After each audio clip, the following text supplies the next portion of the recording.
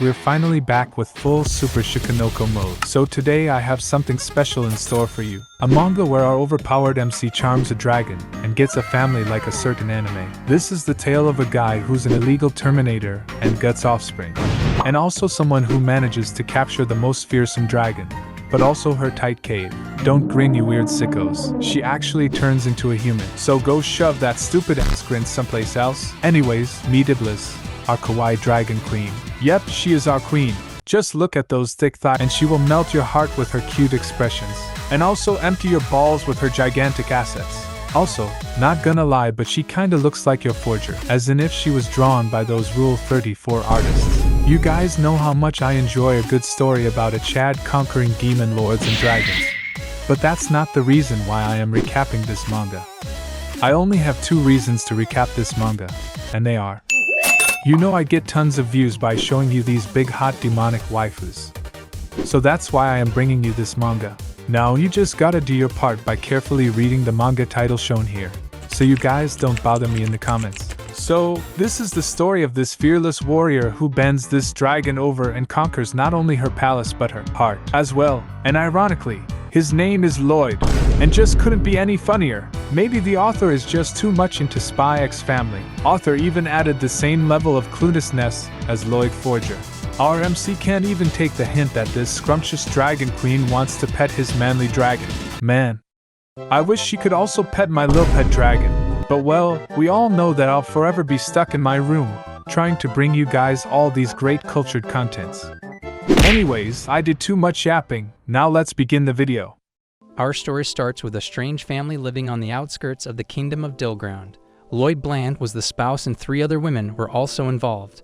Ibles was the first of them. In reality, she was the most terrifying dragon queen.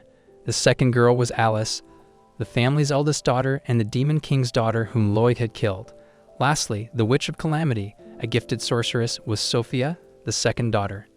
That was the family that a god had falsely created. We are going to learn the history of this fantastic family today. Everything starts when Lloyd triumphs over the Demon King in their epic fight, leaving him covered in blood and receiving honors for being a formidable and skillful fighter. He defeated his entire army of thousands of beings with just one hand.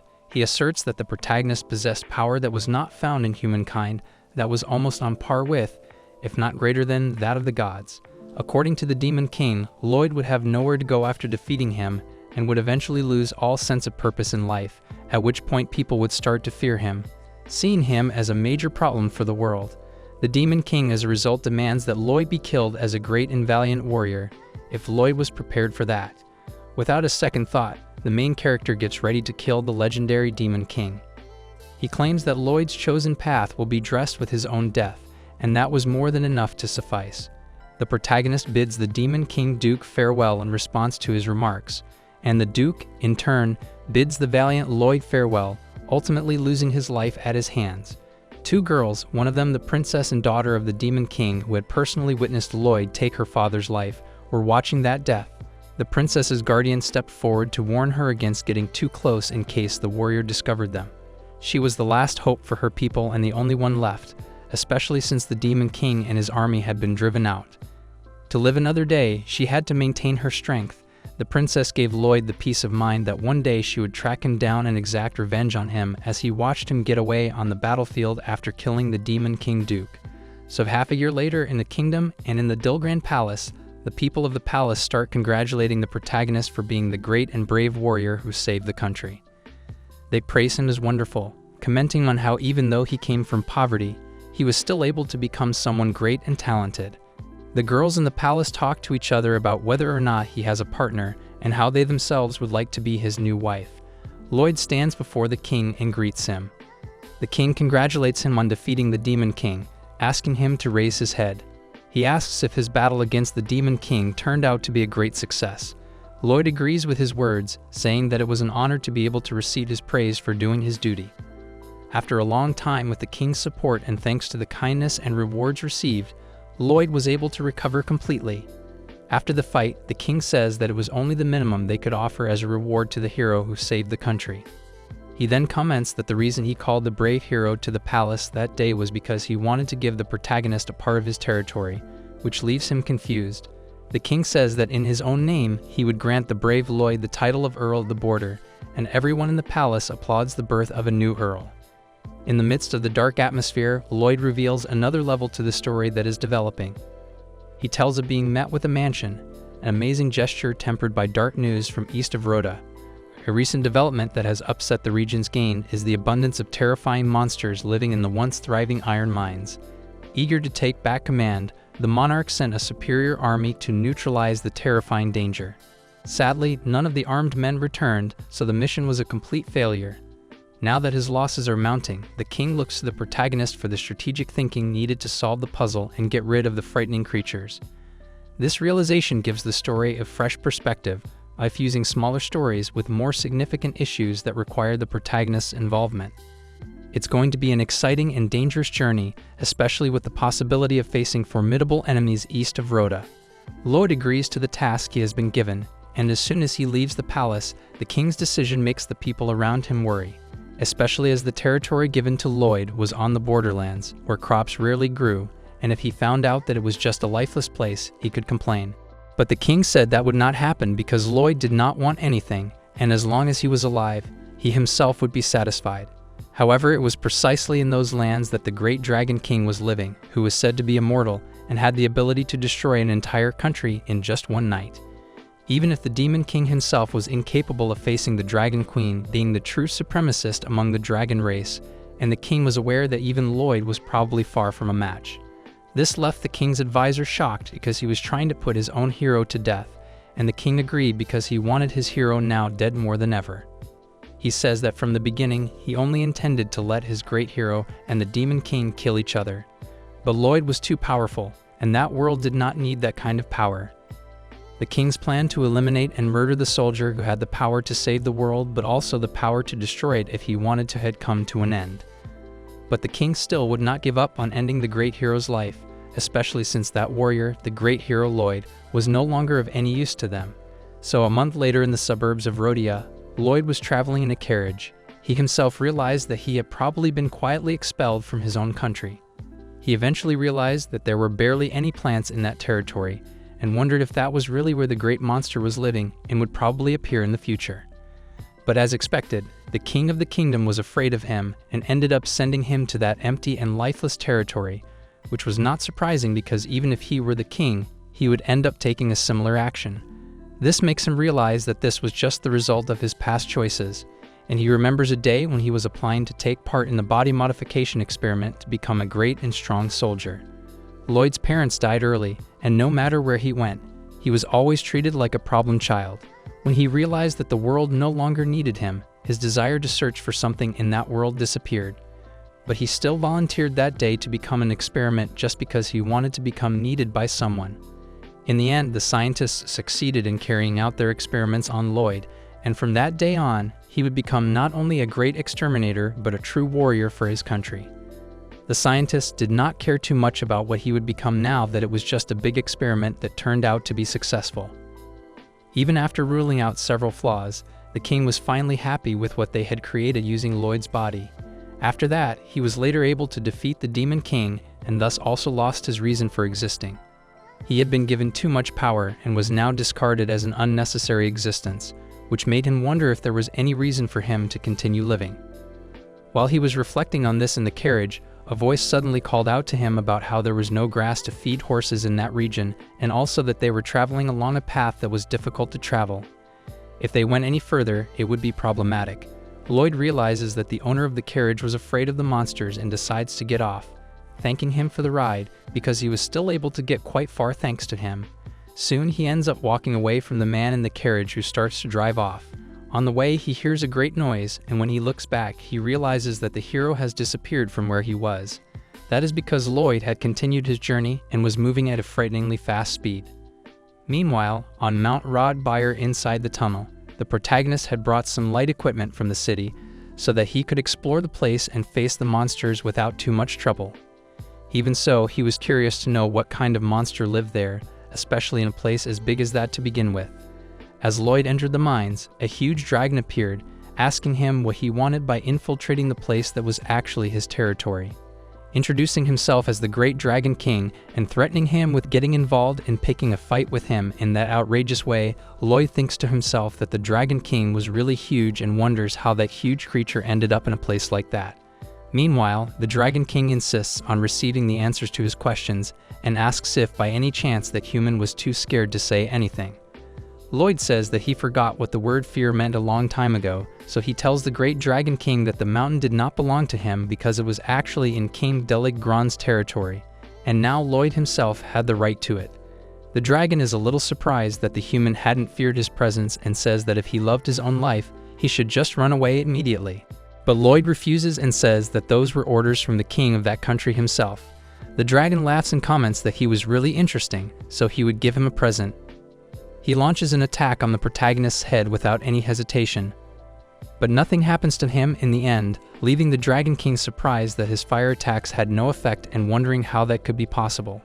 Lloyd says that as he could see, what he was using now was the protective energy barrier, which makes the Dragon King even more impressed.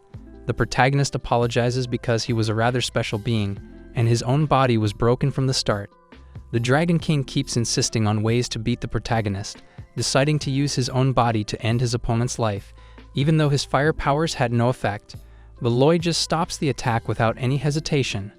The Dragon King only gets more and more surprised by what he is seeing and asks if he really was a human to be that strong, which prompts Lloyd to reply that he was no longer a human like he used to be. In any case, Lloyd insists that they leave that pointless conversation aside because even his sword was no longer needed, and he simply lunges at the Dragon King with his fists.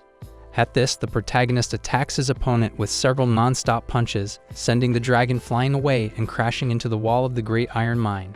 After being beaten like that, the dragon begins to tremble with fear and shock at what is happening, which makes Lloyd think that he has lost count of how many times he has seen those same eyes of fear and shock in his direction. The protagonist asks if the dragon intended to leave that place once and for all, and if he left peacefully, there would be no need to look for him again. The Dragon King states that he would never surrender to humans and demands that he kill him, but Lloyd just continues and asks why the Dragon King is not fighting him seriously. After all, attacks with fire and using his own tail were ones he could avoid and deflect without any problem, especially just by getting out of that iron mine. This makes the protagonist realize that the dragon did not actually want to kill him, but to put it more bluntly, it was more like the Dragon King was just scaring people away from his territory, but not killing them. The Dragon King hesitates and replies that the protagonist was delirious and insists that Lloyd take his life once and for all. But instead, Lloyd turns around and says that the king had ordered him to just kill the monster so that there would be no more losses. Considering that the dragon had not caused any damage or loss to the kingdom, that order could no longer be carried out and was without any reason. The Dragon King cries out without understanding why he did not just kill it once and for all, especially since he was aware that for humans, dragons' bodies were equivalent to a great deal of treasure. He asks if that was not what he himself should also want at all costs, like the other humans. Lloyd agrees because with the dragon's body, he could indeed get enough money to buy a country. But he did not care about those things.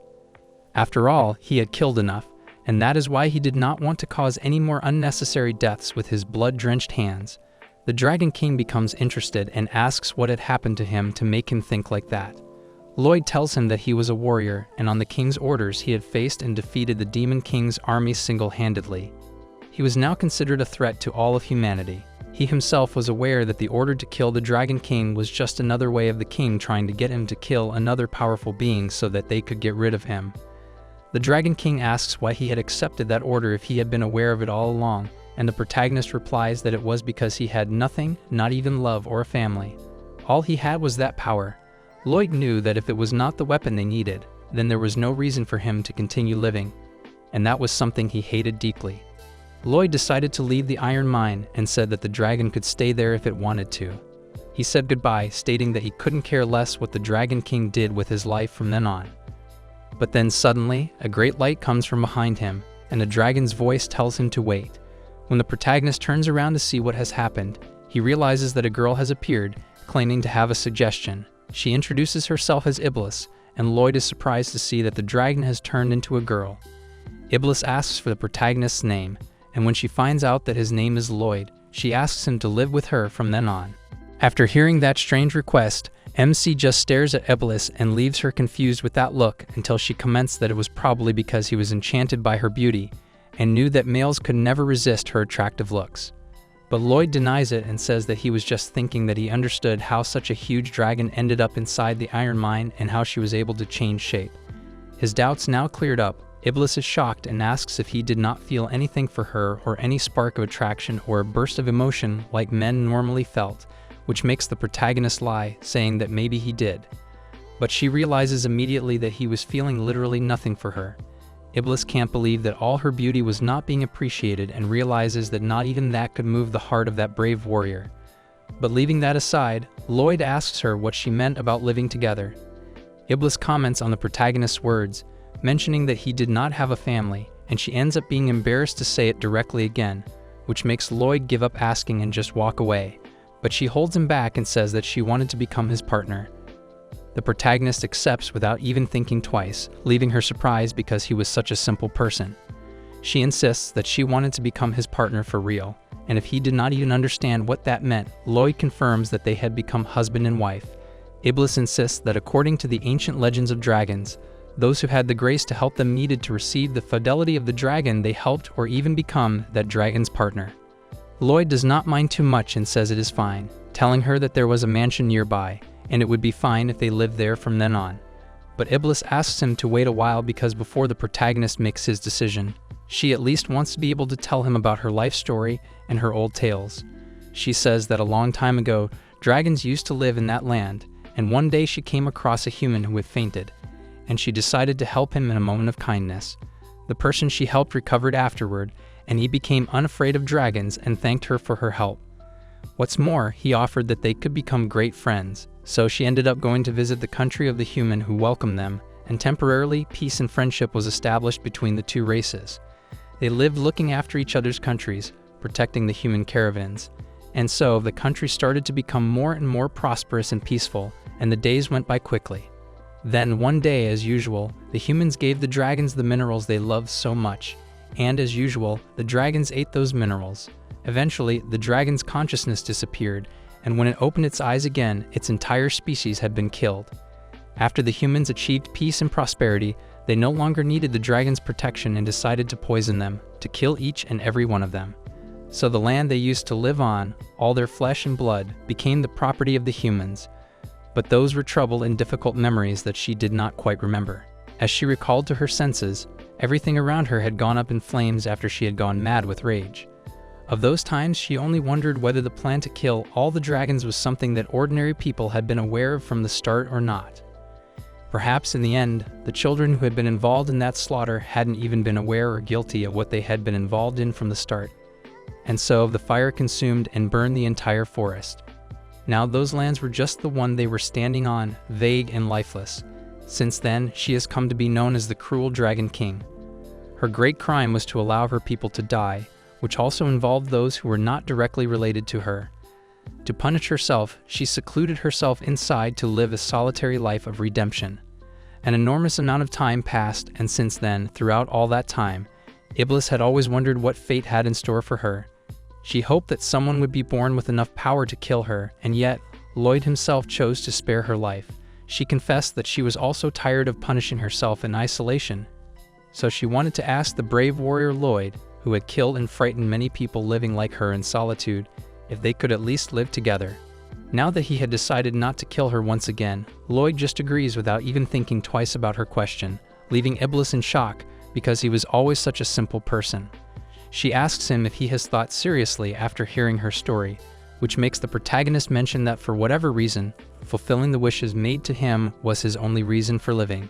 If it was what Iblis needed, he would strive with his own life to fulfill her will. Lloyd ends up calling her his wife, which makes Iblis cry with emotion and call him her husband too.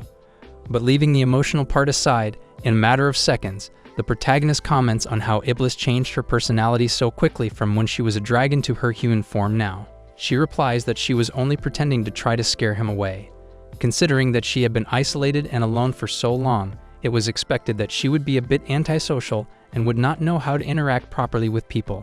Lloyd decides to accept her answer and tells them to leave. But before he tells her where to, he simply holds Iblis on his lap and runs out of the iron mines with her at a frightening speed. She asks where he is going, but soon, Lloyd tells her that they're arriving at their new home, which surprises her because it is a huge place. The protagonist said that they should choose a room to stay in and started calling her Iblis as his new nickname.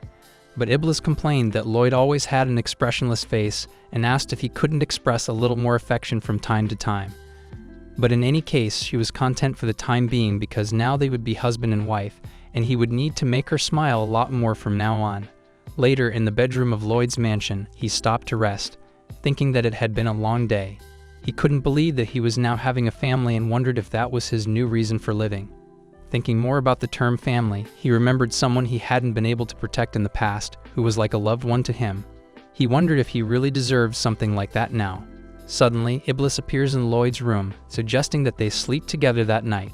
Of course, the protagonist agrees without even thinking twice. Iblis lies, is embarrassed, and asks him to be very gentle with her, so the scene cuts to the next morning.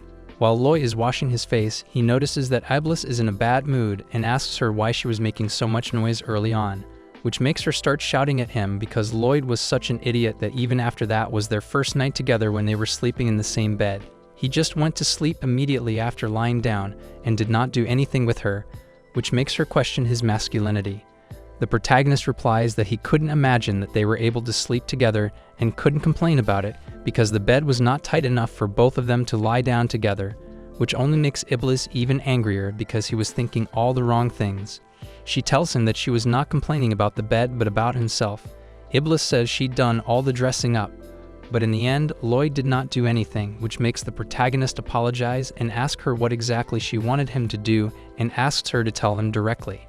Iblis gets embarrassed and starts talking indirectly about what a husband and wife normally did together, which was mating. Lloyd keeps thinking about the term she used and makes Iblis embarrassed again, making her ask him if he did not happen to know what it was. But he replies that he did but comments that it was something that only happened when a couple loved each other. This makes him ask if Iblis loved him, which makes her feel ashamed, and she deflects the subject by saying that it was something only humans thought about because she did not know there had to be love involved for it to happen. Lloyd says that if it was still what she wanted, it was his role as her husband to fulfill her wishes and comments that they could make right away, which leaves Iblis shocked and ashamed again, so she flies off. She says that since her partner decided to become loyal to the dragons, she would become loyal to the humans about mating, and they did not need to do anything until they fell in love with each other. Since Iblis was the one who suggested it, Lloyd just goes along with it, and she decides to go out and prepare some food, knowing that it was something that wives should normally do. That conversation makes the protagonist think that being a husband was even more difficult than facing the Demon King because there were several steps and obstacles to overcome. Later, Iblis returns to the house with something in her arms, leaving Lloyd at a loss to understand what exactly she had brought. She explains that it was her favorite mineral and also a chicken that was in the area and suggests that they could eat it that day. The protagonist eats the mineral and says that he couldn't sustain himself on it, which surprises her because she did not know that humans did not eat minerals. So Iblis suggests that he eat the chicken's fresh meat, which makes Lloyd comment that it was undercooked. She decides to leave the food in a better state for her husband to eat and roasts the meat with her fire powers until it is black as coal, and she celebrates because now he should be able to eat perfectly and without any problems. Lloyd says it tasted good now, and Iblis decides to eat it too, only for her to complain that it tasted terrible. But the protagonist insists that it tasted good because she had made it for him herself, and that was enough to make it delicious, even though he was not able to eat the minerals she ate. Iblis is embarrassed and wonders if Lloyd was a bit of a delicate person and worries if she could just let a person like him eat what she has made that tastes so awful. She realizes that as a wife, her pride would not allow her to let Lloyd keep eating something bad until she could truly satisfy her husband with her cooking. Iblis then asks what was missing to make it tastier, and he replies that it was salt, which makes her realize that she had left out the spices. After discovering that he could get spices like that in town 2 days' drive away, she asks him to wait for her for a few minutes because she was going out to get some salt. Lloyd tells her that she needs money to buy things and asks if she even has that, which makes her hesitate.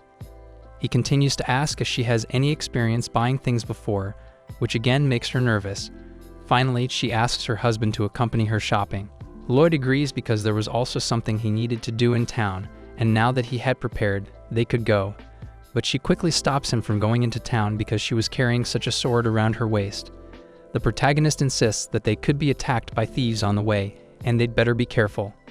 Iblis replies that if they had to, just his normal monster power would be enough, which makes her sigh, wondering how he could be so silly. Iblis comments that besides, there would not be any thieves along the way, especially since they traveled to the city while she was in her dragon form. So the couple decides to head into town to do some shopping. Eventually, the two arrive in Ian's town, which prompts the port to say that they should get off somewhere where the townspeople can't see them, like near the forest. After getting off and arriving in the city, Iblis is impressed by how the human world has developed and ends up going straight to the first butcher's shop she sees and starts eating the meat that was on sale. This causes the salesman to go into shock and ask for the money for the product that was on sale. Lloyd apologizes to the owner and pays for the meat she ate, saying that his wife was a bit strange, which leaves Iblis shaken because she couldn't believe that someone like Lloyd called her strange when he was much stranger than she was. The protagonist explains that humans had rules when it came to buying things, and for that, she needed to pay first. This makes her apologize because she had never bought anything before, but Lloyd just decides to put that incident aside and says that they should buy what they needed, do the work he needed to do in town, and go home. Iblis draws his attention to going for a walk in the city, and the two end up in a clothes store, which she is delighted to see because her husband was always a very sensitive person. She decides to drag him along to do some shopping. Iblis starts looking at the clothes in the store, and a saleswoman appears in a matter of seconds to attend to them. But Iblis ignores her and just decides to pick out some clothes that were pretty and asks Lloyd what he thought would look good on her. But as he just agreed with everything she was saying, Iblis gets annoyed and asks if he was really paying attention because he was reacting in the same way to everything she showed him. The protagonist insists that he was being sincere, which makes Iblis decide to try on one of the garments, which makes the saleswoman want to show her even more clothes. But Iblis refuses, saying that she did not need to. Lloyd is surprised that she would not want to buy the clothes, and she explains that her clothes were made of energy, and she did not need to buy them. She could just memorize what they looked like and recreate each one on her body. This makes Lloyd comment that the Dragon Queen, the head of the dragon race, was surprisingly miserly, which makes Iblis complain that she was only economical. He just agrees without much hesitation. The couple decides to continue walking around the city on a sort of date until they finished shopping in town. Then they both stop at a nearby restaurant to eat, which makes Iblis anxious because she wants to be able to learn more about human cuisine. When she tried a plate of roast chicken, she was impressed by how tasty it was. A meat that was well roasted with lots of well-placed spices, and realized that Lloyd praised the food too, even though he always kept the same expression when he ate anything. Iblis thinks that would be a bit difficult to replicate and wonders how she could learn to cook so perfectly. She hears a couple next door feeding each other, which makes her excited, and she decides to replicate the same with Lloyd, wanting to feed him with his own fork. But the protagonist does not understand anything and replies that he was just fine eating on his own and did not need any help, leaving her shaken and Lloyd not understanding why she was acting strangely the whole time they were in town together.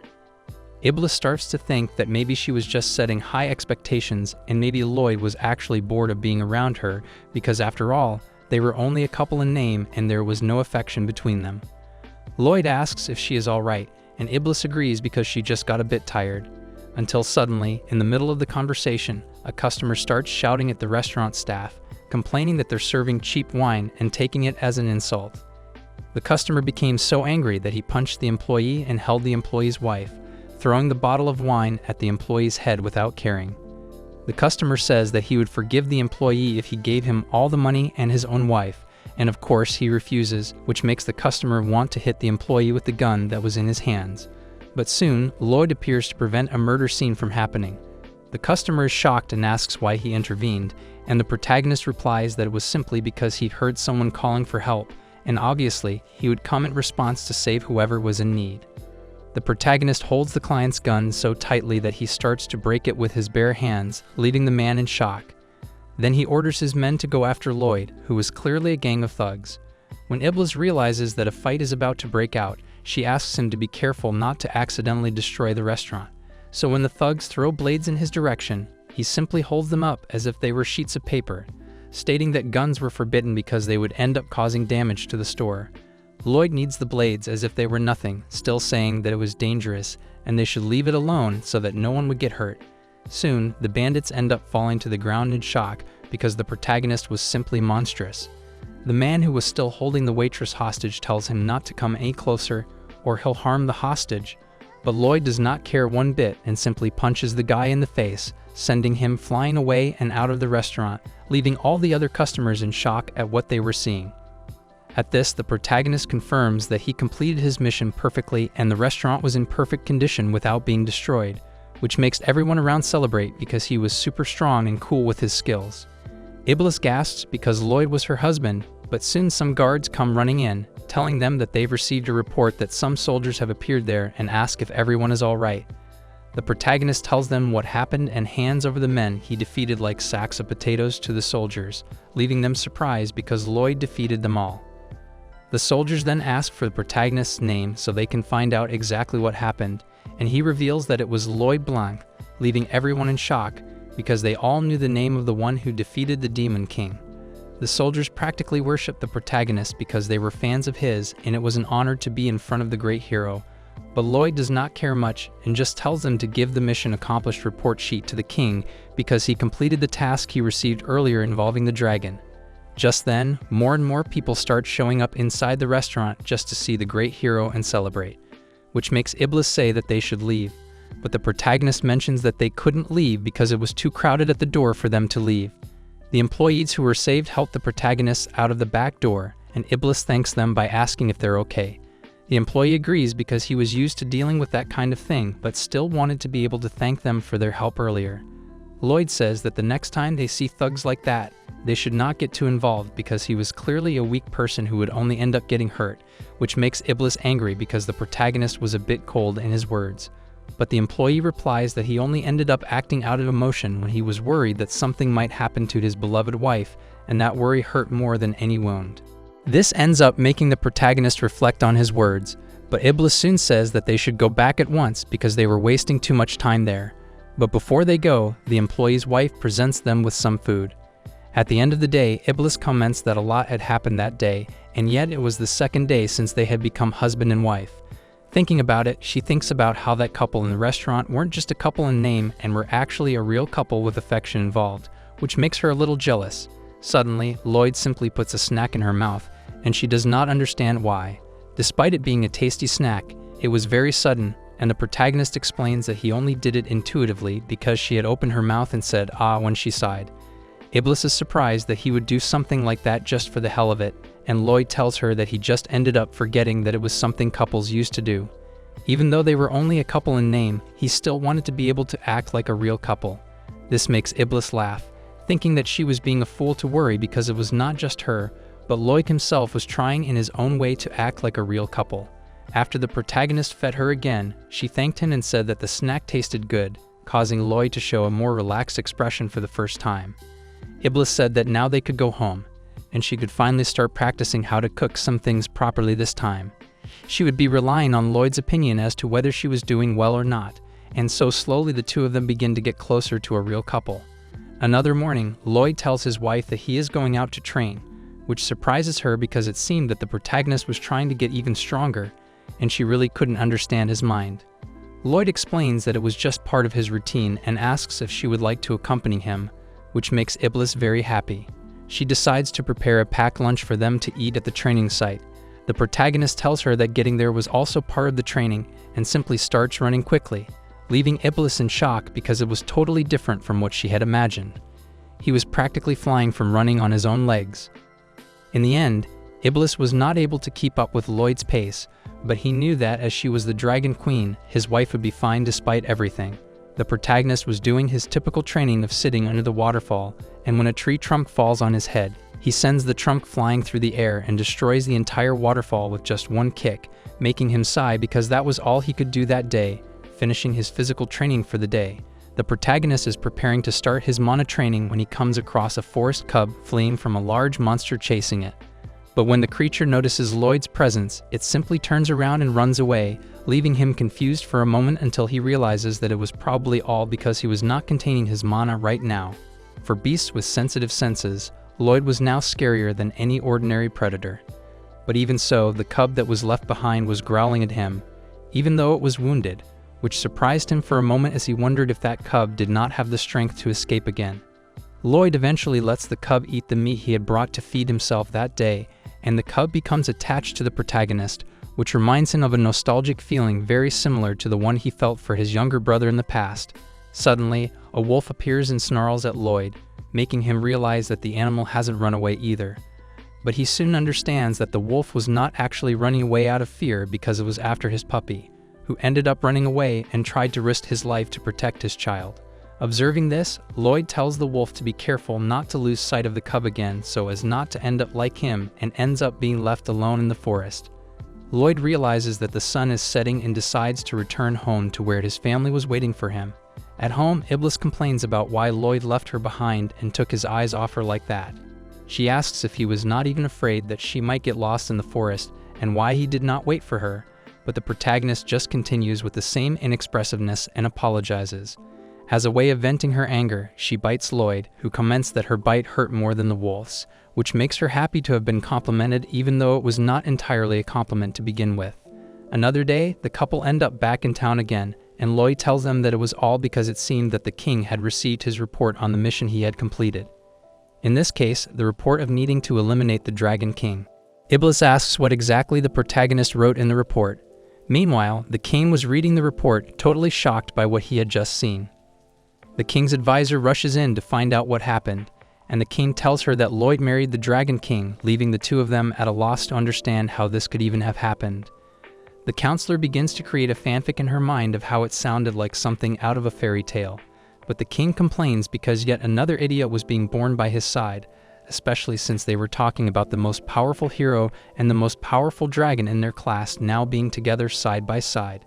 The king shouts that this marriage could only be a big lie and that they should only be working together in an attempt to do something against the kingdom and should therefore be eliminated. Suddenly, the king remembers that there was someone who could deal with those two, and then we're back to Lloyd talking to his wife. Iblis is surprised that the protagonist told the king about their marriage without even thinking twice. She is embarrassed that they should be seen as two weirdos in town now, especially since at first, the king was expecting them to be fighting with each other, not getting married. She knew it would only end up creating some unnecessary rumors when people found out about their marriage. Just then, a voice shouts for Lloyd from outside the mansion, about how a new order from the king has arrived. Just as Iblis was trembling from the start, the soldier outside tells them that Mark A. Lloyd Blance has been given a new mission to put an end to an occult group called the Wand of Redemption. Iblis asks exactly what kind of people were in the Wand of Redemption group, and Lloyd tells her that they were a cooperative of fanatical and obsessive people who thought they were chosen by mana. All the members of that group could see and manipulate mana, and there were those among them who were known and acclaimed as great magicians of mana. They did not care what happened to people who couldn't use mana, and were united in the idea that they could use people who did not use mana as they please. Iblis laughs because they thought they were worthy of being mages, and were probably just a small group who thought they were powerful and were nothing next to them. But Lloyd tells her that from the report the soldier gave him, apparently, those mages had great power, especially the person who was called the Witch of Calamity, who had a mana power equal to that of the Queen of Dragons, which left Iblis in shock. Iblis complains because humans weren't even supposed to know much about her, and there was no way they could compare someone else's power level with hers. This makes her uncomfortable because it seemed like the king was just trying to send them on another mission where he would make them fight a being so powerful that it could cause Lloyd's death. Iblis advises her husband to just ignore that mission request, but he refuses, which makes Iblis look at him with pure disdain. Iblis says that Lloyd was the great hero who had finished his mission to defeat the great demon king and no longer needed to follow the king's commands or obligations. So there was no reason for him to continue working for someone who was especially trying to take his life and end him. Lloyd agreed, but unlike the mission involving Iblis, the group of cultists was causing harm to other people, and it was only right that he wanted to put an end to them in order to save innocent people in the process. That was exactly why Lloyd needed to respond to the cry for help from those who were waiting for someone like him. Seeing his determination, Iblis sighs because she knew it would happen eventually and says that she would go with him on his mission. And he couldn't complain. In parallel, the cultist group was reciting a prayer about how they were all equally precious, and the others were equally useless. Everything went in a big circle, and everything was for and by them. While they were praying, some members of the cult who were the parents and leaders of the cult called for their beloved daughter, Sophia, who was known as the Witch of Calamity. She stands before all the cultists, encouraging them to let Mana guide them, and all the cultists continue with their prayers to the Great Witch of Calamity. At the same time, the protagonists were about to arrive at the designated location, and Lloyd asked Iblis to come down from the sky. Soon, they saw in the distance where the enemy's hideout was, and Iblis was impressed because it was a building that was floating in the air. But of course, the protagonist did not want to waste a second to invade the place and end his mission quickly. And Iblis agreed, saying that she would attack first because it was nothing for someone as strong as her, and she would break through that barrier quickly. But when Iblis tried to break through the barrier, she was shocked because the barrier was super resistant. Then, while they were still outside, they began to be attacked by magical weapons like projectiles that came from the sky. Lloyd explained that they were weapons created using a massive amount of mana to hit their opponents. Lloyd gets a boost with Iblis so that he can climb even higher and destroy the source of the mana projectiles, as well as the barrier that was preventing them from entering.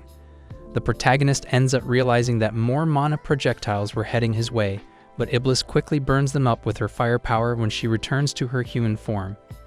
She was annoyed with Lloyd because he had simply used her as a jumping platform without warning and ended up leaving her dizzy with the force of his jump. The protagonist just guides her into the building, and in parallel, the cultists realize that something was wrong outside and discover that there were intruders trying to break in. When they discover that the mana artillery has been completely neutralized, the cultists shout to inform the founder of the cult and the Witch of Calamity about what was going on. But when they all mention the name of the person who was supposedly more powerful than Iblis, she immediately goes into a rage at the thought that someone could be known by such a title. The occultists use their mana to summon a golem and send it towards the protagonist couple, but instead of Lloyd himself going into battle, Iblis takes her anger out on the golem and destroys it immediately with one blow, leaving the occultists shocked at what they were seeing. The protagonist ends up praising his wife after the attack she launched, but the occultists don't give up and continue to send several other soldiers at them, which only makes Iblis even more focused on wanting to finish them all off once and for all, so that they never underestimate them again.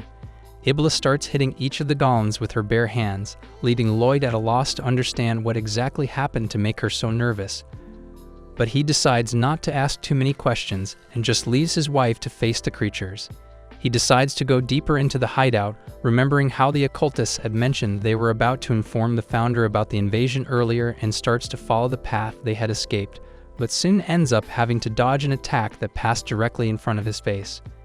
The occultist who threw the projectile, the swordsman Tauma, comments that he knew he must be the famous intruder who was causing so much noise and would now be his opponent in the clash.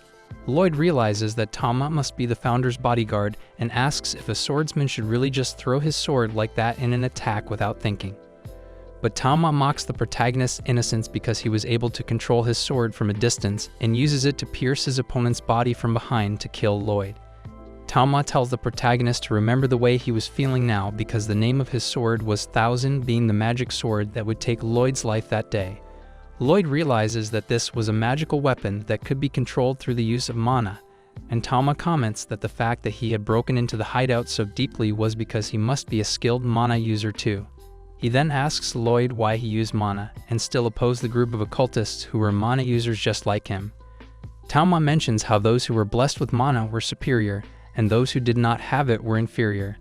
But that was an even simpler truth than the teachings of that cult. Tauma removes the mask that was on his face, and Lloyd notices that the man had a mark that was mana poison. Tauma replies that that was a rather pitiful way of describing what he was going through. That was a mark that sometimes appeared on those who were blessed, and Tauma called it the sacred mark. He openly began to deify the power of mana, which was the great root that filled the whole world and the most supreme form of energy in existence. With the use of mana, all kinds of things were possible, such as the transformation, destruction, healing, and improvement of human beings. Even so, the sacred mark on Tauma's face given by mana was treated as something ugly in the eyes of some people, especially those who did not have mana in their bodies and who were, in fact, a bunch of trash. The occult group known as the Wand of Redemption always received that discrimination from the nation that they were actually a group of horrible, untalented people, and in no way were they inferior because the real inferiors would always be those without mana. Talma says that those who used mana had every right to seek revenge and hold those who harmed them accountable and reign over each and every one of them.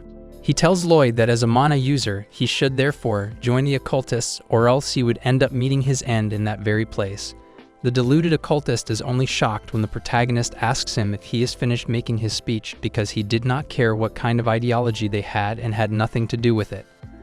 Talma says that Lloyd has chosen death with this, so he uses his sword to attack the protagonist, which makes Lloyd sigh because that was such a waste of time, and he simply walks past the swords as if nothing was happening.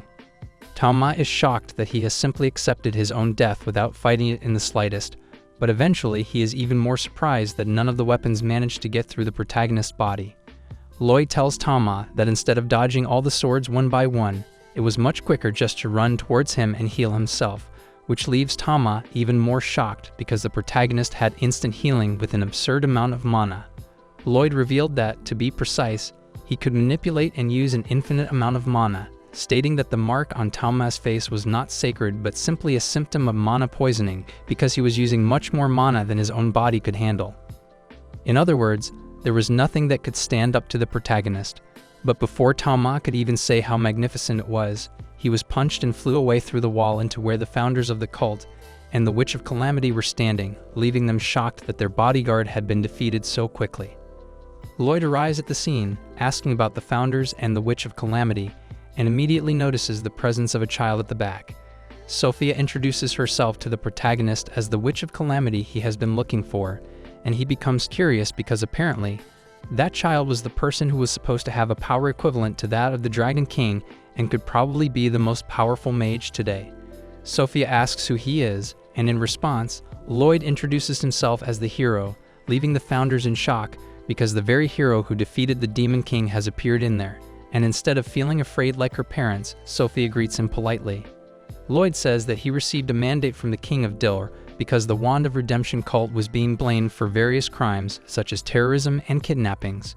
So he was sent there to put an end to them, so he told them to surrender or he would have to take their lives, which left Sophia confused because she did not understand any of his words. But her parents, who were the founders, realized that even if they were against the great hero, they could still survive if they kept the Witch of Calamity by their side. Sophia's mother says that Lloyd was a bad person, which makes Sophia ask the protagonist to stop acting like that, and he refuses because it was the king's orders, leaving her worried. The founder tells Sophia to save them because clearly the protagonist was an enemy who needed to be defeated. Despite being against the idea, she decides to use her powers with mana to attack Lloyd while her parents run away. Lloyd realizes that due to the massive amount of mana used in her attacks, the nickname Witch of Calamity was not a title for nothing. Sophia was surprised that the protagonist was not trying to evade her attack like everyone else usually did, and Lloyd says again that he couldn't just walk away. Sophia then mixed in an even greater amount of magic to hit the protagonist and intimidate him, asking him what he thought of it all. But Lloyd once again refused to leave because he needed to finish his work, which made Sophia hesitate. Her parents insist that she hit her opponent immediately with that mana attack or they'd end up being captured and separated.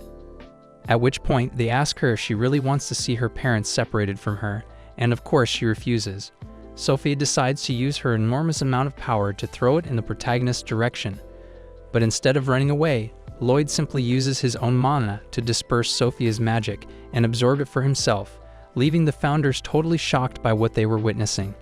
Lloyd again tells them to surrender immediately, but the founders think it is absurd that they need to surrender when they would obviously only end up being killed if they did. The protagonist agrees that they would probably receive the death penalty after destroying several cities, kidnapping, and killing people. Lloyd goes on to say that they needed to pay for the sins they had committed, which leaves Sophia worried and confused because she never knew that her parents had done it. After all, they only told her that they were punishing bad people. The founders shout at Sophia to kill the protagonist, leaving her in a state of shock. But they insist by mentally manipulating her and trying to make her believe that they would end up dying just like her real parents if she did not kill Lloyd immediately. This makes Sophia remember how it was the founders themselves who killed her parents and kidnapped her in the past when she was still a child. She screams because she did not want to be alone anymore, and seeing her parents die again was the worst thing that could happen. So she disperses her power with a huge amount of mana. Iblis arrives just as that huge amount of mana is being dispersed and is shocked to see the Witch of Calamity trying to use all her power to kill Lloyd. Seeing that great power being directed at them, Iblis asks what they should do and who that girl was, and is surprised to discover that she is actually the famous Witch of Calamity. Lloyd realizes that Sophia was hurting herself due to the mana poisoning, destroying her own body by using that huge amount of mana that she also had a limit to control, and he knew that she would end up dying at that rate. Iblis transforms into her dragon form so that she can launch herself towards that huge amount of mana, leaving the protagonist confused as to what his wife intended to do. After all, not even she would come out of an attack like that completely unscathed, but Iblis replies that if they did not find a way to supply Sophia's mana, she would end up dying.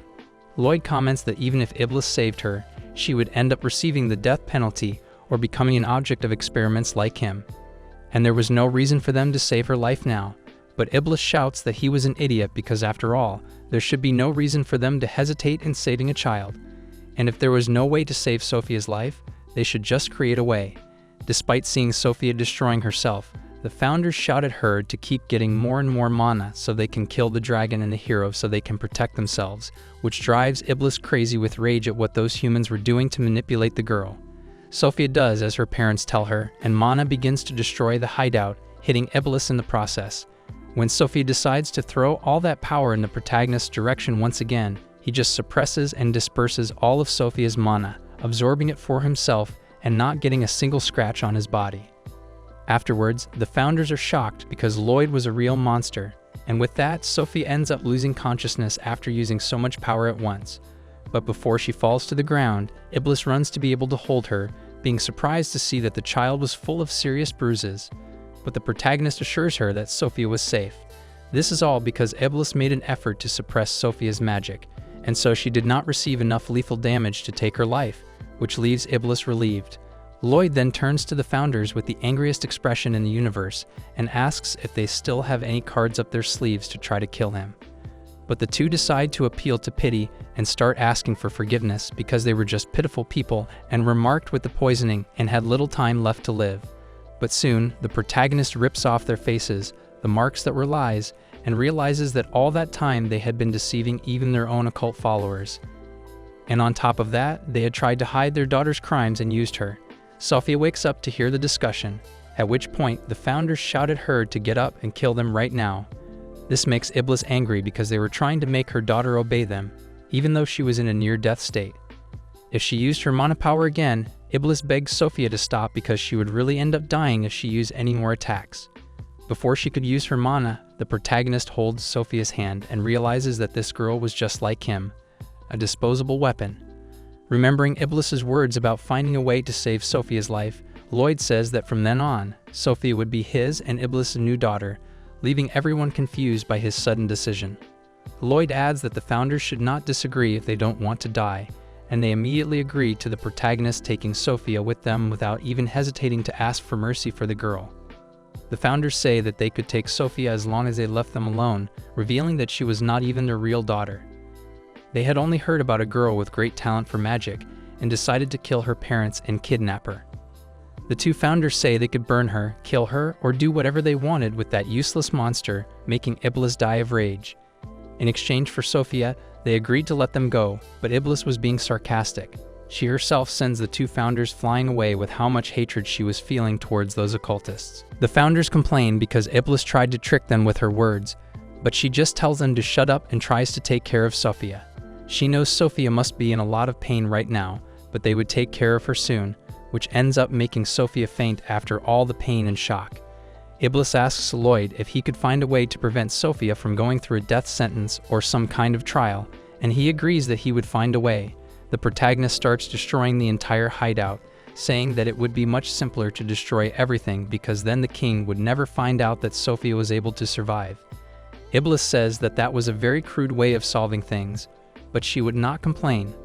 Later in Lloyd's mansion, Sophia continues to dream about her lying parents, the founders, remembering the horrible words they said to her just before she fainted.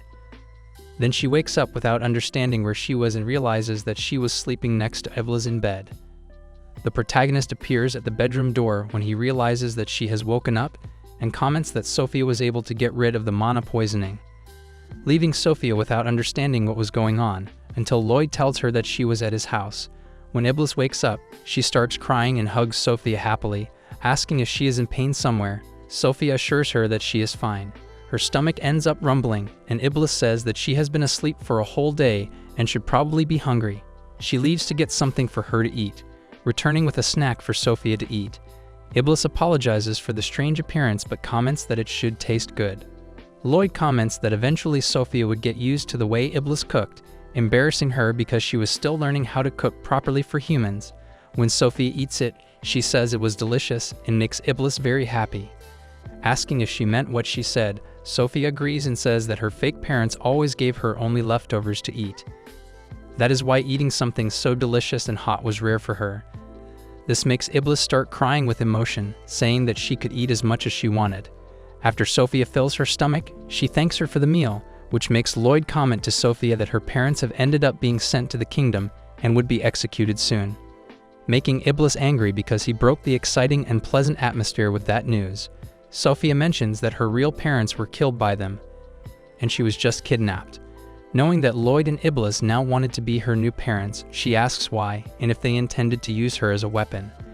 Iblis denies it and says that although it is hard to put into words, children should always be protected by adults and not stolen or used, needing to be protected until they become independent. At least that is what Iblis thought was right.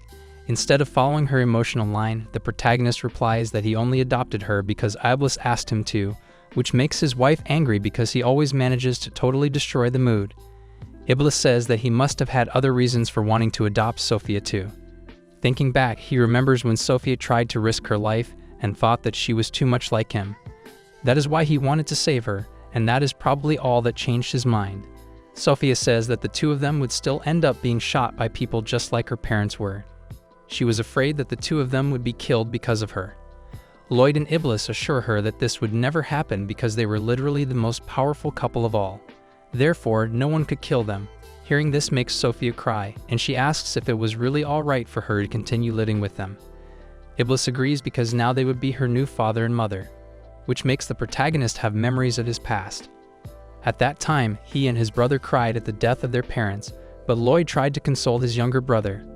Remembering this makes the protagonist hug Sophia, which impresses Iblis because he suddenly started acting super sensitive and considerate, which was totally strange. She asks if he has eaten something spoiled and if she has accidentally poisoned his food. But Lloyd just replies that it was because he thought it would be better for Sophia. After all, she was crying a lot to the point of sobbing. Despite this, Iblis insisted that Sophia cry as much as she wanted, and Lloyd agreed because neither of them intended to complain about it. After all, this was her new home now, and so a new family life for three was about to begin. Last night, Sophie came home with Eve and Leod, and she was invited home as she had no place else to go. Coming home, Eve lets her pick any room she wants as there are a lot of them, and Eve wants Sophie to have the best experience staying here. Leod tells her she can pick any of them as all of them are pretty fine for her. She picks one room and she goes to sleep. She is sleeping peacefully, but in the middle of the night, she wakes up and for some reason, she cannot go back to sleep. She tries her best to fall asleep, but it is not happening for her. And now she is going to say that this was destiny that she woke up at this hour of the night. She looks around and sees that the room she picked is quite spacious, and all of this space is not something Sophie is used to. She tries sleeping once again, but nothing. This room is pretty big for her. She is grateful that Eve and Leia let her stay here with them as she would have been sleeping outside if it had not been for them.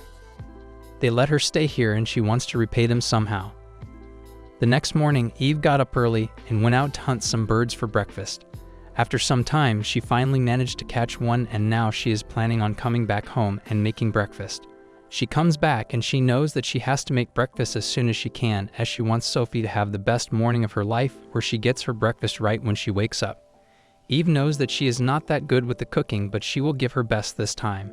She is going to try to make sure that nothing is burnt and that every salt level is in the right amount. She wants to take a second opinion on her breakfast and wants Leod to come out and taste it so she knows how good it is. She goes to wake him up and he is awake, but Sophie is right by him in his bed, and seeing this surprises her. She asks Leod if he knows anything about this, and he does not. He was sleeping, and when he woke up, he found her here right by him. Sophie wakes up and says good morning. She looks pretty embarrassed seeing how Eve is looking at her. Upon asking, she tries to make sense of her words. She says something like the room was too big and she did not feel right sleeping there and everything. Layad knows what she is trying to tell them, and it is that she is scared to sleep alone. That is the reason she got up in the middle of the night and came to his bed, so she is not alone anymore. Hearing this makes Eve very happy and cuddly with Sophie.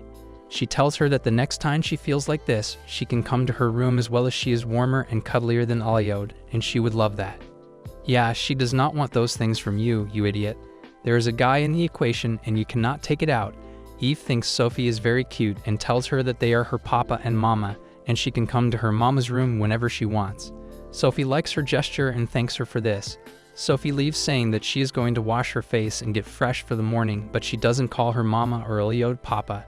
She leaves and Eve tells Layad that she is still finding it difficult to call them papa or mama. Layad thinks something is wrong here, but he cannot just quite put a finger on what it is. Eve thinks that giving it some time is probably the best thing they can do right now, and when she talks about time, she remembers that she had put meat to cook, and coming out, she sees that it is burnt. So the morning breakfast is a burnt steak for Layad and Sophie. They both eat this smoking burnt meat and Layad eats it quietly. Eve feels bad for letting them eat this and the regret is getting to her. She wants to go and get something from the market for them to eat as this is not acceptable, but Sophie stops her. She tells her that she does not have to do that as she can cook as well and wants to make breakfast for today. Eve lets her cook, and after some time, Sophie presents them the best looking breakfast they can imagine. It looks quite delicious and Eve cannot help but feel awe looking at this nice plate of meat. The meat is perfectly tender and the texture has not changed at all. Layad loves the taste of it and compliments Sophie's cooking. Tasting the meat and noticing how good it is makes Eve regret her cooking skills more. She gets down on her knees and cannot help but feel bad for Layad about how kind of wife he has who cannot even cook. Layad tells her to get up and lets her know that her cooking for him alone is something that makes the food taste more delicious, and he is happy with that. And ladies and gentlemen, you only see these husbands in movies or TV shows also. Hearing this makes Eve very happy, and she turns to Sophie and tells her that she has to teach her how to cook. Sophie freaks out, telling her that she only knows how to chop and grill and nothing else, but Eve is not hearing it. She wants her to teach anything she can, as it will be so much better than learning nothing. Sophie puts on a smile and tells Eve that then they have to cook together, and for that, Eve is going to help Sophie with the cooking. This makes Eve very happy, and she wants to get on with the lunch right away. She wants to start making lunch now as this is very exciting for her. Sophie agrees and Layad also is willing to lend her a hand in the cooking. Seeing Eve and Layad together like this and thinking that they are going to cook together reminds Sophie of her real parents. She starts tearing up, but this does not go on for long as Layad accidentally breaks the shelf. He not knowingly used more power than he needed to, and now the shelf has to be fixed. After the day of cooking and everything good, Eve and Sophie take a bath together, and coming out, they both feel very refreshed. Eve tells Sophie that she has to sleep with her in her room today as it is going to be very warm and good for her. Sophie agrees and they come out to tell Layad that they are about to go to sleep when they see that Layad is still fixing the shelf he broke. Sophie comes up and tells Layad that she is going to be sleeping with Mama in her room, and hearing this shocks Eve. She was waiting for her to call her Mama, and how that happened. It is so much better than she thought it would be. It feels very great to hear her call her Mama, and Layad also feels a little good. He wishes Sophie good night and both of them go to sleep. Eve starts cuddling with Sophie right in front of Layad as she cannot control herself. She thinks she has the cutest daughter in the world, but Layad tells her that she can do this in the room as they are heading there anyway. We see a huge splash of spiraling water, and we see that Layad is in the water, doing something. Yeah, all these chapters start very weird, but they make total sense in the end. Our Eve is cheering Layad through all of it, and Sophie is there just wondering how the hell it got to this all of a sudden. We see that it is morning and Eve gets up and comes out in the hall. She takes a look at the sky and notices that there are no clouds today and the sun is clear as day today. Layad and Eve know what this means, and Layad suggests to Eve that they should take advantage of the clear sky and do that thing. Eve agrees with Layad, but Sophie is not aware of what is that thing. She asks about it, and Eve explains that they are going to do cleaning today, and it is called the Great Cleaning Day. They call it this, and they do this very thoroughly, and they are waiting for the clear sky today to do it. They have not done it for quite some time, and now Sophie is also here, so Eve wants to do the cleaning more thoroughly than usual today. Layad gets ready and has to do some things before they clean the house. The house is quite big and there are a lot of things they have to gather before doing that. Layod gets ready and begins gathering all the laundry and breakables. He tells Eve that he has to gather these things and after that, they would start the cleaning process. Sophie is out of the loop and she has no idea what are the breakables. I guess things that can break. Layod collects all the things in a few minutes and Sophie is surprised at how quickly he collected all the things. He signals Eve that things have been collected and now she can begin the cleaning process. They come out of the house and we see Eve using her powers to get a strong wave of wind inside the house. This surprises Sophie once again and upon asking about it, Layod explains that their house is quite big and cleaning rooms one by one is a quite waste of time. So what Eve is doing now is that she is getting the wind inside the house and it is getting all the dust out of the house. Last time it was Layod who did this and he almost blew away the house because of his power. Because of this mistake he was punished and for the punishment, Eve made him sleep outside in the floating bed. He thought it would be pretty bad, but it was alright and he tells Sophie that sleeping under the starry sky is quite peaceful and better than he imagined it would be. If I had those powers, I would be sleeping in that bed all day. And with that, the wind part of the cleaning is done, and the house has been cleaned of dust now. Eve has all her hair messed up and Sophie tells her about it. She shakes her head and all of it comes back to normal. Now that they are done with this, Layod is up and for this, they have to go to the river. They plan on going to the river now and Eve reminds Layod of that thing once again. What is it now, huh? Can't they talk openly? Sophie is just as curious as we are and she asks about what it is now. Layod tells her that they are going to the river as they have to clean a lot of things with water and going to the laundry is not good for that. There is some bigger stuff they have to clean and now, we are in the present. Eve is cheering the hell out of her husband and we see Layod get out of the water with a giant box of laundry in his hands. He was in there washing these things and now that they are done, Eve wants to take a break so the things can be dried out. As things are drying, Eve and Sophie get in the hot spring. This is one of the hot springs Eve found when she was flying through the sky, and the location was too perfect for her. She loves this hot spring and Sophie asks her why Papa is not coming into the hot spring. She tells Sophie that Layod wants to have a lot of exercise and he thought that cleaning and washing things in the river was not enough so he ran toward the horizon for his exercise. To be this dedicated. There is a little bit of quietness and Eve looks at Sophie and asks her something quite serious. She asks her if she is having fun with them. Sophie does not understand the question but Eve tells her that she and Layod are not normal people and the way they do things is not normal. She knows that Sophie is not used to these things and for that reason, she asks her if she is fine with them and she finds them some fun or not. Sophie starts thinking about it but before she answers it, Eve changes the subject as it was quite painful for her to sit through this silence. She starts saying that she wants this kind of hot spring in her house is coming all the way here for this is too much. Sophie understands that she does not want to talk about it and drops the subject. After all the cleaning and washing, Layod is with Sophie and he is taking her on a ride on the dragon through the sky. He wants her to feel the air and feel how good it is to fly through the sky like this. They are flying when she points toward the sky and tells Layod that the sky is so stirry. Layod again tells her that it is the same as when he was punished to sleep outside. Yeah, he wants us to know so badly that he got punished. Hearing this makes Sophie wonder if she ever would get punished the way Papa got punished.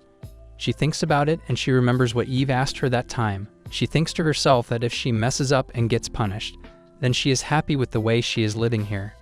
She is more than happy because this is what normal families do. She doesn't want anything more from these people as she has enough. She tells Layod that she is happy and she wants this family to be her normal family.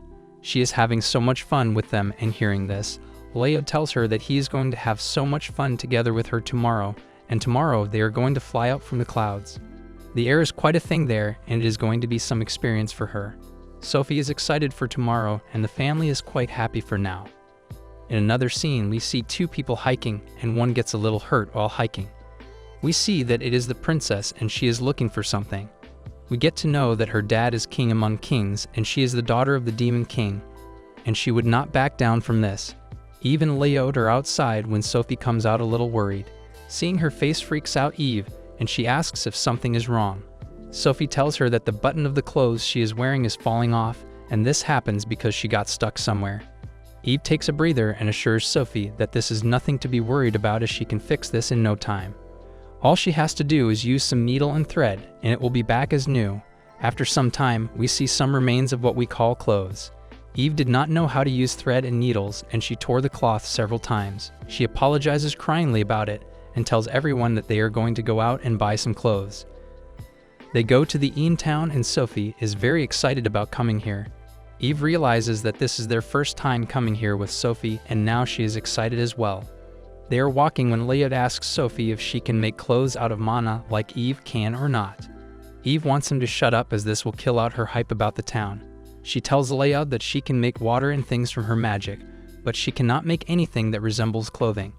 Eve takes some meat skewers from the shop and explains to Sophie how this mana creation works. She tells her that making clothes out of mana is not that easy to learn, and it can take almost a lifetime to learn that. She is very fortunate that she learned it quite easily and very fast. Eve knows she can make clothes pretty easily, but there are things that she cannot make like this meat skewer. Layod cannot believe that she is crying over this meat skewer. Eve adds further that the more durable and complex the thing is, the more difficult it is to make it. She tells Sophie that she can make clothes just by looking at them now that she is this mastered at it. She also lets her know that if the creator is far away from the creation, it will change back and return as mana. Moreover, she knows that Sophie would not want anything like that on her body that can get off just like that. Eve offers Layod that she can make that kind of clothes for him as well if he wants. Layod would not refuse this thing and tells her that she can if she wants to do it. But Sophie is getting very weird imaginations in her head about it and how Eve wants to see her husband out of clothes using her mana-created ones. Anyways, when they go to the clothes store and go in, they see that there are a lot of clothes that are pretty and cheap. The owner of the shop greets them in, and she notices how beautiful and model-like this family is. She takes a look at the couple, and the boy and the girl are totally model types for her, and their daughter is too cute for her. She wants to dress this little girl up so badly, so she runs toward them and asks them if they are here to get some clothes for this little cute girl. Eve tells her that they are, and this excites the owner.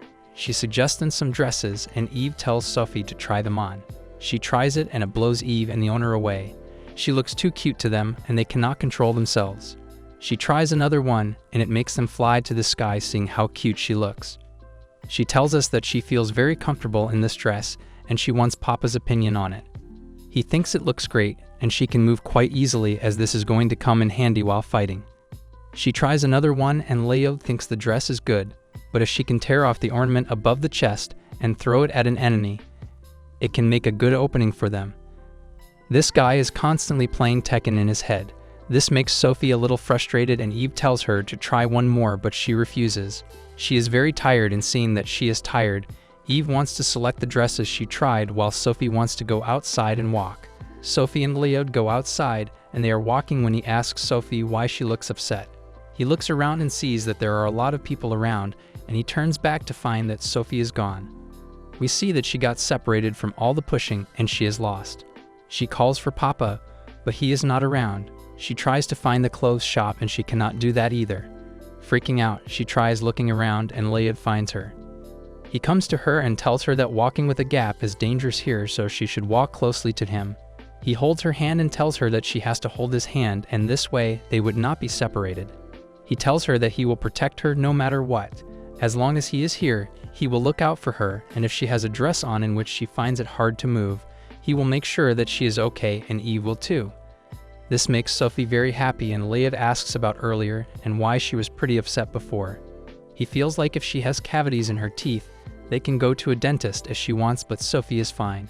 Eve comes out and she freaks out seeing that they both are holding hands. She feels like they cannot be forgiven and they have to stop this right now, but Layod tells her that they got separated and this is the reason they are holding hands.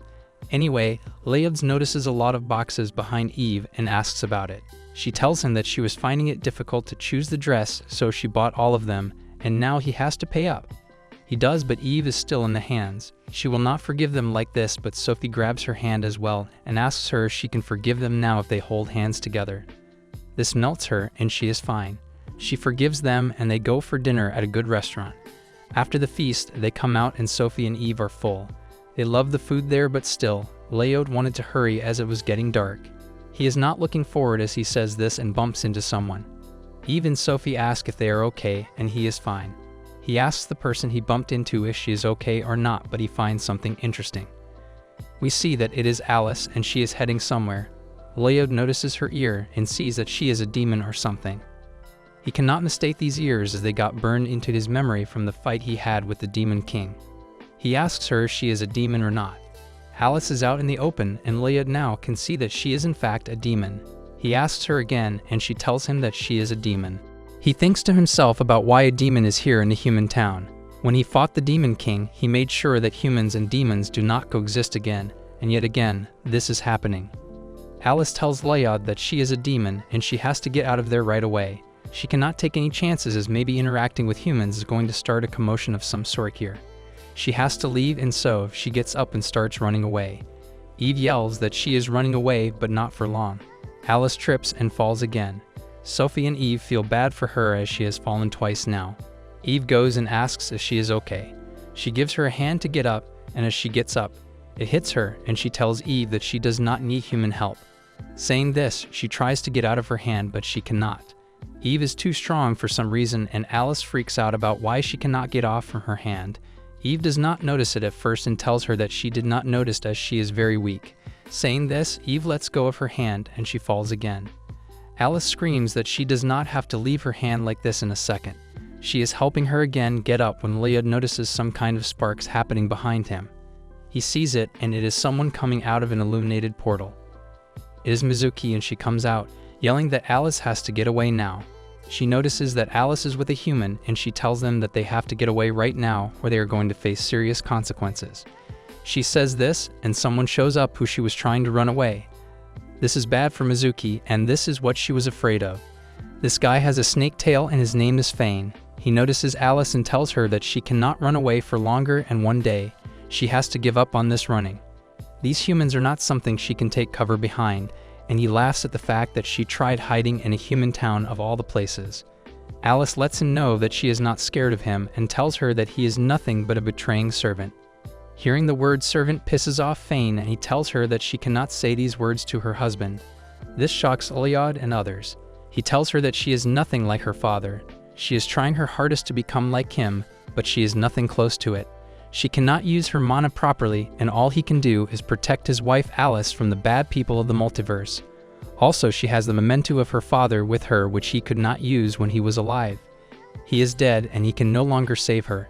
Fane bullies her and tells her that she is no match for him, and she can only do one thing, and that is to submit herself to him so he can protect her. Mizuki, pissed off, tells him that he is wrong and he will never get her, but Fane does not care about her. Hearing all of this is making Eve mad, and she interrupts Fane, saying that she has no idea what is going on and what the details are, but she knows that bullying is bad and she cannot allow it. Fane takes a look at her and in frustration, tells his people to take her out. They go and charge at her, but she and Sophie easily manage to take them out. This surprises Fane, Alice, and Mizuki. Eve starts telling him more, and Layad comes in, saying that he has no idea what is going on between the demons, but he knows that they are getting involved, and if they are getting involved, Fane has to prepare for what is coming for him. This scares Fane off, and he leaves, saying that he will be back for these humans as well. Seeing that Layad scared him off, Alice notices that these are not ordinary humans, but some powerful ones. Mizuki and Alika are registering what just happened when Alice gets an idea. She comes up to them and tells them that she has decided something. She has decided that she is giving them the honor to protect her at all costs. The family is somewhat confused about it, and Mizuki is as well. We are right where we left off, and Alice tells the Layad family that they are being bestowed to be the protection for Alice. But she takes a look and the family is about to leave them.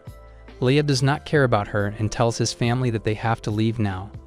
Alice yells and tells them to stop right now. She tells them that they are fortunate enough to be bestowed this task, but they are ignorant enough to leave without accepting it. She starts bragging how she is the most important person in the demon world, and she is on the run from Fane. They have to protect her or something bad will happen. Eve comes up to her and sees how cute and cuddle-worthy she is, but she is requesting things like this. She grabs her face and starts pulling it, thinking she is a doll to play with. She asks her how the hell is she requesting things in a bossy way with this cute and doll-like face. Seeing how she is grabbing and pulling Alice's face, Mizuki is freaking out and tries telling Eve that she cannot touch her so casually, but Eve does not care. Alice tells her that she is a member of a distinguished family and they have to protect her at all costs. Eve does not care about that either and turns to ask Layad something. She wonders how the hell this demon girl is asking a human for help when humans and demons are considered enemies.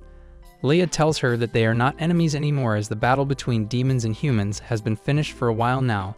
They are neither friends and we're enemies now. Seeing how this is, Eve turns to Alice and tells her that they can accept her offer if she asks them properly. Leia agrees with her and he doesn't mind helping her. He tells her that she said that she is from a distinguished family, and if she is, she sure knows a proper way to request help. Alice does, and she tells the Leia family that she is in danger. She is the daughter of an emperor, and after his death, his subordinate is after his legacy, and she is the one protecting it. He is after her because he wants to destroy any evidence of his rule, and when he is successful in that, he would take over the demon realm without anyone to stop him. Leia again is hearing and thinks this is not interesting anymore and wants to leave, but Alice tells him to stop. Mizuki is her ally in this only and is the person serving her right now.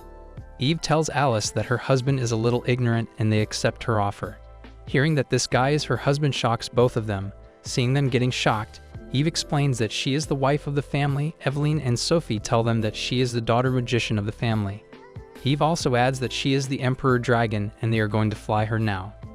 They fly toward the house back and Alice is scared out of her mind because of the speed. Reaching home, Eve sees that Alice is barely moving and she looks pretty flushed. Mizuki tells her that it is because of the speed they got back in and that she will be fine in a minute. Eve tells Leo to pick her up and so he does. He comes up to her and he touches the box she is carrying behind her back. Mizuki yells at him to not touch that box and something happens. We see something happening to Leod and it looks like his mana is being absorbed by the box itself. Something about this is pretty weird and Alice notices this. She gets up in a hurry and screams at Leod, telling him never to touch this box again. She realizes that she is rude here and she apologizes for her tone. But she really wants him to never touch it again as this is something close to her. Leod understands and tells her that he will be careful next time. But the thing that surprises Mizuki is that Leod is fine. She asks him if he is injured or feels different, but he is fine. He tells her that he is okay and nothing happened to him, but Mizuki finds it very hard to believe. She cannot believe that he touched the box and still is fine. We get to know that touching that box is very dangerous as it absorbs your mana entirely and in some cases, kills you. She knows this guy Leod is something else as he is the husband of an Emperor Dragon and the father of the strongest magician. Eve comes out and tells them that their bath is ready and they can go in now. Give them a bath. They take a bath after every little thing. Yeah, got up from a good sleep? Let's take a bath. Do not feel well? Take a bath. Your stomach hurts? Yeah, a bath. Mizuki and Alice go in the bath and Mizuki washes Alice's back. After cleaning it, she turns and sees that Mizuki has wounds all over her body. They have not taken a good bath in so long, and this is so great for them, but Alice cannot help but see how bad those wounds are. Mizuki tells her that she will be powerful the next time they will fight Fane, but this is not what Alice is saying. She is worried about her and wants her to protect herself first. But Mizuki would not do that as her main goal is to protect Alice first. She also knows that if it weren't for the Leia family, they would have been killed by now. Mizuki asks Alice the same thing that Eve asked Leod. She asks her if taking help from humans is okay or not. Alice tells her that there was a fight between humans and demons long ago and her father, the king, was killed in it. She regrets that she was not able to defend him and it was her fault that he died. She thinks to herself that if only she was stronger like her dad, she would not have the need to run and she could just defend herself. That day, they were not able to see the face of the hero who killed the demon king, but they knew the power they sensed. It was enormous and anyone could have been scared to fight that hero. Alice is helpless and she wishes that there was something she could have done to protect her father. Mizuki looks at Alice and sees her crying. Seeing her in this miserable state makes her feel bad and she clings to Alice, promising that she will be useful the next time. Alice tells her again that it is not her fault. Coming out of the bath, Mizuki tells Alice that she is staying in her room to protect her and she cannot say no. Alice allows her and she goes to bed. She has the memento box with her and lying in the bed, she tells her father that she knows she is not as strong as him and she cannot defend herself or Mizuki, but she will surely make sure that she restores her family to the way it was before. She will do this because she is the daughter of the Demon King and it is the highest title to have. The next morning, we see that Mizuki is very sick and she can barely move. Seeing her condition makes Sophie and Eve feel bad.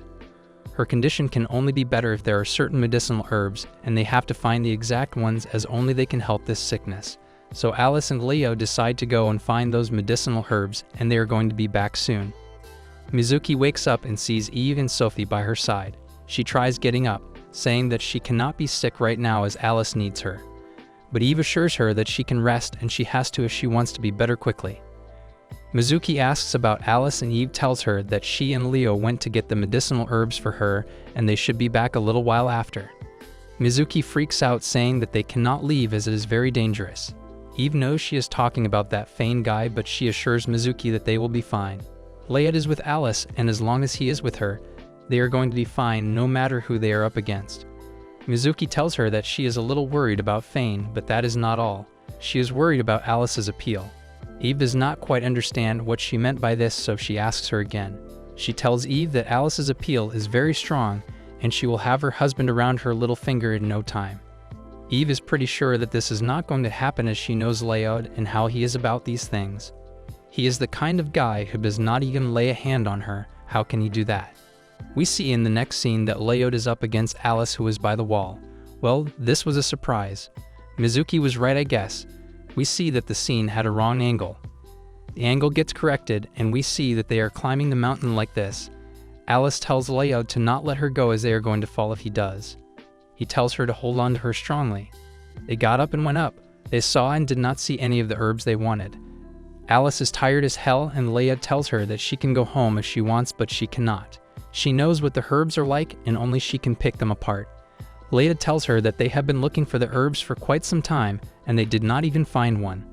They should just pick and tear the mountain and take it back with them so they can get everything they can. But Alice tells him to shut up as she does not want him tearing apart the environment around here. She and Leod goes a little further and looking around for some time more. They still have none of the herbs. Leod takes a look, and it is getting darker. He thinks they should get home by now and come back tomorrow, but Alice wants to stay and look for the herbs. She wants to find them now as Mizuki has to get better as quickly as she can. Leod wants her to take a look around and notice how cold it is getting. They would need to wrap themselves together to keep each other warm. This thought disgusts Alice, and now thinking that it would, Leod wants her to come back home with him. He grabs her by the arm, but Alice lets go of her arm and tells Leod to not tell a demon what to do. He is a human and a demon is not ordered around like that. Saying this, she leaves, and while leaving, she quickly realizes that she made a mistake. The way she behaved was wrong as Leod is the one who saved her and was helping her find those herbs. She wants to apologize, but she is scared that she might not get forgiven by him.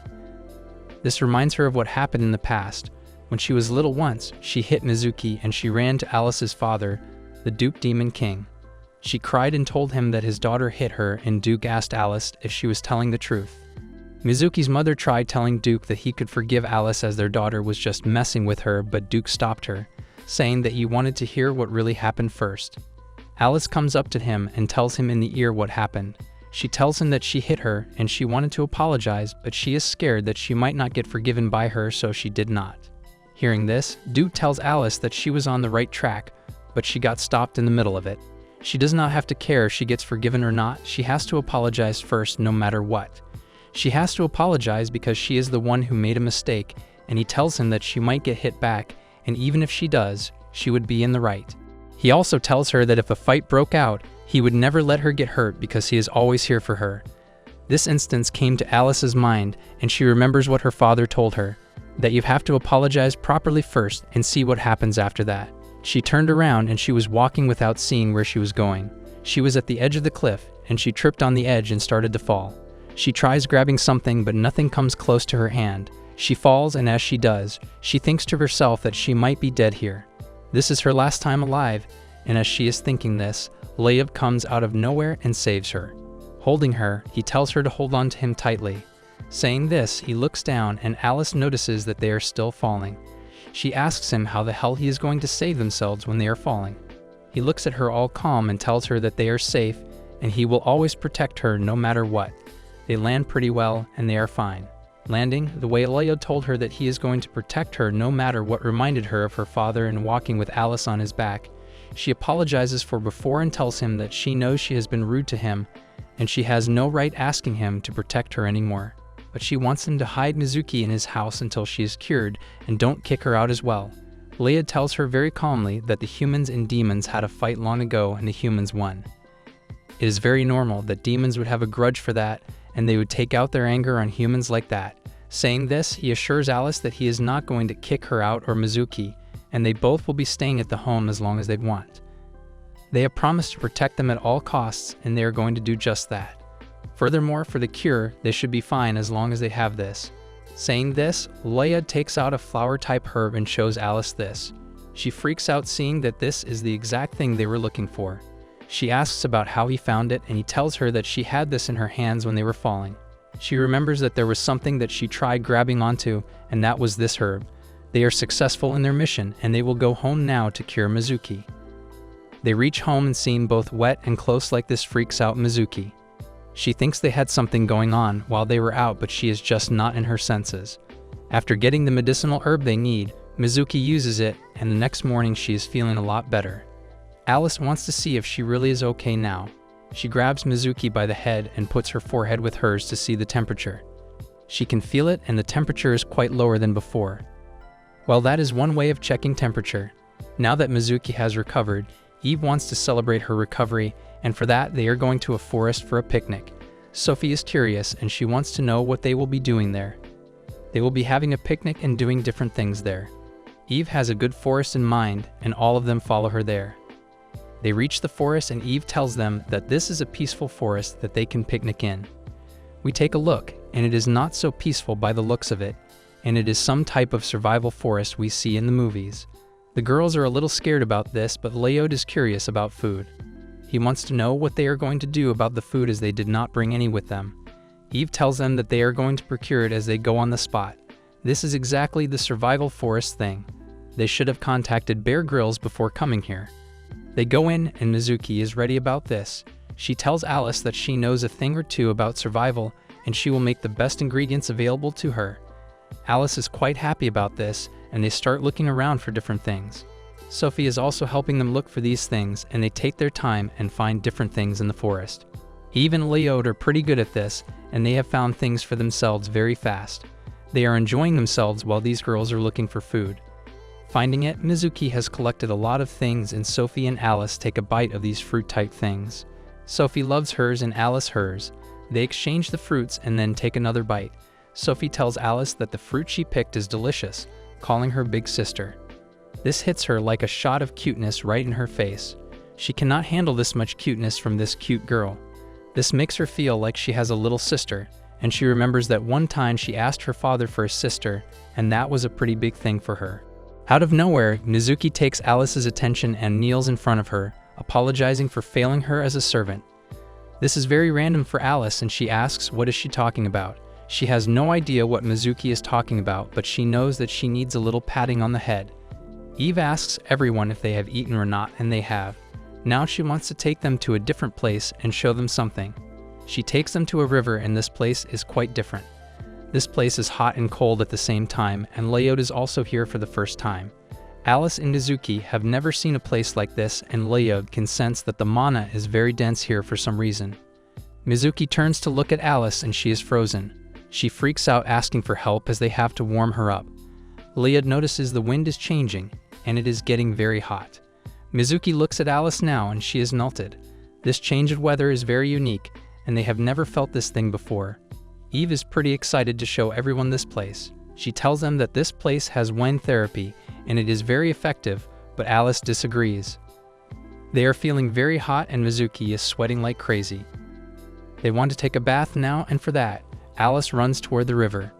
Eve stops her at the shore and tells her that there is a giant fish inside the river that can eat humans and bears together. But as she is saying this and telling Alice to come back, the fish jumps out on Alice and eats her alive. Mizuki and Leod run to help her, and they kick the fish right in the belly.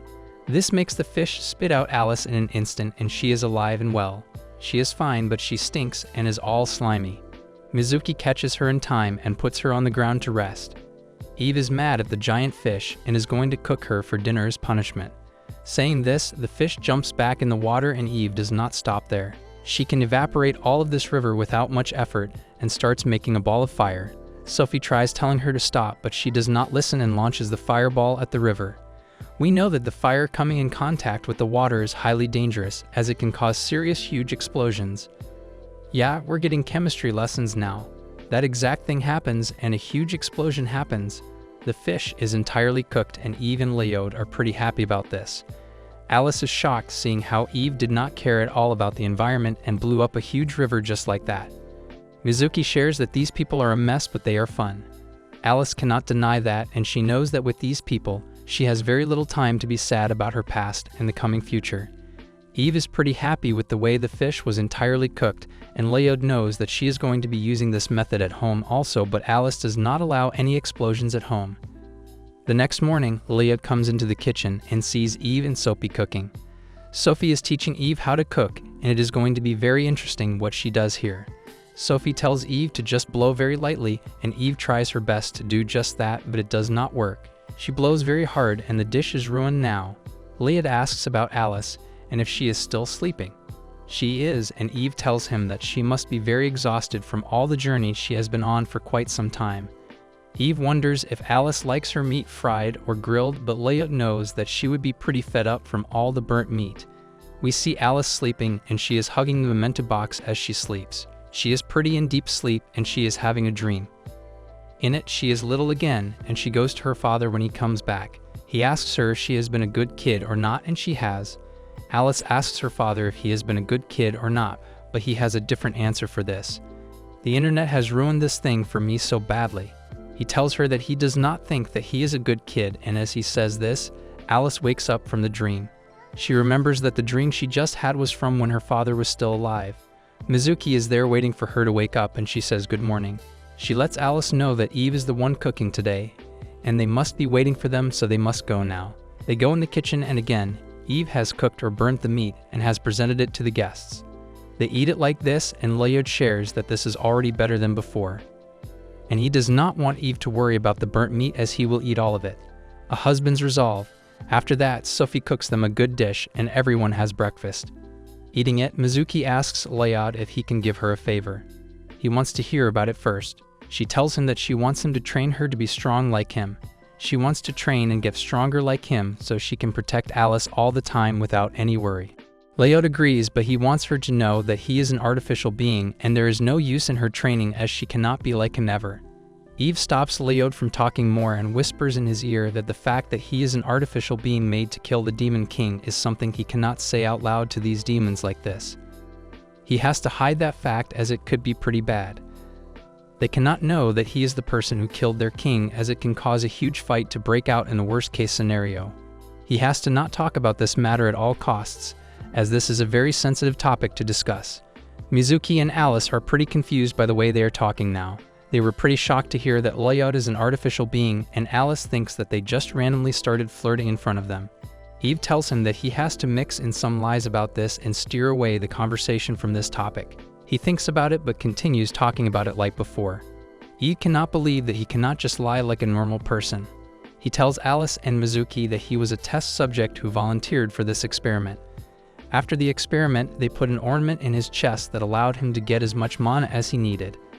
An infinite amount of mana was at his disposal, and this allowed him to win many great fights. Mizuki knows this is not possible as there is something called acute mana poisoning, and it is when the body gets more mana than it can absorb.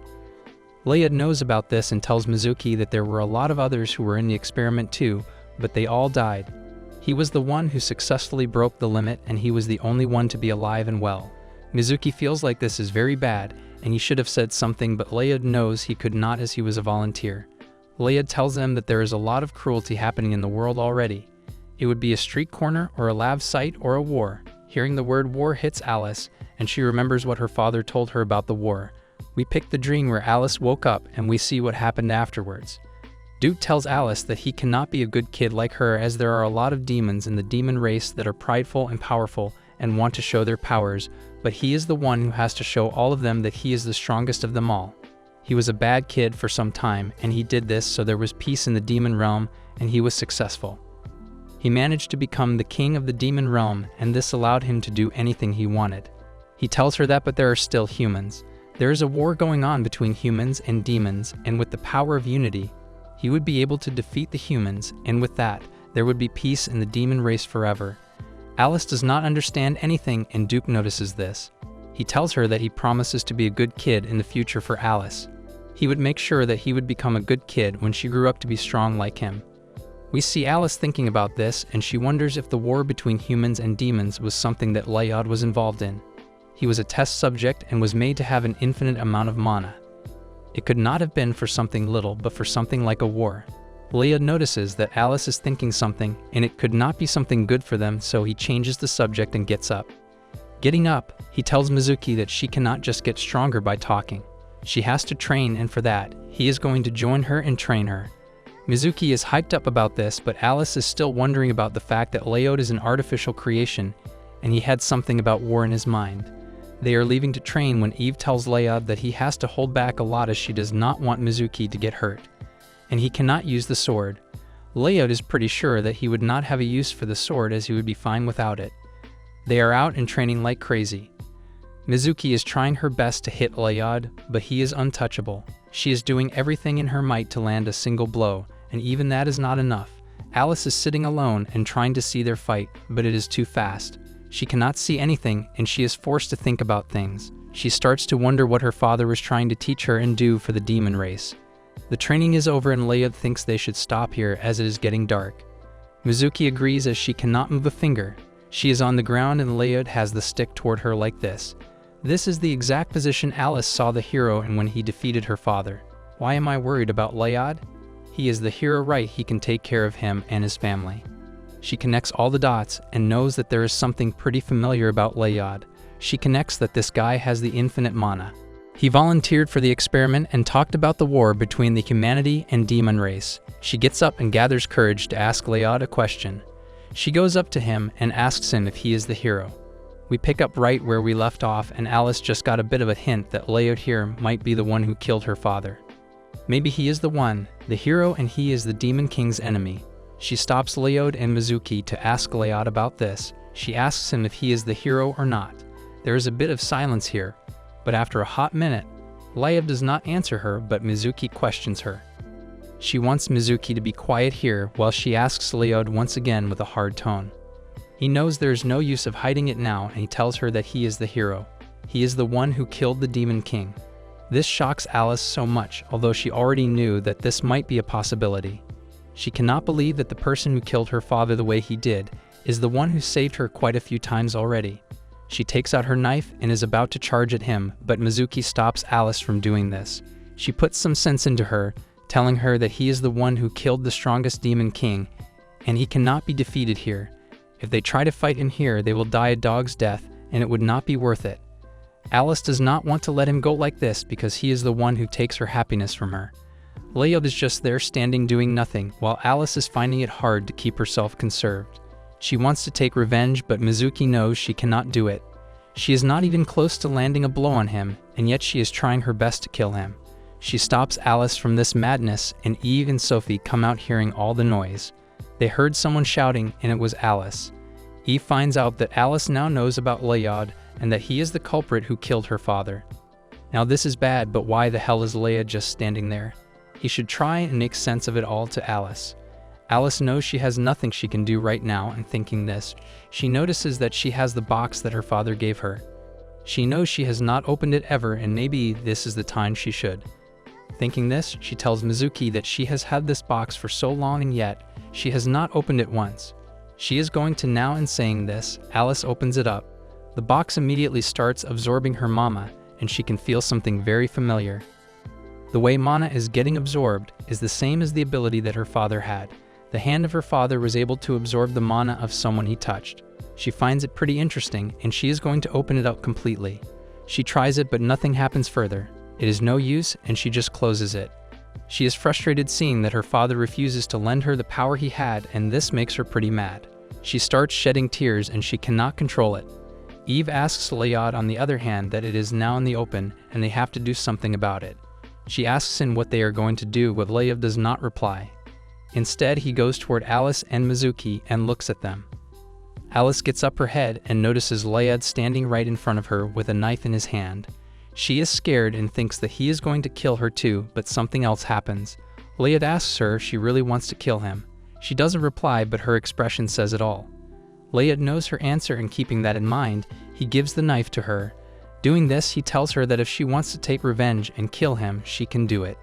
Eve loses her mind hearing this. She cannot believe what Layod is saying, and she asks him if he has lost his mind or what. He tells her that Alice is the one whose father he killed, and if she wants to take revenge, her revenge is justified and she can do it. Eve wants him to know that he would be dead forever and would not be alive anymore with his family. Layod knows about everything, and he knows what he is getting into. All he knows is that Alice is right here, and if she wants to kill him for her father, she can, and he would not stop her. Mizuki and Alice are shocked at what Layod is saying, and she, even in complete shock, takes the knife and thinks about it. Eve tries telling him once again that what he is doing is wrong, and he cannot just let her kill him like this. But Layod tells her that she was the one who told her that she would be willing to be in her life. At first, she tried telling him that a dragon would never be under a human, and she looked pretty mad about it, but eventually, she submitted herself to him. She was the one who kept him alive and happy till this moment, and now that he is trying to do something right, she is stopping him. Eve starts crying, knowing that what Layod is saying is true. Layod is ready to die, but Sophie runs and comes in front of him, telling Alice that she cannot kill him. She wants her to know that she loves him, and she cannot take Papa away from him. This reminds Alice of the time when she used to be with her Papa, and how she never wanted him to go away from her, but when he did, it hurt pretty badly. Sophie reminds Alice of her childhood. She is so confused and has no idea what she should do here. She is helpless, and after a little while, Mizuki and Alice decide to leave. They are leaving for good and saying their goodbyes.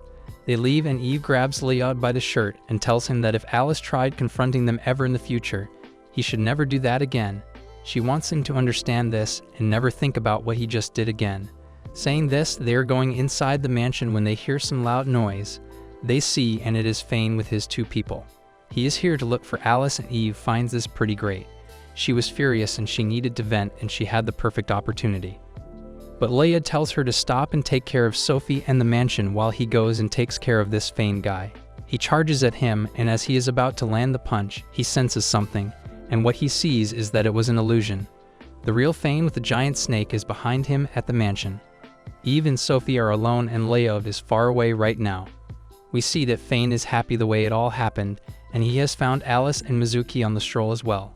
He is happy that he did not have to work a lot, and he caught these two just walking here. Eve and Sophie are shocked to see them in Fane's grab. Fane says that he did not want to do this, but he has to now. Saying this, he orders the people with him to kill Eve and Sophie, and they are ready. Eve and Sophie are helpless as Layod is nowhere close to them to protect them. She has to defend herself alone, and Sophie as well. Now that the battle has begun, poor Layod gets circled by a great number of Fane's minions. Even though he wants to finish this as soon as possible and head towards Alice to save her, judging by the numbers, it will take a while. Are we going to ignore the fact that one of those minions actually looks like Natsu from a fairy tale? Plus, a minion immediately pushes a fight with Layod, and as he tries to stab Layod with his spear, our hero immediately dodges the attack and tries to land a punch. However, that punch never lands because it's all an illusion. None of these minions actually exist. That guy then turns into smoke, but luckily, Layod's punch lands on the real person's sword, and it breaks into pieces. Basically, Fane is trying to confuse and bait Layod with his illusion magic. Even right now, he sent an illusion forward while a real minion tried to stab our hero from behind. Now that is what you can call a proper strategy. Even Layod gets the idea of what's actually going on, so the guy gets the thought that he can ignore this fight and join Eve. But he fears that the enemy might create an illusion of Sophia and Eve and trick him into their trap. So right now, Layod is really confused about what to do, because one wrong decision can lead things quite messy. Thus, for now, he decides to stick with the illusions and defeat them first. It low-key worries Layod, but all he can do is hope that the girls will protect themselves at least. And talking about the girls, both Eve and Sophia are seen confronting their enemies. Yep, the demon girl and Hellboy strike again. Get it? Because one of his thorns is ripped. Anyways, Eve seems pretty confident in herself. She tells Sophia to back away as she will take care of these two demons. But apparently, Snake Man isn't having it. He believes in equality. Hence, the guy calmly tells Eve to chill out and not be that confident. The guy is more interested in watching a 1-versus-1 battle. So he uses his rock cover formation magic. Basically, he summons a huge wall that separates Eve and Alice along with Demon Girl and Hellboy. The girls low-key get worried because things are starting to look hard from here on, now that they do not have Daddy Lloyd to save them. We then see the Snake Man harassing 16-year-old Alice as he rubs his fingers on her face. The pedo guy tells his mates that he is leaving the rest to them. Yes, Ro is abandoning his people after getting the girl he wanted, because apparently his primary goal was to capture Alice. Thus, the Snake Man says farewell and leaves. It pisses Eve, who is looking at the Snake Man. This offends the demon girl, who is not getting enough attention, so she calls Eve out and tells her to focus on her since she is her opponent today. The girl immediately jumps towards Eve and starts throwing her blades at her. Eve barely manages to dodge her blade by flying in the air. Seeing the damage those blades did to the ground surprises Eve, so the demon girl starts laughing at her for underestimating her. Realizing that Eve is actually a dragon interest demon girl who then tries to pull Eve's tails. The girl basically tells Eve to check her chakrams because they are made of materials that are taken from an almighty dragon. Why am I having a feeling that demon girl is probably going to regret pissing her off? Eve looks at her with a shocked face, but that does not stop the gothic girl from continuing. Demon girl keeps throwing blades towards Eve while telling her that a long time ago, her ancestors used to live in a certain place. And one day they fought against an almighty dragon and took its scale. So Eve can judge the outcome from that. However, the poor girl is too busy defending herself that she is unable to fire back. And that is not it. She reveals that after taking the scales, they managed to create it with mana. She is talking about the chakrams. Plus, that technique has been passed down from generation to generation. Demon girl is pretty confident in herself judging by her energy. She mocks Eve and flexes that all of her chakrams have the hardness of that mighty dragon. So basically, she is hard. And today, the demon girl looks forward to seeing who is stronger, Eve or that almighty dragon whose skin she is wearing. Technically, she is saying that this battle will continue until one of them dies, so the demon girl aims at Eve at point-blank distance and instantly throws her blade to prove that she is more worthy. In case you guys are confused, the blades that demon girl is throwing are actually chakrams, so yeah, they have been making blades from dragon scale. This time, instead of dodging the attack, Eve pushes the break mid-air, leaving her melons hanging. Unbelievably, Eve literally catches the blade like it is nothing. It makes demon girl feel like a clown who is embarrassed and confused at the same time. Like this whole time, Eve was dodging her attack and running here and there. Eve then starts taking a good look at the chakrams that the demon girl kept mentioning. Moreover, Eve starts to feel like she has seen these before. It takes some moments for her to put pressure on her tiny brain, but finally she remembers it. Turns out this scale belongs to none other than Eve herself, who was taken from her when she was a child. However, Eve does not remember the mighty story that the demon girl just said about her ancestors, even though demon girl made it sound so serious and realistic. So she once again gives her head a push because demon girl does have proof of Eve's scale. And when the brain doesn't work, Eve literally starts licking her scale, and within an instant, the memories start to hit in and she remembers the story of this scale. Well, it may not be interesting, but it appears that this is the scale that came off with the skin when she was molting. We even see a photo of her molting, and good lord, I really wish to become her donkey, because this dragon is worth riding. To make things simple, Eve shorts it and tells demon girl that basically she threw away her scale after molting, and it was somehow picked by one of demon girl's ancestors who later on dragged it and made a story of fighting and took it away after it. At this moment, demon girl feels like her whole life is a lie. At first, she cannot believe what Eve is saying is true, because if it is, then all her ancestors' pride is nothing but lies. She legit used to be proud of her kind and existence, but things won't remain the same from now on. But anyways, Eve is not here to consolate her or prove something to her because she wishes to end things quickly here and head to Sophia or the Snake Man. Therefore, Eve starts to inhale a great amount of air. It low-key worries the demon girl, who is already traumatized. Well, the girl legit exhales a fire tornado and traps demon girl inside it. After the attack, we see demon girl lying on the ground while being knocked out cold. It low-key disappoints Eve to see this loudmouth getting defeated with just one attack, because apparently Eve held back. She only burned the air and suffocated her a bit while she was trapped inside the tornado. The reason for the kindness is that Eve appreciated the fact that the demon girl's ancestor praised her as an almighty dragon. Plus, she is impressed with the effort and creativity her ancestors made in recreating her scale. That is why Eve decides to forgive her and not kill her today. Speaking of fire, Eve starts to get hungry and starts imagining barbecuing ribs. She states that it is easy to not make it burnt. However, it is difficult to burn it just right. According to Eve, the path of cooking is quite steep. It takes some moments, but she eventually realizes the state she is in. Thus, Eve immediately gets a hold of herself and realizes that this is not the time to think about that. And so, she heads to check up on Sophia, and speaking of her, let us head back to the moment when the girls were separated and Sophia was left all alone. The poor girl starts to get worried after the enemy in front of her is legit a muscular and big man. Moreover, Hellboy literally starts laughing as he is looking at Sophia. The guy mocks the girl for being a small piece of meat that does not look like it would even be worth crushing. He finds this as an easy and quick fight to get over with it, leaving the genius magician confused and scared. Standing before the humongous demon, all flustered, this demon declares himself as the executive of Fane's army, Big Guy, against the Witch of Calamity, out here for a brawl. Just with that, he charges onto her like a bulldozer on an accelerator. By the time he reaches her, this damsel, Sophia, starts her windy dance moves. However, the smoky effect of his rock-hard punches makes it easy to see the little dancing girl. After a few seconds, Big Guy waits for the smoke to clear out, so he can see the art he just made. Standing on a pile of crumbled dust, he notices Sophia in the air, all fine and cute. However, without wasting a breath, he throws a boulder in her face as a parting gift. Believing a direct hit must have crushed this fragile lady's finger in the air, he sighs. Unbeknownst to him, Sophia, calling for a rock avalanche for all states of flux. And this just honestly spooks the daylights out of that obese Eiffel Tower beneath her, as he is in for a surprise. Which in turn, screams like a peeled-off chicken. This leaves him buried in the pile of rocks for good. Even after a few seconds of silence, Sophia thinks that she might have gone overboard with this one. Look at this cute dummy, thinking it could affect that giant rock. Thus, he breaks out of that rocky pyramid Sophia constructed to seal him there, with a crushing punch. As his dignity is being questioned, he puffs out his chest as he rumbles with a bad case of indigestion. In the meantime, Sophie resembles a mouse trapped in a supermarket on the weekend. Upon asking about her daring attempt to crush him, she replies that it was never her intention with that kind of attack. A bead of sweat slips down his head, and he is flabbergasted by the anomaly this girl is. Not to mention, he is stunned to see her still standing after getting a direct hit. Brushing it off, he prepares for another attack that he thinks will definitely sticker her on the ground.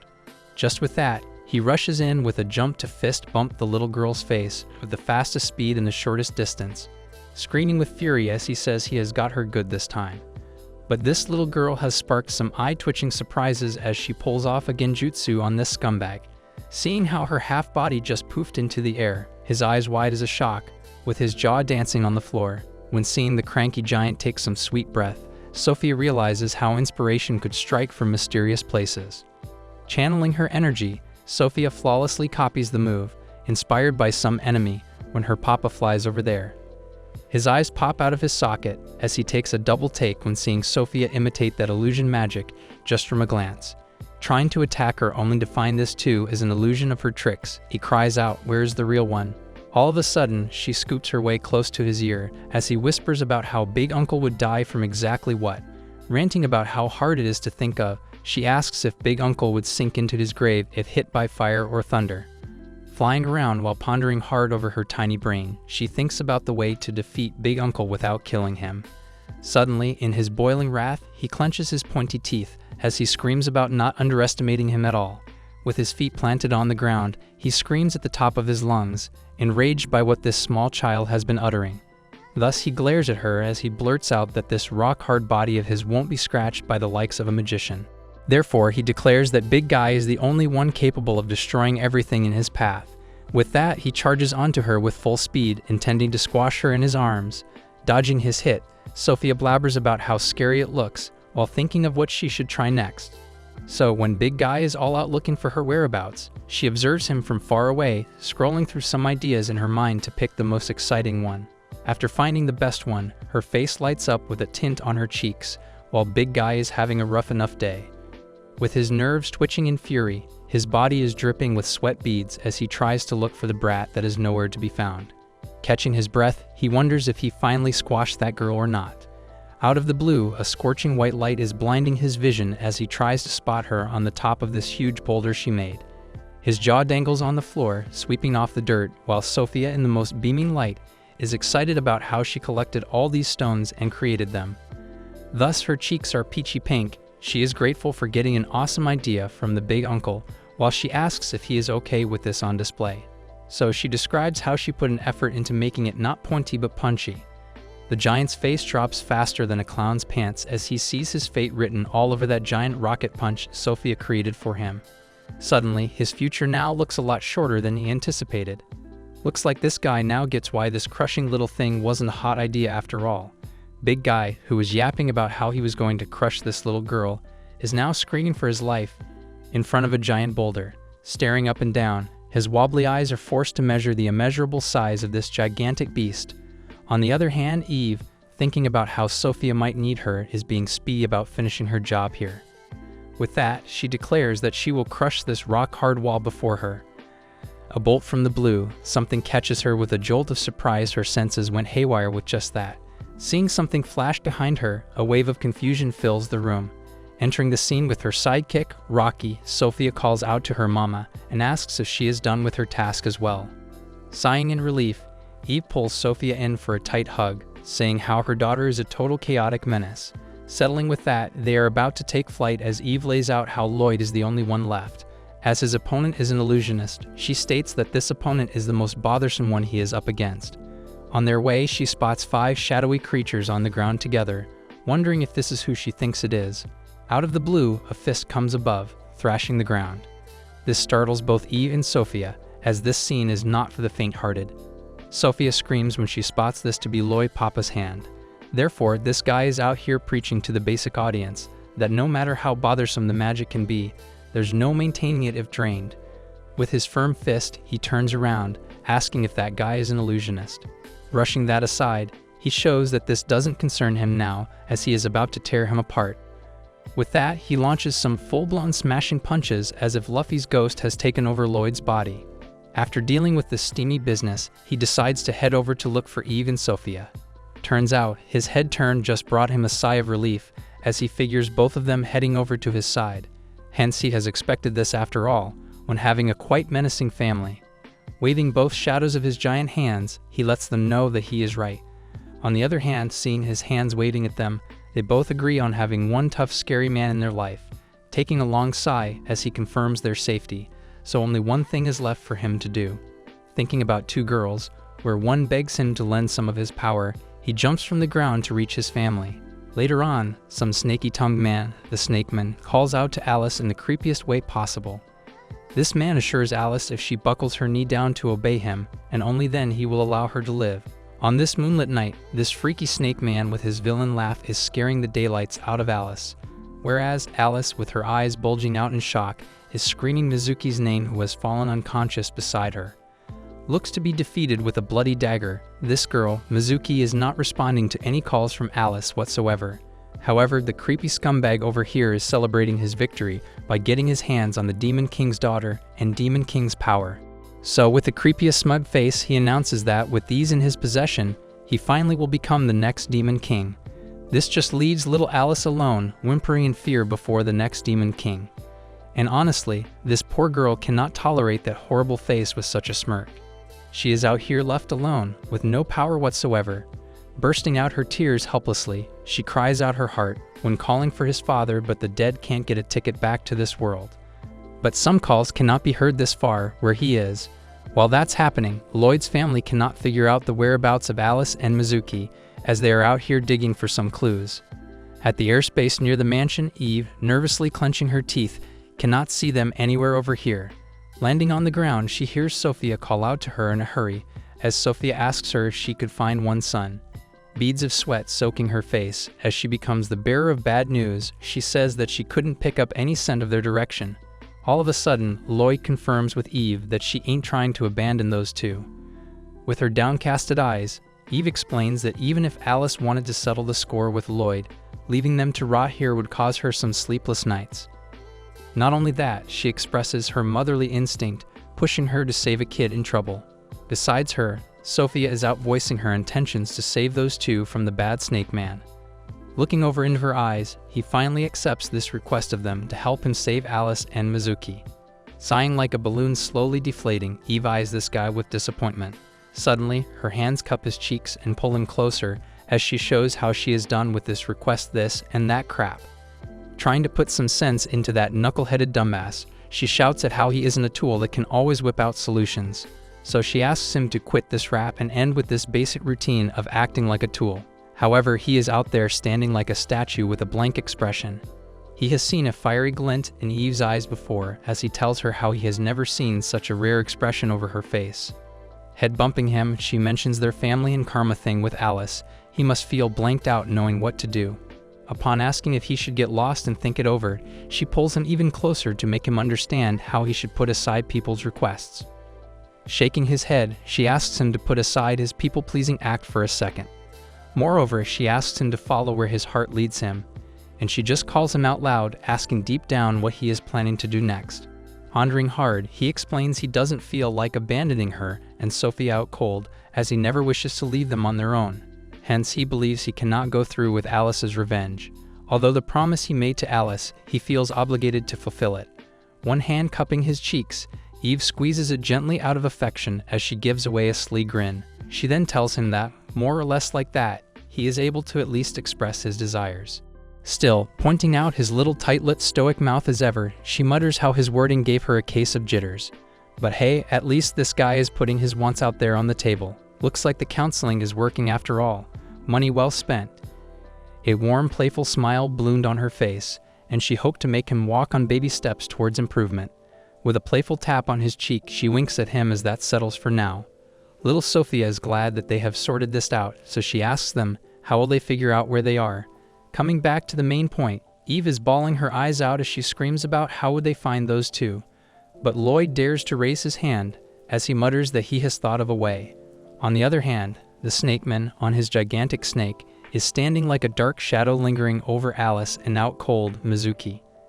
At this point, she is crying out loud on seeing injured Mizuki spread out there like melted cheese on the ground. On the other hand, the snakeman, with a gracious smile on his deadbeat face, praises her for how she managed to tear the snake that wrapped her. But bursting her bubble, he tells her how his snakes are like artificial beings formed by pure energy like mana, so her mere idea of cutting them down to get rid of them will never work. And honestly, he yaps about how she wrote this ending all by herself, as she ended up being poisoned even with her measly resistance. All of a sudden, Alice had her luck renewed just about now. As out cold, Mizuki opens her eyes to strike the snakeman's fainted heart on the spot. Upon asking Alice to excuse her for this, she flashes right out to send shivers down both the giant snake and the snakeman. Startled by this turn of events, the snakeman jumps out of her way as he notices the snake being absorbed. Out of the blue, a dagger is shot like a bullet to the snakeman's side, but he blocks while pulling a snake block to protect himself. Trying to get a hold of herself, he watches the snakeman clap for her as he claims she would have gotten her head if he were someone else. With a sly glint, he is excited to see this armor's powers even in this box. A grin spitting, this deadbeat scum finds the demonic armor looks to be working all fine and sunshine. This man running to be the next Demon King has some annoying people here. Not to mention, his hyped-up obsession with this box is getting out of hands. Knowing the causal armor specs, he is pretty damn sure this could turn the battle into a whole lot of demon butt kicking. Looks like the stuff is about to get real steamy hot for Alice and Mizuki. Only if Lloyd's family could cook up some ojou to teleport here right away. What's those dummies doing now? Remembering those days, the snakeman tells about the tale of this armor that aided the Demon King in his unification progress. This demon is all sold out for some armor box. Claiming to put aside war, he believes that with this bad boy casual armor, there's no need for a whole army. With that, he could host a crushing one-man show without wasting a second breath. Panting heavily on knees, Mizuki brings up the fact that his lousy ass couldn't stand against Duke-sama then. So a piece of garbage like him bowed down right there, surrendering himself like a tiny cockroach.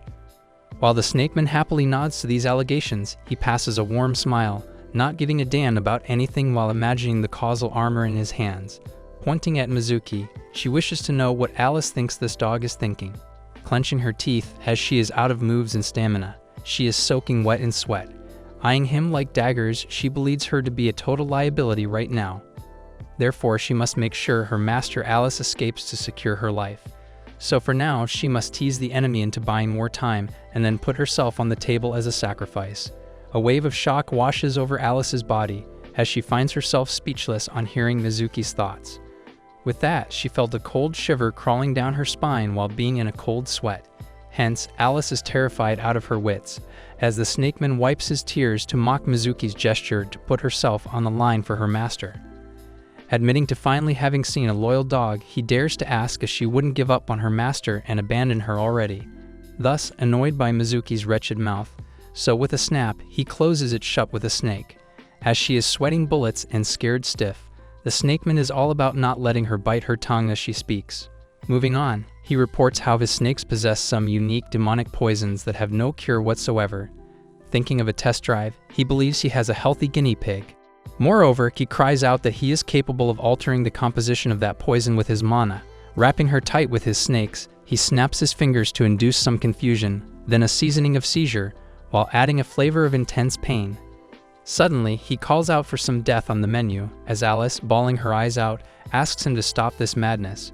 Bursting out with laughter, the snakeman hints at joking for this time. Adding on, he mentions changing it to a muscle-weakening poison, while Alice takes a look at how Mizuki is. Furthermore, catching her attention, he suggests Alice get some reality check as he indicates following his line would be a better option. Thus, he reminds her of the complications that would happen if she plans on going against him. Freaking out, this girl, Alice, is panicking like an alarm clock in the morning. With a sigh of relief, he hints at his shoes while calling out for Alice. He then mentions his shoes being all dusty after his pet snake disappeared, so he commands her to come right away and lick them clean. Alice, freaked out of her wits, reaches closer to grab his shoes. The snakeman bursts out of laughter on seeing the daughter would stoop this low. This guy's mind boggles as he believes the Demon King Duke must be screaming in his grave to see his daughter lick some shoes. A bolt from the blue, some notice disrupts the snakeman's moan of glory as he asks what's this sound coming from. A sudden gigantic hand on its way there scares the daylights off this guy, while Alice kind of gets the idea of who it must be. Beside her, she notices the causal armor shining like broad daylight. Alice, in wide-eyed shock, mumbles about the hero. The time has come, as Lloyd decides to jump into this shoe-licking business and put a stop to it. Pointing in that direction, he signifies how his mana is being sucked out, which proves that they must be there. With a nervous chuckle, Eve did not know they could use Lariat radar this way to sniff those two out. Thus, this is how the hero's family finally jumps in to save the Nemesis' daughter. They finally discovered the whereabouts of Alice. With a pumping fist, he calls upon narrowing down her location there, as Eve and Sophia nervously follow on. With that, they fly out together to get there, while Alice awaits their arrival. All on her own, this young girl, Alice, is roaming around and chasing after the Great Shadow, especially when she is aware that she will never be able to reach it. Besides that, the snakeman is clenching her teeth in frustration when asked what the heck is wrong with this arm thingy above him. He cannot figure out where this massive mana is coming from because it surely doesn't belong to his minions. About to be pissed off at having uninvited visitors, he believes that his underlings might have been defeated over there. Standing before the buckled-down Alice, he tries to pull the causal armor box out of her hands. Like this, he spooks her out, while jerking the box out of her grip, as he mentions it marking their location at this point. Upon knowing their location is no longer secure, the snakeman is focused on getting his hands on the armor's power. And this way, he would be able to cut off that thing's mana-devouring ability right away. Thus, upon doing this, he might be able to run for his life. But to his surprise, Alice has some fight left in her as she refuses to let the causal armor go. Screaming out loud, she calls this her father's legacy and the last thing owned by him. On the verge of being torn down, she fights for her legacy until the snake gets to her. This snake man looks to be in a hurry, like dropping down the title of Demon King just to get the power only. As expected, Lloyd Sama would have such a horrific impact on some measly loser. Let's see what this dummy has in store for himself, settling down on owning the power, which is a priority against gaining the time of the Demon King. He decides to dump the Demon King family's fame, as he calls the power to be just enough. With that, the snakeman leaves the Demon King's daughter with the same fate that her servant is sharing and dies from the poison. Hence, her eyes bulging out in shock, Mizuki calls out for her master as she watches her get poisoned. While Alice is sweating bullets, she calls herself the most useless loser out of all, who is blindly foolish and powerless. Breaking into tears, she talks about what she couldn't even do and what her father told her to do. Upon flashing back, she remembers her father revealing that he had challenged the hero in a duel. Moreover, his father cut to the point that there is a possibility they might not see each other again. As he breaks this cold ice, while leaving Alice shocked out of her wits, she looks at her father for some context. Thus, this girl refuses to believe that anyone could outrun her father, the Demon King. So she asks him not to jinx this, as her father's the strongest of all. Taking a long sigh, he wishes that Alice would be ready for the worst to come. Moving on, he mentions how nobody has made it out alive when dealing with this hero. Hence, judging the aftermath, there is a whole lot of possibility of never making it out alive from this duel. Therefore, accepting this out loud, he mumbles about how this hero is seemingly more overwhelmingly in power. And with that, the Demon King hands her the armor box, while asking her to keep this at all cost. Patting her head, he confirms this box is legally hers only, so he asks her to keep it safe. When calling it a keepsake, he shares how he is running out of mana gradually with time. Furthermore, he explains that she does not even run for the title of Demon King after he dies. Turning to Mizuki, the Demon King suggests Alice go with Mizuki and others to the Oni village and live peacefully over there. A lump in her throat made it hard for her to beg her father to revoke this order. Fighting back her tears, Alice utters how much she hates this. Thus, she shares a proposition that they must run away altogether. Hearing her daughter's cry, the Demon King stands on his decision. Coming to the point, he clearly tells his daughter that this hero will not rest until he puts the Demon King to his grave. Thus, if the king has initiated this far, then it is a king's honor to see it through to the end.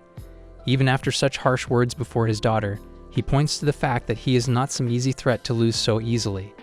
With that, he promises her to find every opening to strike the slim chance of winning. As he calls this the way of life, he caresses his daughter's head. Although he assures his daughter that she has the full right to choose how she wishes to live, he apologizes to her and says that he can't protect her. Facing reality, Mizuki falls on the floor headfirst, screaming Alice's name, while the snakeman is happy to get one out of the field at least. Paying attention to one problem at a time, the snakeman tries to cut off that giant mana-absorbing arm quickly before they get here. But to his surprise, he feels a tug of pull on the box as he notices Alice is ranting about how she is a failure. And this is where the true daughter of the Demon King desires to leave her legacy. Sweating like bullets, she screams at how she still desires to live the way her father did. Seeing this brat's will of fire, this guy is gritting his teeth as his jaw clenches. Screaming with a bloody mouth, Alice calls for the causal release, leaving the snake man's mind boggling. The light of the armor box has lit the whole damn sky. While Mizuki is on the floor, waking up due to the commotion, he asks himself if he lost consciousness again.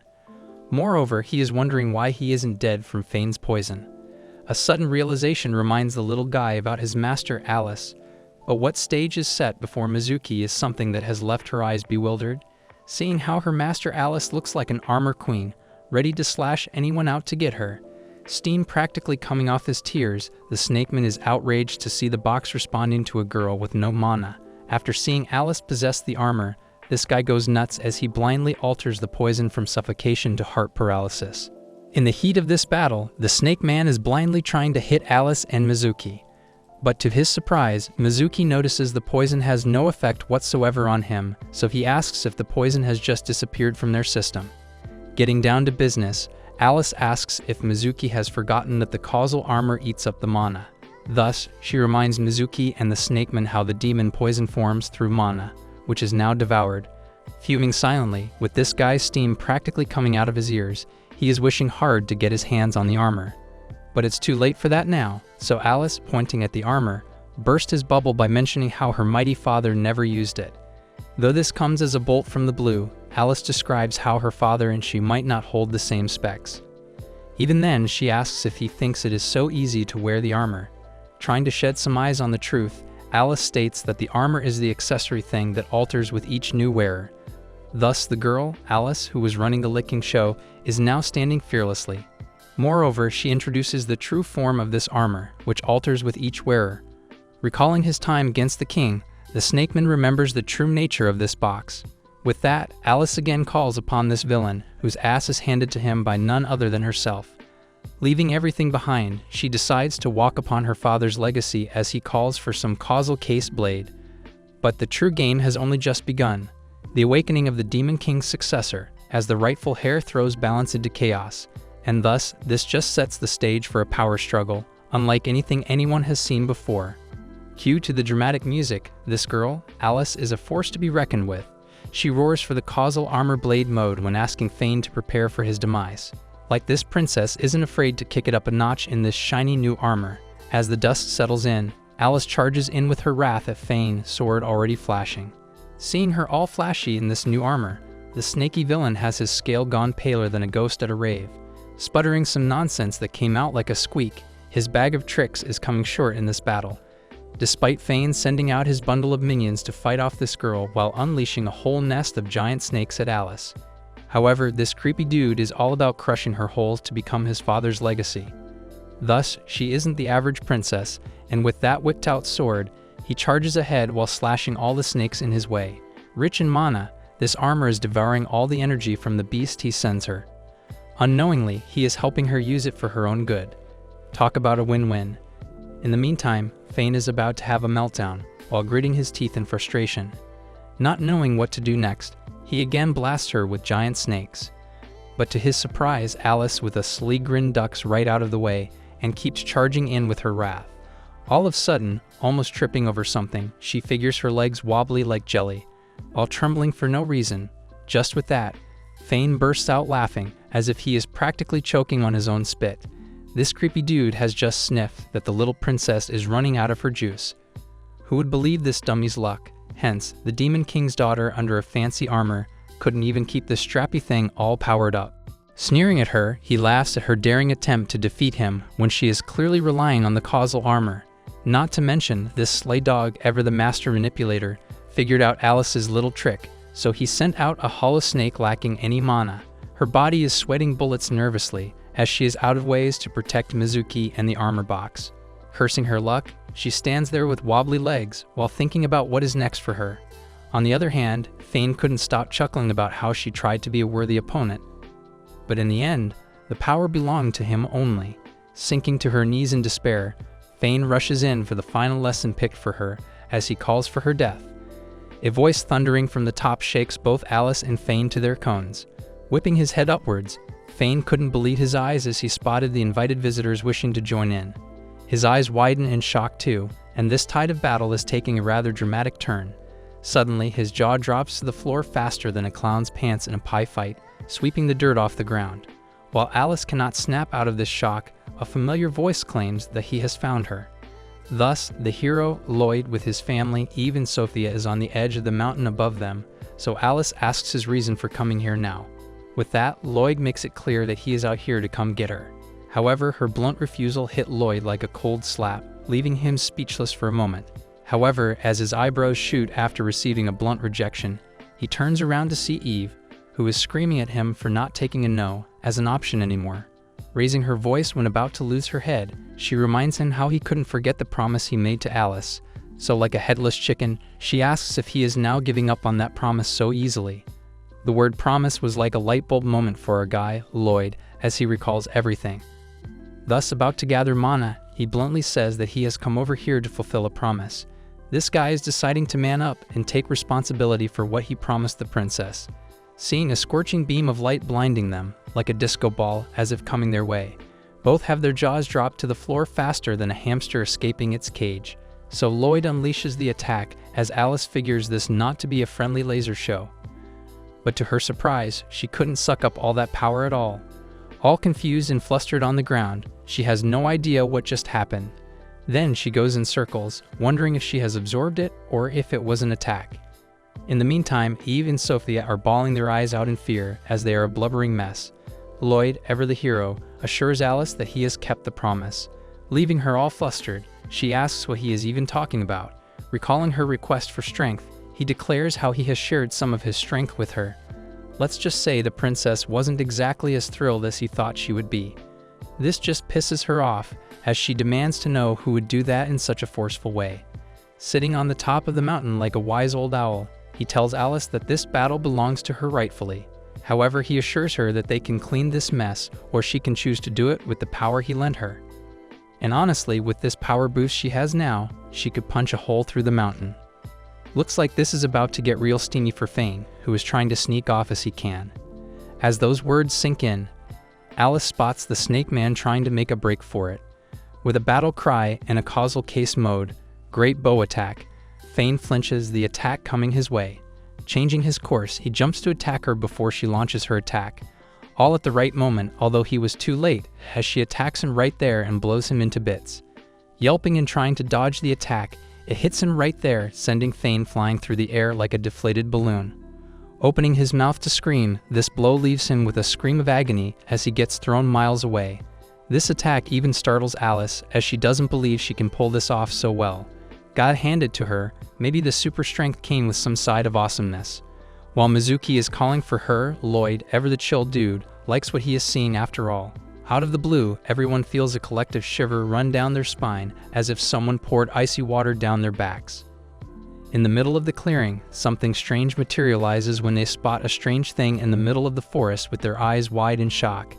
Meanwhile, Fane is coughing blood on the ground while cursing those useless pricks. Geez, those icy glares could cut diamonds. Looks like Fane is about to get real serious, with his ego a bit bruised, along with the rest of him. Turning around with eyes like daggers glaring into their souls, he reminds them all that he is the one becoming the next Demon King. Oh well, being blasted by a little girl and coughing up blood, screams the future ruler all the way. Someone just tell this dummy, that's now how it works around here. So when seeing no other option, he prefers if they would stop underestimating him. Thus, Fane is left with no choice but to use his trump card to send everyone here back to hell. Didn't know this dummy is just not full of it. But still having an ace to pull out in this hole, slamming his fist on the ground, he goes on to use his summoning magic and calls forth Hydra. With that, the dark shadows are coming out as he calls upon them further. Next thing you know, shadows writhe in the clearing as something monstrous begins to take shape. Meanwhile, Alice is now almost out of mana power faster than the ice cream scoop on hot Sunday. Her newfound power fades as a familiar presence catches up to her, and this calls for the hero at heart to step forward as duty calls. Thus, Lloyd has made an entry as he takes responsibility for taking care of the rest. While the monster has taken up the shape, Fane calls to his glory by calling all the trash here to introduce Poison Snake King Hydra. Holding himself in high esteem, Fane tells how it took him centuries to tame this legendary monster, hence he calls any resistance to be hopeless, so he demands them to bow down when they have time. Eyebrows shot up, Alice couldn't believe her eyes when spotting a Hydra right in front of her, that she thought would never exist. On the other hand, Lloyd, ever the carefree, just notices the giant monster with a couple of heads here and there. This just pisses off Alice as she believes this description to be rather simpler than it needs to be. As Sophia does a double take, she explains how this beast is not made of mana. With her wide-eyed wonder, she mutters how this beast is one real snake. Lloyd, catching up to her, understands that this summoning magic brought forth the real thing. Up next, Fane has cooked some delicious plans for his pet this evening. Fane, telling how these guys are surely taking it easy, would like to share something nice with the audience. Thus, with a proud chuckle, he screams about how he groomed this Hydra to defeat the Demon King. A deer caught in headlights, Alice is frozen in surprise, her jaw dangling on the floor when this news reaches her ears like sharp daggers. Even Lloyd, ever the charmer, is taken aback by learning this. Cutting it short, this creepy dude, Fane, explains his struggle to serve the Demon King just for a damn good reason. To unite the demon kind altogether, Fane unleashes this facade by killing him and taking over his throne. Despite the courtesy of the hero and his brilliant luck, the Demon King was killed, and that just saved him a whole lot of trouble and mess to clean up after. By calling him Fane, Alice roars in fury. Her voice sounds like a blood-curdling scream. With that, her jaws clenched so tight that her teeth could crack walnuts with this much force. Fane's unnerving chuckle was a sound that could send shivers down Alice's spine despite her ego. Dropping some sarcasm from that high, he believes someone is about to be squashed like pests. And just with that, the giant snakehead directly squashes them into pancakes as Fane bursts out with a hideous laugh, claiming how those guys just flattened on the ground with just one hit. Wait a minute, looks like this dude, Fane, might need to dial up his number on lenses. Forgetting how Lloyd is still the hero, this stuns Fane as he spots Lloyd lifting the head of Hydra with his bare hand. Not just that, this guy mocks Fane, as this is what he shopped for to kill the Demon King with. And this is where Fane starts sweating his bullets, seeing how his trump card is nothing but a children's toy. On the other hand, Mizuki calls Lloyd and offers him her weapon, the dagger. Even if she doesn't know how helpful this can be, she offers it anyway. But to her surprise, Lloyd calls this an unnecessary measure. To honor the memory of the late Demon King Duke, Lloyd believes the only one worthy of a hero's sword is none other than him, screaming that he is the hero, but Lloyd is all about finishing this job and cleaning this mess that's taking forever to deal with. Cue Fane's dramatic cries, and Lloyd lands a smashing punch, throwing the giant beast and Fane a mile away into the air. Thrown into the air like a home run, Fane, with his blood-curdling scream, curses Lloyd as he exclaims that he is the next Demon King. And there he goes, twinkling like a star, flying away like a rocket to space. While Sophia latches on to Papa Lloyd's back, Eve measures the distance as being quite far. Pondering hard, she figures out the direction of the demonic territory. Hearing this, he explains how he must go on to confirm the kills anyway before anything else comes back. Watching these guys talking so easily about invading demon territory, Alice is outright shocked by their audacity. However, she mentions to Lloyd the commotion he will be raising with that type of stunt. Not to mention, Nizuki is just as amazed by imagining what could happen if the hero reinvades. Hiding behind her papa, Sophia asks her one son if she is hurt anywhere. Not used to this treatment, Alice is having one awkward moment with this little girl, as she thanks her for asking. However, Lloyd, ever the stoic guy, is assured that Alice is all fine. Declaring how everything is settled down, there is still sadness in Alice's eyes, which is leaving her speechless. Thus, she dares to ask Lloyd about something regarding her father, the Demon King. Feeling out of place, she points to the fight with her father. This memory flickers back, a single detail burning bright. And with that, the only thing he could remember was the man's chilling description of his eyes. His exact words were empty voids, like a lifeless doll. Upon standing before the Demon King Duke, he mentions how much he was looking forward to finally meeting the hero. However, unfortunately, he smells no powerful heroic will coming out of Lloyd. Thus, the Demon King hates to break it to him, but he just doesn't feel like a hero to him. Even then, Lloyd seems not to care about it, as he admits that he is just a mere tool. He finds his judgment to be correct, as he calls himself a tool made for killing the Demon King. A frown creases his brow as he asks if this guy is just a mere tool to get rid of himself. Being concerned about this little human, the Demon King asks if the one who has come out to defeat him is just a tool. Thus, he demands to know if that's what his king thinks of him. Moving on, he asks Lloyd about his plans after defeating him once and for all. With no remorse whatsoever, he mentions nothing, as he possesses no goals or family to go back to. Moreover, he builds up the best-case scenario, as if they both die here, then it would mean leaving nothing behind to live for. However, the Demon King exclaims how he is not going to allow this. Taken aback by this, Lloyd asks what he is going on with. With a determined look, the Demon King tells how he must survive and remain because he will not allow a meaningless death. Thus, he convinces Lloyd not to give up his will if he is a true warrior. And with that, the Demon King passes a sly grin, calling out to humanity's greatest warrior. As Lloyd praises him for being such a strong man, he brushes it off by saying how he just gets that a lot around here. All of a sudden, they both hear a commotion nearby, which makes them turn around in unison. Upon noticing, they both spot demons calling out for the safety of their king. With an army of demons, king full of giants and demons are about to charge ahead to defeat the hero and get their king back. On the other hand, one guy finds his king rather stupid for not inviting them to this stunning fight, while the other one exclaims that he has his back. Making this all awkward for him, he sighs nervously as he tells them all that it is supposed to be a duel. Hence, he believes the idiots won't let this pass by so peacefully. But Lloyd has his eyes fixed on his target, although anyone coming in his way will be taken care of as well. As the commotion reaches closer, the Demon King is ashamed that he doesn't have enough power to stop his army in midair. Good grief. Scratching his head, he believes someone just teaches them all a lesson to read the atmosphere once in a while. While that's happening, the Demon King announces that the demon kind is not ready to go down that easily, so here they come.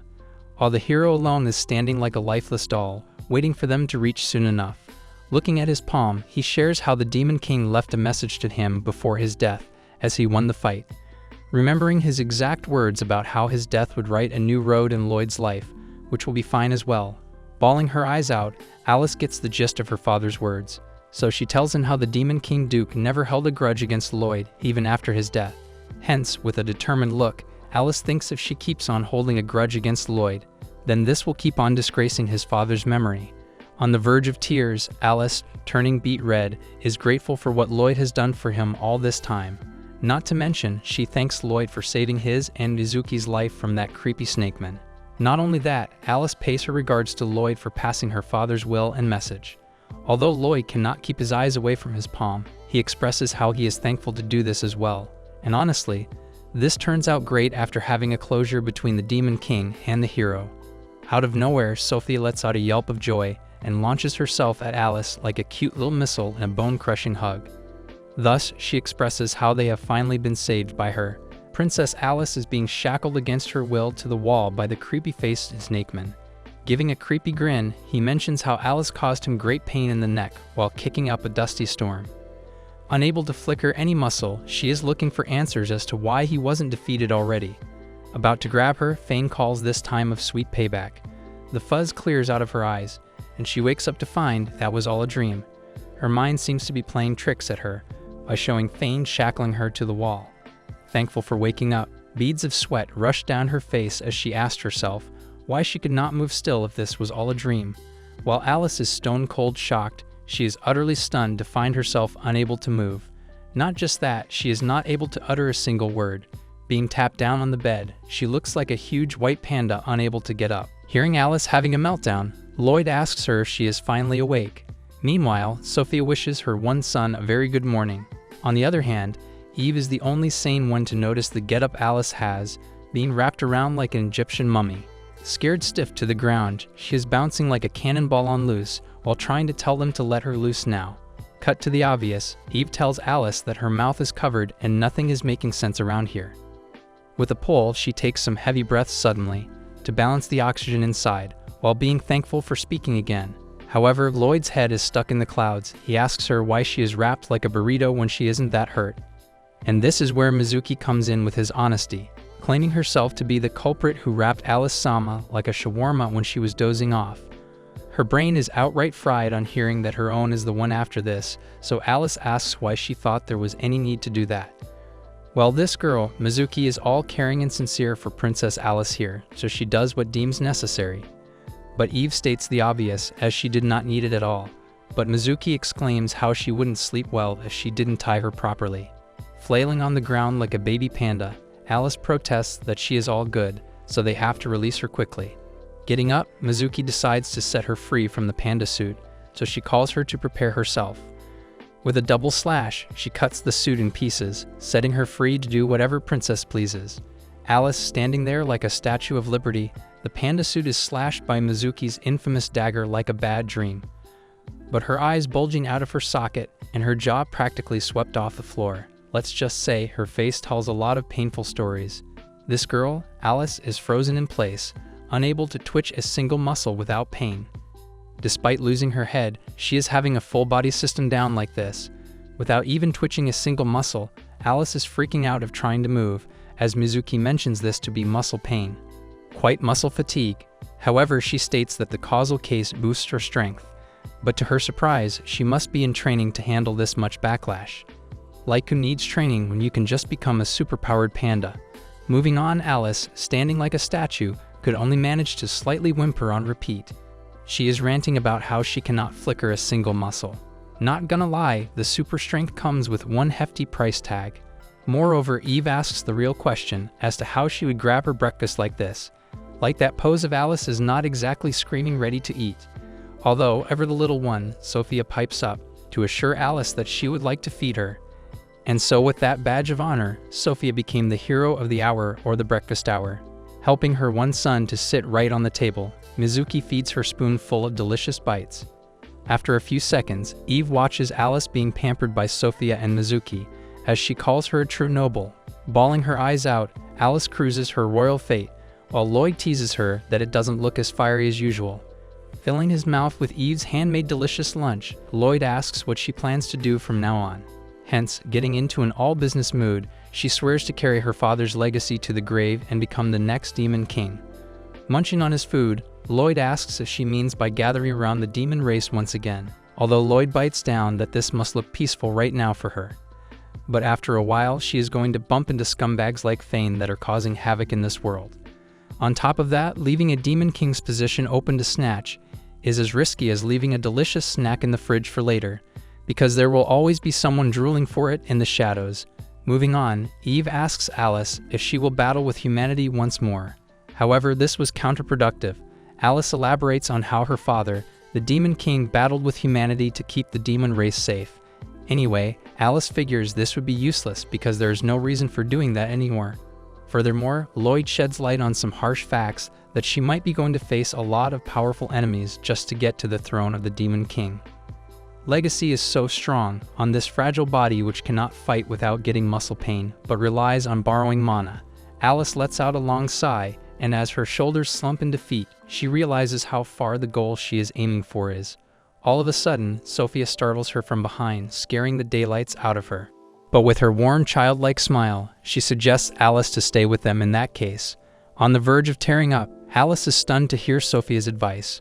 On top of that, Lloyd insists that there is no other place safer for her than anywhere else. Backed by Eve, who would love to have her, especially when the house is too vacant with just the three of them. However, Alice is all embarrassed when knowing how these guys already did too much for her. As she is about to refuse this kind offer, Mizuki steps in to beg her master to accept this generosity in case of her safety. Further on, Mizuki shares her sad turmoil about realizing how she isn't strong enough to protect Alice-sama alone. Not just that, Mizuki cannot guarantee anymore that she can even safely evacuate her to the grounds of Oni Village. Thus, she begs her master to stay with them, as she would go to the village all by herself to ensure her safety. A wistful sigh escapes her lips as she learns Mizuki is going all alone. Hence, with a heavy sigh, she plans on retraining himself in the village to be worthy of protecting her. So for future events, she will continue to investigate the other factions and the new happenings going around the throne of Demon King. Tears welling up, Alice, with a heavy throat, realizes a mix of regret and disappointment swirling in her chest. Cutting the obvious, Mizuki tells her if she wishes to be the Demon King, then changes in the order. Suddenly, in the flood of tears, Mizuki is crying like a baby on the topic of separation. Thus, she mentions about the place and this phase being a new environment to them, as this separation would bear fruit of new experiences and growth. As Mizuki looks like a blubbering mess, Lloyd points out that she looks sadder than Alice, as Eve finds this to be so loyal on his part. Sobbing uncontrollably, Alice asks how would she find out if she has changed or not. Wiping his flooding tears, Mizuki comes to terms with deciding on a goal. Thus Mizuki, reminding herself of the promise Lloyd made of lending his strength to her, how about she decides to return the strength as her goal. Keeping this in mind, this will boost her training in trying to gain some power to give it back to Lloyd, which in turn helps her ahead. Mizuki hits all the right buttons. She clenches her skirt as she shares how she doesn't like being in debt either. With a determined look, she figures that she needs a whole lot of polishing in both body and mind to become stronger. With that, she decides to repay him by giving back what she borrowed. Besides that, Eve tells her it's not something they expected in return, but whatever floats her boat. Thinking this girl is all determined to turn her life around. If this becomes the cause of hyping her up, then so be it. Well, knowing about Lloyd this much, who could blurt out the obvious, she slaps his mouth shut at the right time and lets her continue. Outside, bidding farewell to her loyal guard, Mizuki, she thanks the Lloyd family for everything and asks them to take good care of Alice-sama. Thus, Lloyd is all ready to take care of the demon princess, while Sophia is bawling her eyes out as if watching a Korean drama's sad ending. On the other hand, Alice is weeping bitterly, calling her name, but she jumps to hug her tightly while promising her to become stronger together. Watching her disappear on the outskirts of town, Alice wishes for her safe return, while Lloyd thinks about what has gone wrong with Sophia. With a twisty turn, Alice declares herself in the care of Lloyd's family. Setting her mind as she joins the hero's family, she promises to grow up and finally repay their kindness, Eve winking at her side as Lloyd wishes to live that moment.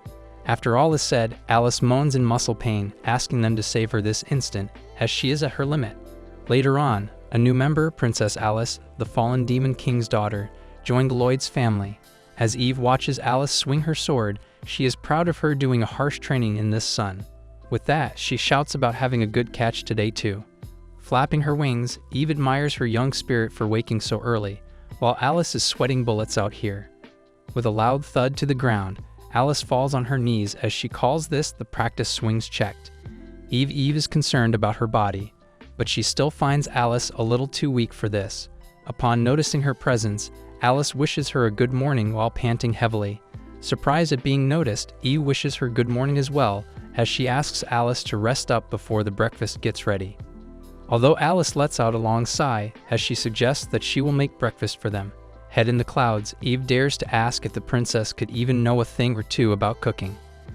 With her head spinning like a merry-go-round, she mentions being capable of pulling anything off right now. Handling a heavy chicken on her shoulder, Eve is playing cool around here, judging Alice's training grounds. Thus, she believes that by challenging everything to improve herself, she looks to be getting carried away. Alice, ever the go-getter, might be taking on to improve her regime a tad too literally. With a single-minded focus on self-improvement, Alice risks going from 0 to 60 a little too fast. While that's happening, Eve, ever the vixen, raises an eyebrow, asking if a demon princess could cook at all. Passing a smirk, Eve is challenging Alice's strength in the kitchen. But to her surprise, she has pressed some painful nerve of Alice as her demonic rage is activated. With her narrowed eyes, Eve tells her not to underestimate her Eve-senpai so easily. Bumping their heads playfully, Alice decides on not to be defeated by a pile of charred meat. Looks like a cooking duel is brewing.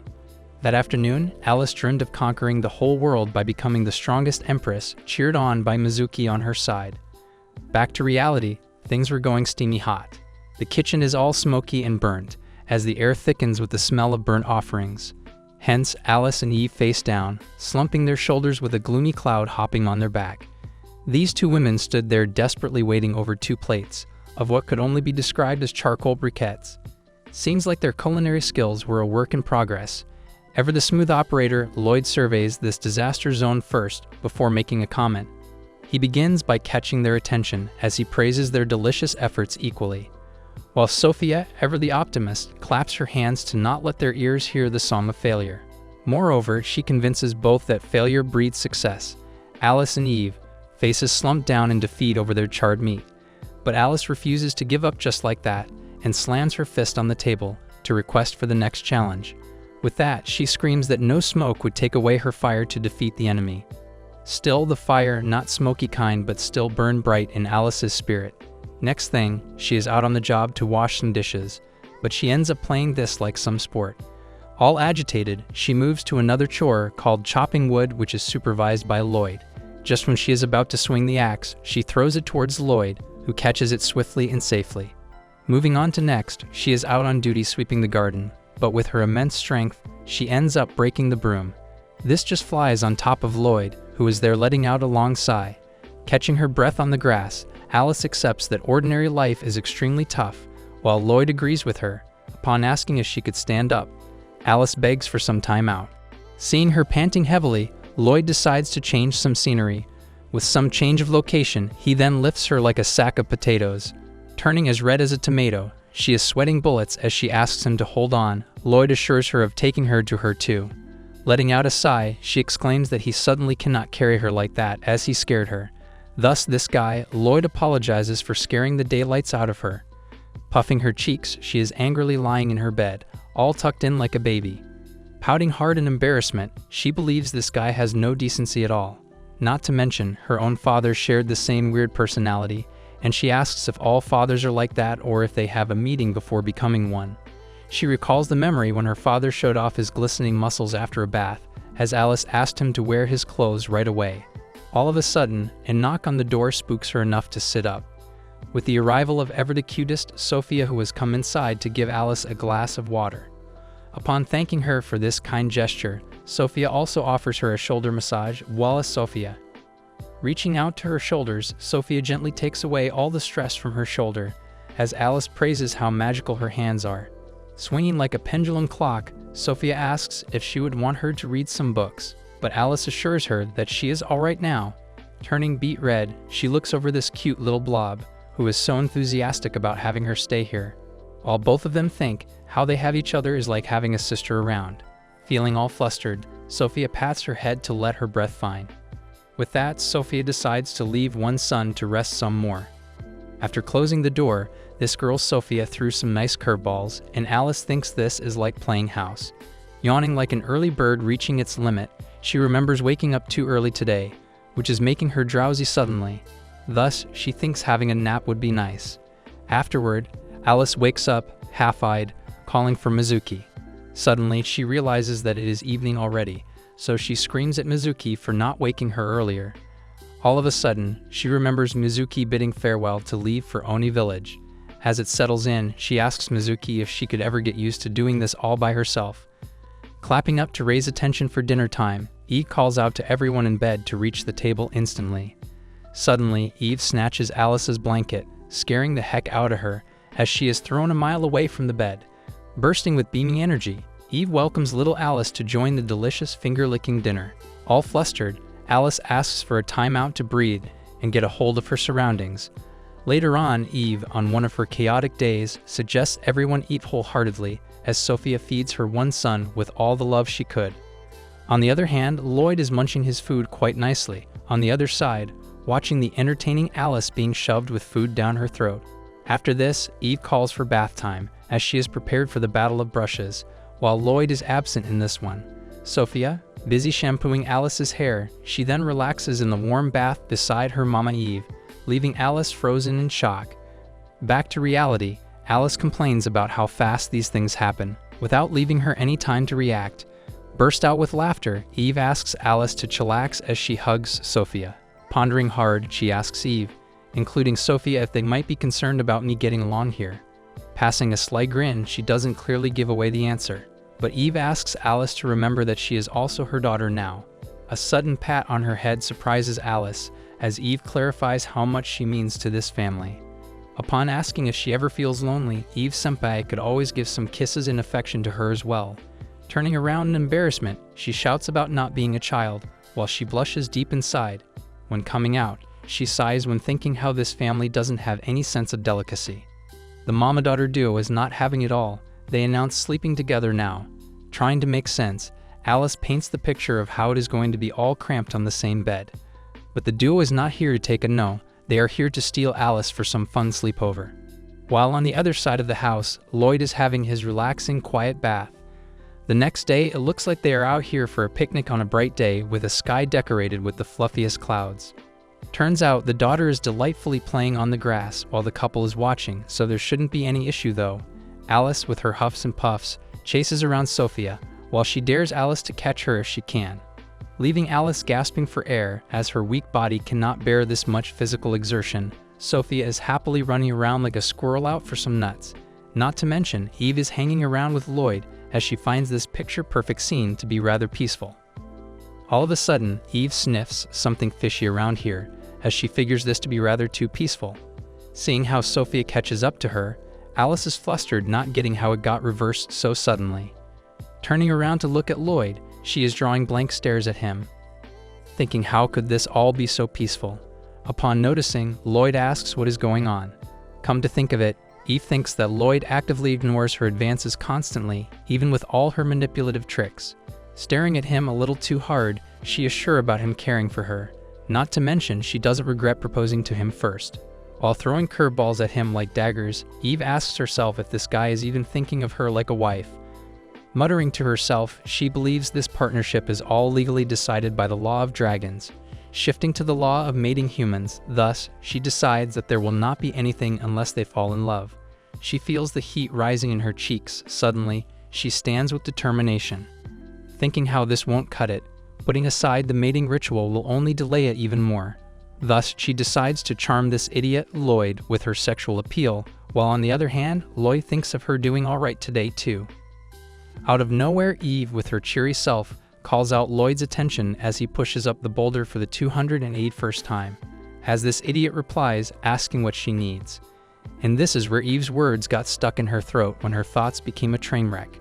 Speaking of charming this guy, she thinks of the ways that could attract him, but Eve is going in circles thinking about how she usually treats him. Being all flustered around him, she mutters if he would like to hold hands for a while, so he walks towards her and shakes her hand on her demand, leaving her mind all blank. Snapping back to her senses, she screams that she doesn't want it like that. Letting out a long sigh, she thinks about how they only held hands through Sophia when he asked her how she wanted it. As the beads of sweat rush down her face, she remembers they have never held hands before. Next thing you know, this girl has just walked onto her own ready-made grave, without thinking all over. Rumbling like a headless chicken, Eve is freaking out, while Lloyd asks if she is alright. Thinking how it has been a long time seeing her face get all fired up, he tries to understand what is up with her. But suddenly, Eve makes a run for it, as her tactics go all in the gutter. Flying far away into the cluster of clouds, she holds her fluttering heart as she thinks how it's way too early for holding hands like that. Later on, she sees Lloyd slashing some logs for the fire later. Upon calling him, she is eyeing her rather weirdly, but Lloyd's mind is all blank. Not to mention, she is throwing hard curveballs at his pea-sized brain, who just does not seem to get the hint.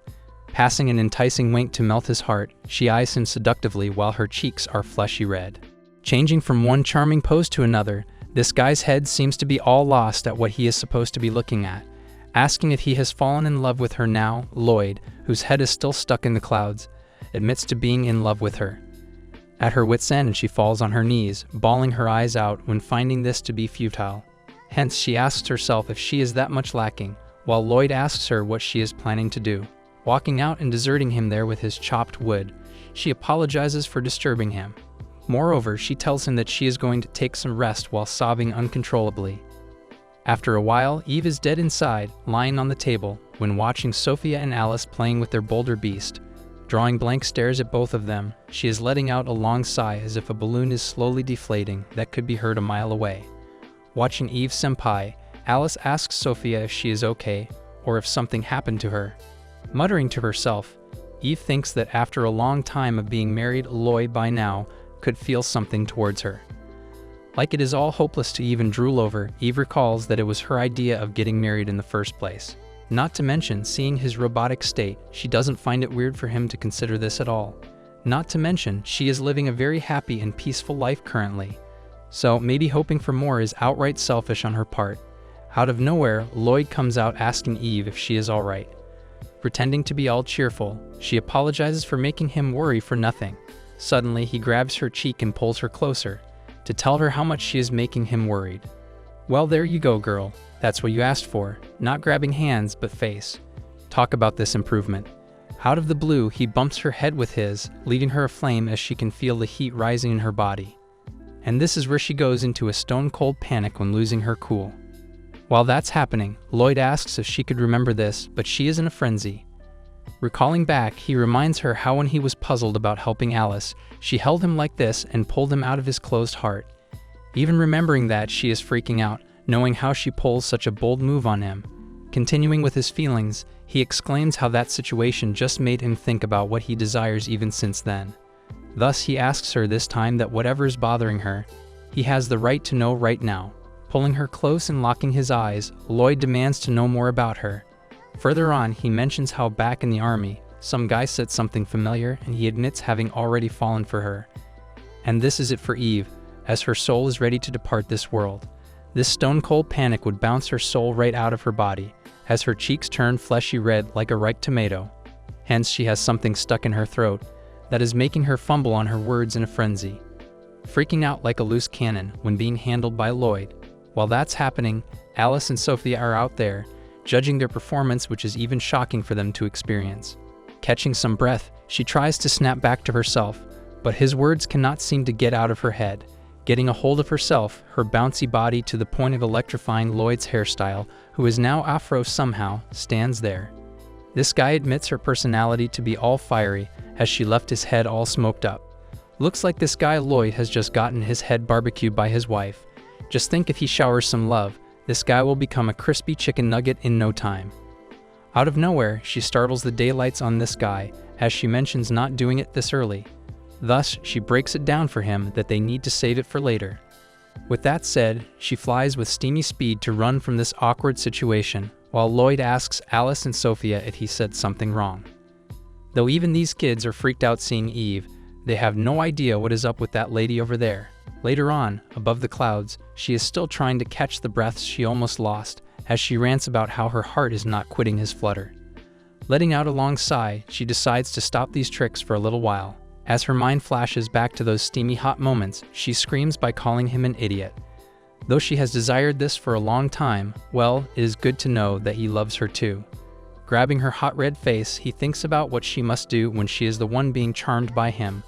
Oh well, who knows, the strongest hero in the world could be strongest in love as well. Later on, Alice is wrestling with the problem and picking her brain, as it looks like the princess is trapped in some bubble of trouble. Noticing her loss of thought, Eve senpai asks her what is wrong with her. Giving a look at the back and front, She explains how after running away from that snakeman, Fane is in a hurry. She adds how she couldn't help but her clothes are rather in tatters. Telling how her clothes are hanging by a thread, she only regrets not bringing some clothes along. Upon learning this, Sophia swiftly jumps out to come up with a cute outfit, as she mentions having a whole wardrobe she could use. Chewing on the cud, she asks if it won't be too tight, considering her size is a lot bigger. Thus, Sophia runs a check in her brain, while finding Alice to be right all along, and this just makes them both all gloomy until Eve, ever the shocker, brings up an idea to shop around the city for some clothes. However, thinking about the city, she reminds them all about how she is a demon princess from a demon race. Beads of sweat roll down her cheeks as she points at her ears, making a roaring commotion to her presence. But to her surprise, Eve bends down and shakes her bottom to ask if she could hide her ears the way she hides her tail. She then bluntly rejects this ever happening. Sophia takes this problem in her hands with such a delightful smile. Trying to scroll over the best strategy she could cook, she ignores the calls of Alice and Eve altogether. All of a sudden, she jumps a mile high excitedly when knowing the answer to their problems. This just startles poor Alice, as she is still not used to Sophia's ways of handling a problem. As Lloyd suggests the panda suit again, Alice bluntly refuses to ever wear it again. Out of nowhere, Alice is shocked to her knees as she finds it to be amazing, knowing how this becomes human ears. Hence, touching her invisible ears, Sophia introduces her illusion magic, saving the day. Moreover, she tells about how this covers her ears' appearance while painting some human ones. Thus, she promises that no one is that smart to figure this out unless they poke it like this. All of a sudden, the air in this room is getting all thick and creepy cold as Eve Senpai is cooking something in the corner. Passing away some creepy vibes, she wonders what she should pick for Alice now. Excitedly, Eve addresses that they now can easily go shopping, while Alice is all scared stiff from her new mommy. While Lloyd has already predicted that they will be coming back with luggage jam-packed with all seasonal clothes. On the occasion, Lloyd decides to go to his room and get his wallet, leaving those party girls outside.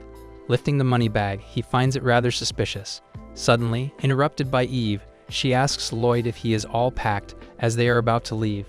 Afterward, they are strolling around Ean Town with all the rising commotion everywhere. Hence, Alice is stunned to find this town so lively, as she remembers seeing it at nighttime back then. Trying to look here and there, Lloyd asks where Eve runs off to. Coming back with some dumplings and meat, she asks Lloyd if he called for her as she munches on her delicious treats. While Alice is surprised to see her fetch food so fast, she mentions how it has been routine ever since she learned the word shopping. Furthermore, Lloyd is all stuck in the clouds, and Sophia pushes everyone to hurry up before everything runs out. She then pushes them towards the clothing stores to pick some things out for Alice. Laughing together, Alice reminds Sophia that the stores aren't going to run away, so they can enjoy some time around here. Upon reaching, Sophia screams that it is running away, and in broad daylight, they hurry up towards the seller who is running away. Calling them dear top model customers to gather their attention, Eve demands to know what is going on. Reminding them about their last visit, he mentions being carried away by ordering a lot of stock based on their demand, which in turn left him piling under a roof full of debts, to the point that he cannot even pay the rent, let alone run the store. Leaving the all flustered, Alice asks if he does not have any backup plans in store for himself. All of a sudden, Eve brushes Alice's shoulders with contentment washing over her face. However, Alice asks what's wrong with her now. As the seller takes a look at Alice, he figures this girl to be another top model material who seems to be rather easygoing. Not to mention, he feels a noble aura wrapping her gorgeous physique. After putting Alice on a pedestal, Eve, ever the diplomat, shows her desire to dress her hoe with a thumbs up. With some little Eve magic, the store is now opened again. This comes like a shocker to Alice, but Sophia is now used to it. Putting some dresses on, seeing a beautiful gown on top of Princess Alice, Eve is stunned to find such a pretty daughter, and Sophia praises her for looking like a princess.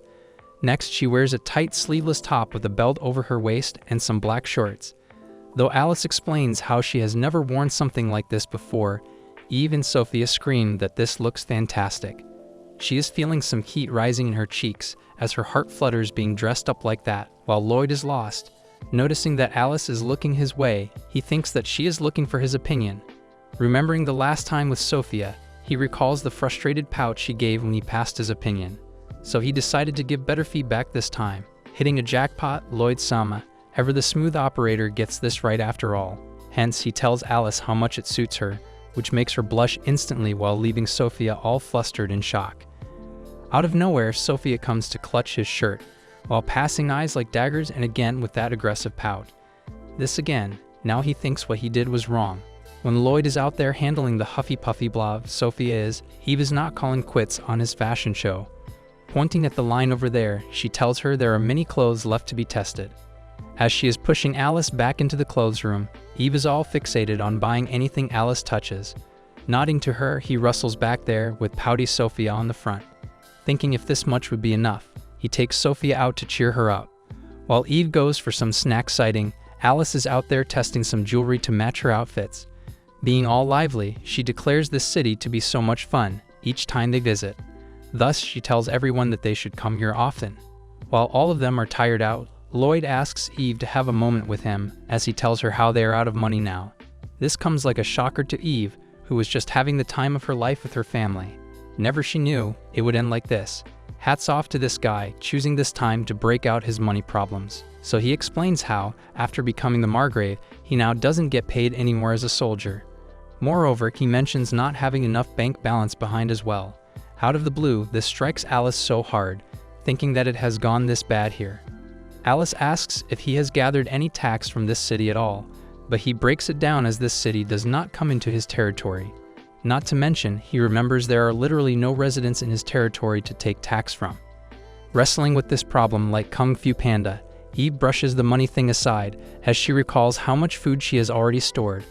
Thus, having no money poses no threat whatsoever to Lloyd's family. It is getting harder to break it to these girls, as Lloyd bites down that no money would mean no buying clothes and food from the city. So he asks her if that is okay for her, then there is no problem. But this is where Eve fumbles with her words, sweating bullets as if it's a hot summer evening. She asks him what he thinks she is, as she admits being fine about it. However, Alice notices some pauses between those words. Suddenly, Sophia calls to her mama that she will hold back on her expenses. While Alice mentions living like a freeloader, so she doesn't care about keeping any luxurious stuff, and this just makes her brain hurt badly, she jumps a mile high, screaming about how her daughters are suffering due to her spending habits. On the verge of crying, she shouts that she has no option except to sell her body. All of a sudden, giving her hand to Lloyd, she asks him to pick up her scales right this instant, which might fetch a nice price, even if it hurts. While her daughters think this is going a bit too far, Lloyd refuses to go with it. But Eve asks what they all should do about these money problems. Coming to the point, Lloyd suggests that he would search for a job. However, Alice points out that the job must be for a hero and also a Margrave, as Eve breaks out in tears that they don't have a choice. Out of nowhere, a paper comes flying away to Lloyd's face as he looks at the newspaper, noticing something about some mysterious treasure island. Upon reading, he figures there to be a mysterious incident about this place. Though they describe the disappearance of a family who went on with the ship.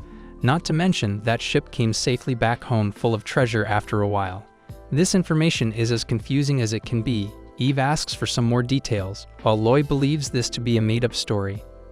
He points at some fake articles about him, making a harem, etc. As the word family with children shakes her brain, she believes they might be able to get some treasure on their course.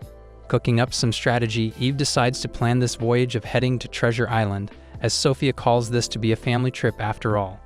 With the mother-daughter duo all excited about money and swimming, they promise to have a lot of fun together. Moreover, Eve is happy about picking up some swimsuits on this last trip to the city. Lloyd wonders if they will be alright, heading to Treasure Island, counting on the news due to them being short on money. All pumped about this treasure quest, Eve raises her voice as she calls to exercise Operation Get Rich Quick, while Sophia is running on different frequencies, singing along all the travel songs. Alice figures the dragons to be more of a wordsmith than she ever thought they could be. On the other hand, Lloyd thinks of it being a good vacation even if they don't dig any treasure. However, Alice is the only sane one thinking about the possibility of some traps, but she tags along anyway. However, this guy, Lloyd, is all on summarizing this article, as he elaborates how all the ships written in this article leave from this town. From the port town, he reassures that, after losing any contact, the ship returns on its own, filled with treasure. Thus, Alice asks what happened to those passengers on the ship, and never hears back from them. Like I said, the only sane one, Alice asking all the right questions. Reading ahead, Lloyd says how the passenger reports to be alright. Moreover, they mention reaching the island unknowingly and coming back on the ship unknowingly as well. This smells fishy all over. Alice looks for Lloyd to break it down for her. Though the mother-daughter duo has gotten the green signal from Papa Lloyd, they look to be all ready for some treasure hunt. Hence, Eve shouts about heading to Port Town right this instant. Upon reaching the port town, Porneft, as the wind knocks her out of the sail, Eve's jaw hits the floor, noticing the crowd of families with children. Her world has now turned upside down like a bolt from the blue.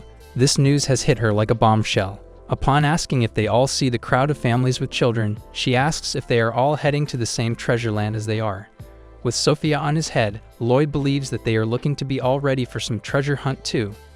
Thus, Alice asks that those drunkards count as well, but Eve believes them by drinking plenty to avoid the seaways.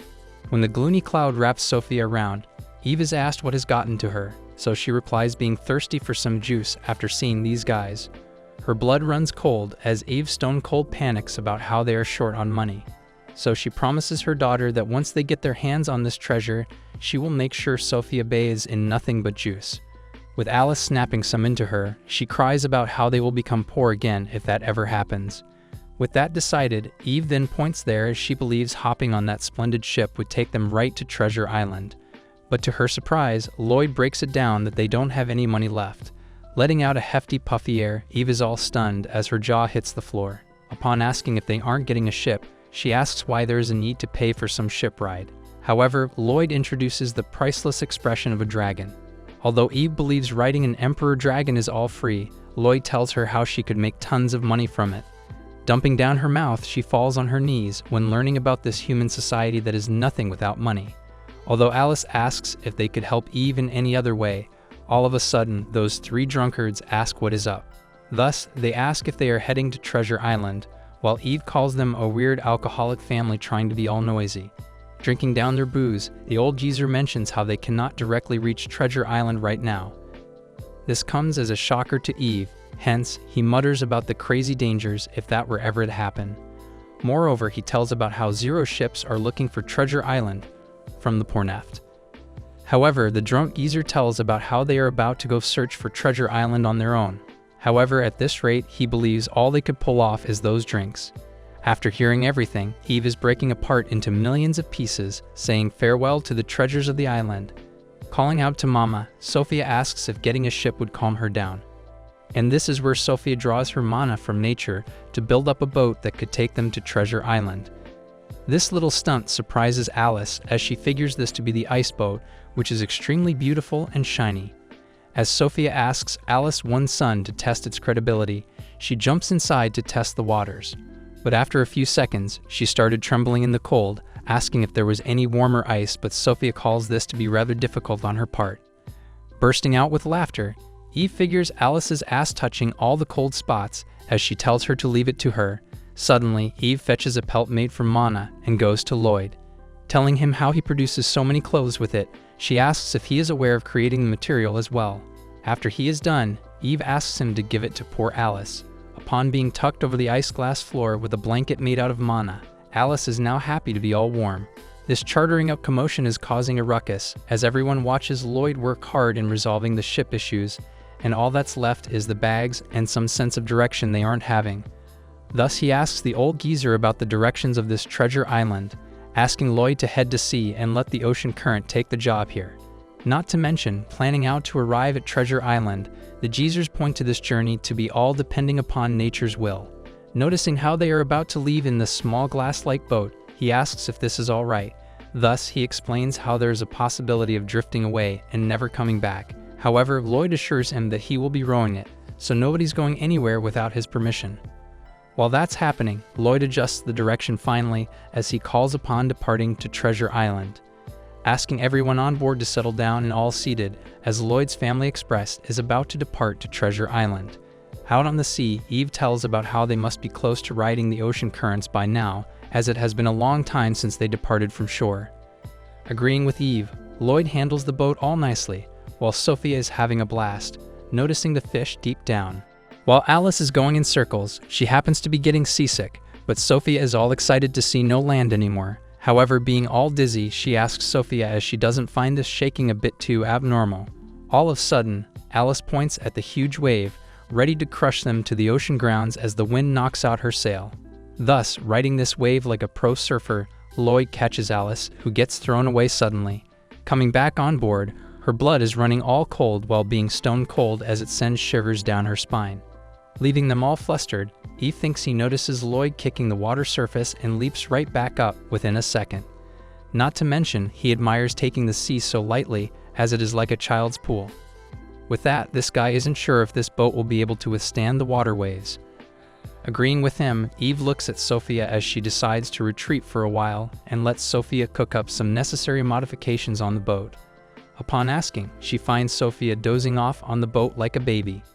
Hence, after noticing her tiresome face, she decides to let her heal. Not to mention, she tries telling Alice about them going back.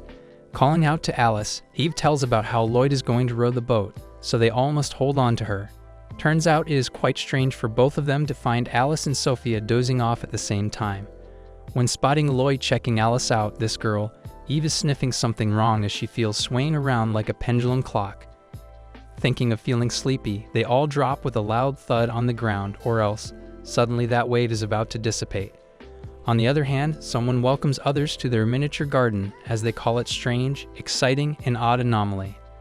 Well, looks like Lloyd is the one to wake up, but he is also the last one to lose consciousness. What are the odds? Upon confirming, he figured everyone was breathing all fine. However, Lloyd has something that he is deeply curious about at first.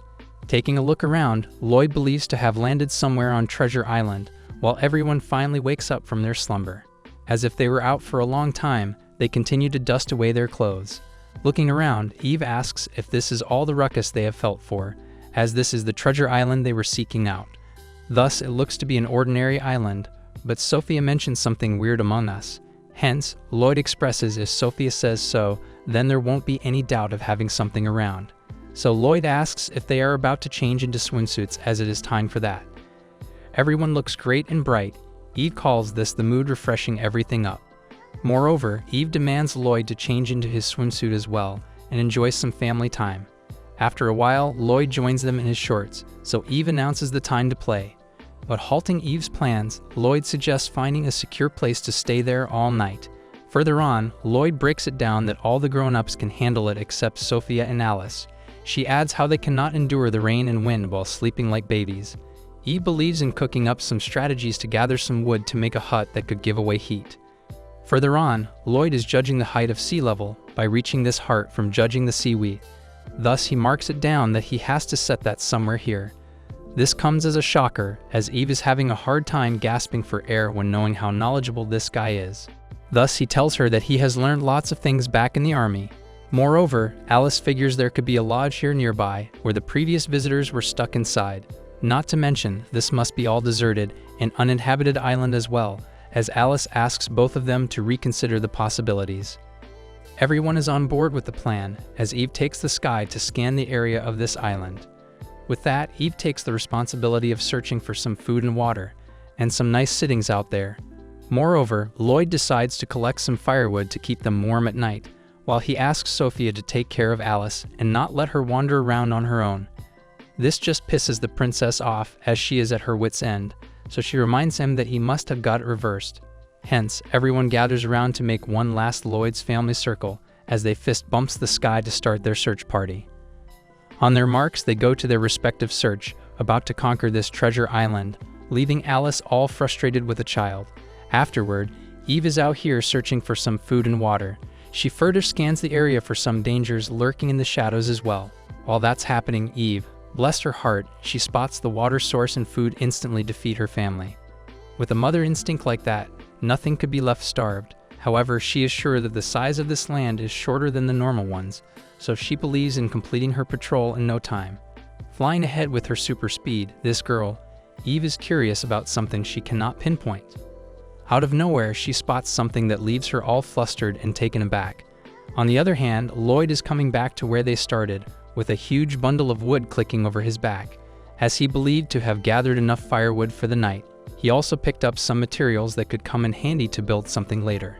Upon reuniting with each other, Eve shows how she has gotten some food and water to feed her family. With that aside, Sophia and Alice are excited about having some nice meals, as Eve welcomes Lloyd back. Besides that, Sophia asks if they stumbled upon some lodging or anything that belongs to previous visitors. However, Eve tells them there isn't anything usable from that lot, while Lloyd shares about hunting some materials down to build a house here. Upon hearing this, Sophia cannot believe her eyes, as she is gleaming with happiness when knowing that they are about to make a house here. Thus, she asks her papa Lloyd what kind of a house he is going to make now. Well, Eve convinces Sophia of Lloyd cooking up some really splendid house for her. But to her surprise, Lloyd has planned on making a simpler house, as they are not planning to stay here for a lifetime.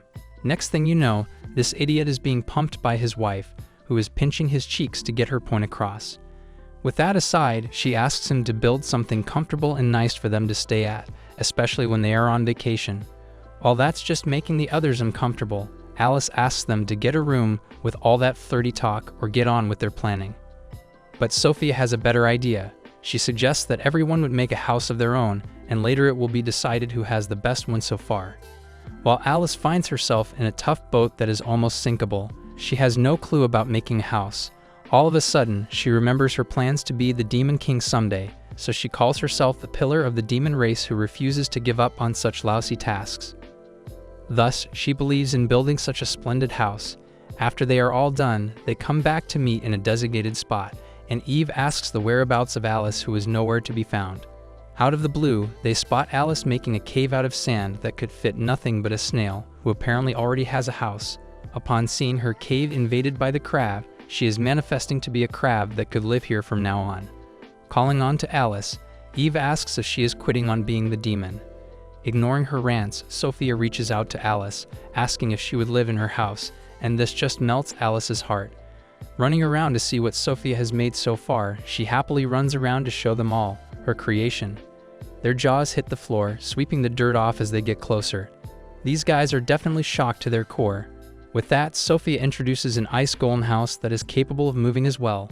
While that's happening, Eve pats Sophia for making such a brilliant house. However, Alice dares ask if this one would melt all the way, but Sophia mentions it to be fine, as long as she is awake.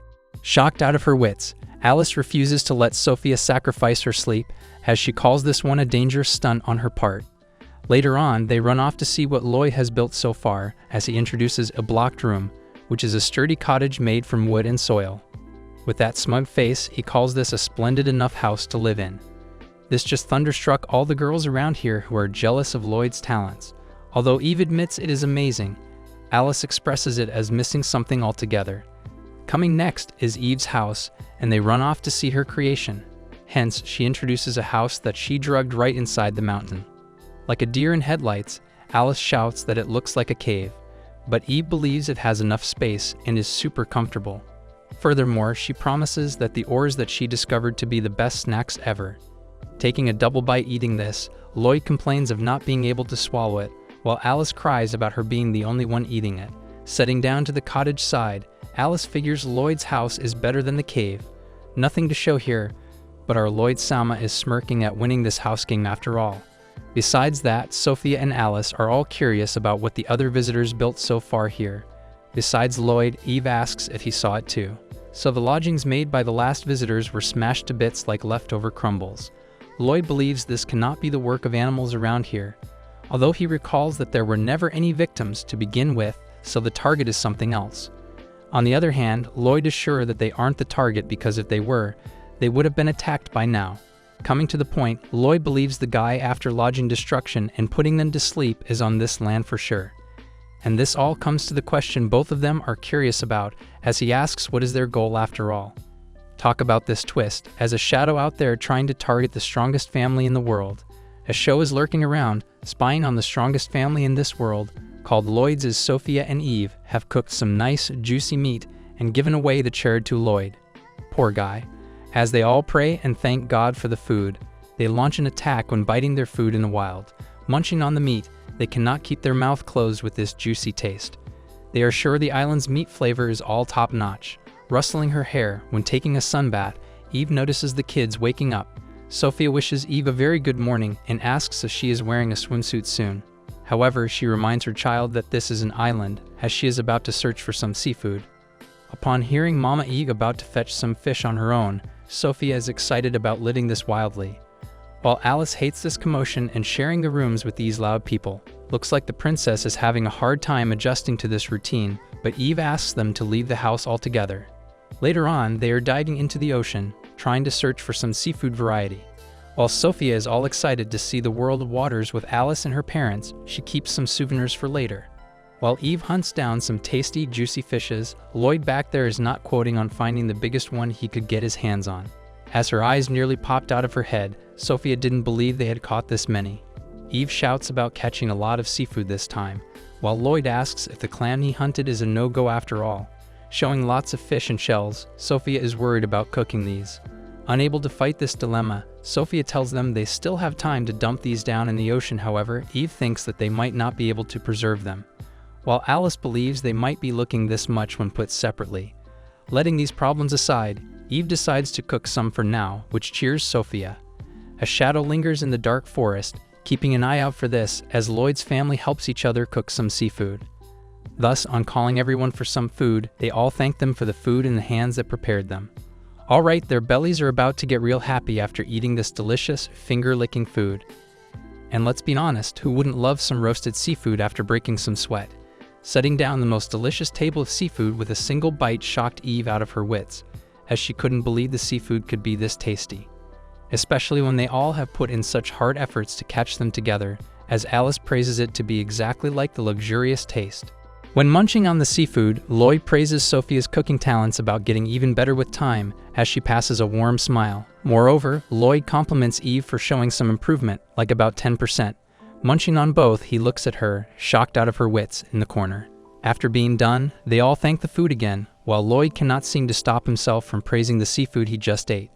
On the other hand, Alice is ranting about the seawater being all sticky after drying up. Who knew they needed to pack some hair care routine after knowing the seawater could be this sticky? Rolling her hair strands, she asks everyone if they could take a bath together. With a smile that could melt glaciers, Sophia invites everyone for some bath time together to scrub this sticky stuff off. And this is it. Nothing is a good soak and some bubbles can't be fixed. Add some splashes of water as an additional bonus. Shocking to her core, wondering if Lloyd is joining in, but Lloyd, ever the gentleman, tells them that he will be washing some dishes here. Later on, these girls are out here splashing some water and playing around with smiles as warm as sunshine. But with a motherly grin, Eve is ready to splash a bucket full of water at Alice like an ambush attack. While these girls are having fun, the shadow is lingering around quite nicely, trying to peek at everything it can. This view is taking the breath away as the shadow couldn't believe his eyes. The heat rises in the cheeks as the shadows make a run for it but end up tripping over to the side, where Lloyd is. Dashing around instantly in shame, Lloyd catches up to this dude while declaring that he has found him. Thinking that this is the shadow lurker chasing them since yesterday, he figures the kid belongs to the demon race. Not to mention, Lloyd asks if he has been monitoring them all along. Not only that, but he added a fish to their collection of seafood, which he ate, proving to be not poisonous at all. Thus he asks for his goal, and while this kid trembles in fear and sweats bullets, he dashes right out of there instantly. Rustling in the bushes, he is trying to hide himself from Lloyd, who is now chasing him. But Lloyd, all trying to play the nice guy, tells him that he would not hurt him at all. Hence he asks the little guy to sit down and talk it out, as this looks to be a dangerous area with little vision whatsoever. All of a sudden, a blinding light gives away a sun-kissed face as Lloyd tries to look for the kid. Upon reaching the edge of a mountain top, from where the ocean could be seen, all cleared. While Lloyd is calling for the little guy to come forward, he wonders if that kid fell into the sea out of fear. Thus he makes a jump for it to save the little lad from this misery. Not aware of what has scared that lad into this much, all he could do was run and dash around. Scaring the daylights out of them, Eve asks what is up with him, as he interrupts their bath time suddenly. Alice and Sophia have their eyes nearly popping out of the socket after Lloyd's little stunt. However, making everyone flustered, Eve is screaming that she doesn't mind at all, but Alice and Sophia are still naked. Ignoring her yapping about something, Lloyd shouts that there is a kid that fell in the water, so he begs them to look for him. Leaping to some other side, Eve stands up to go see what is going on around.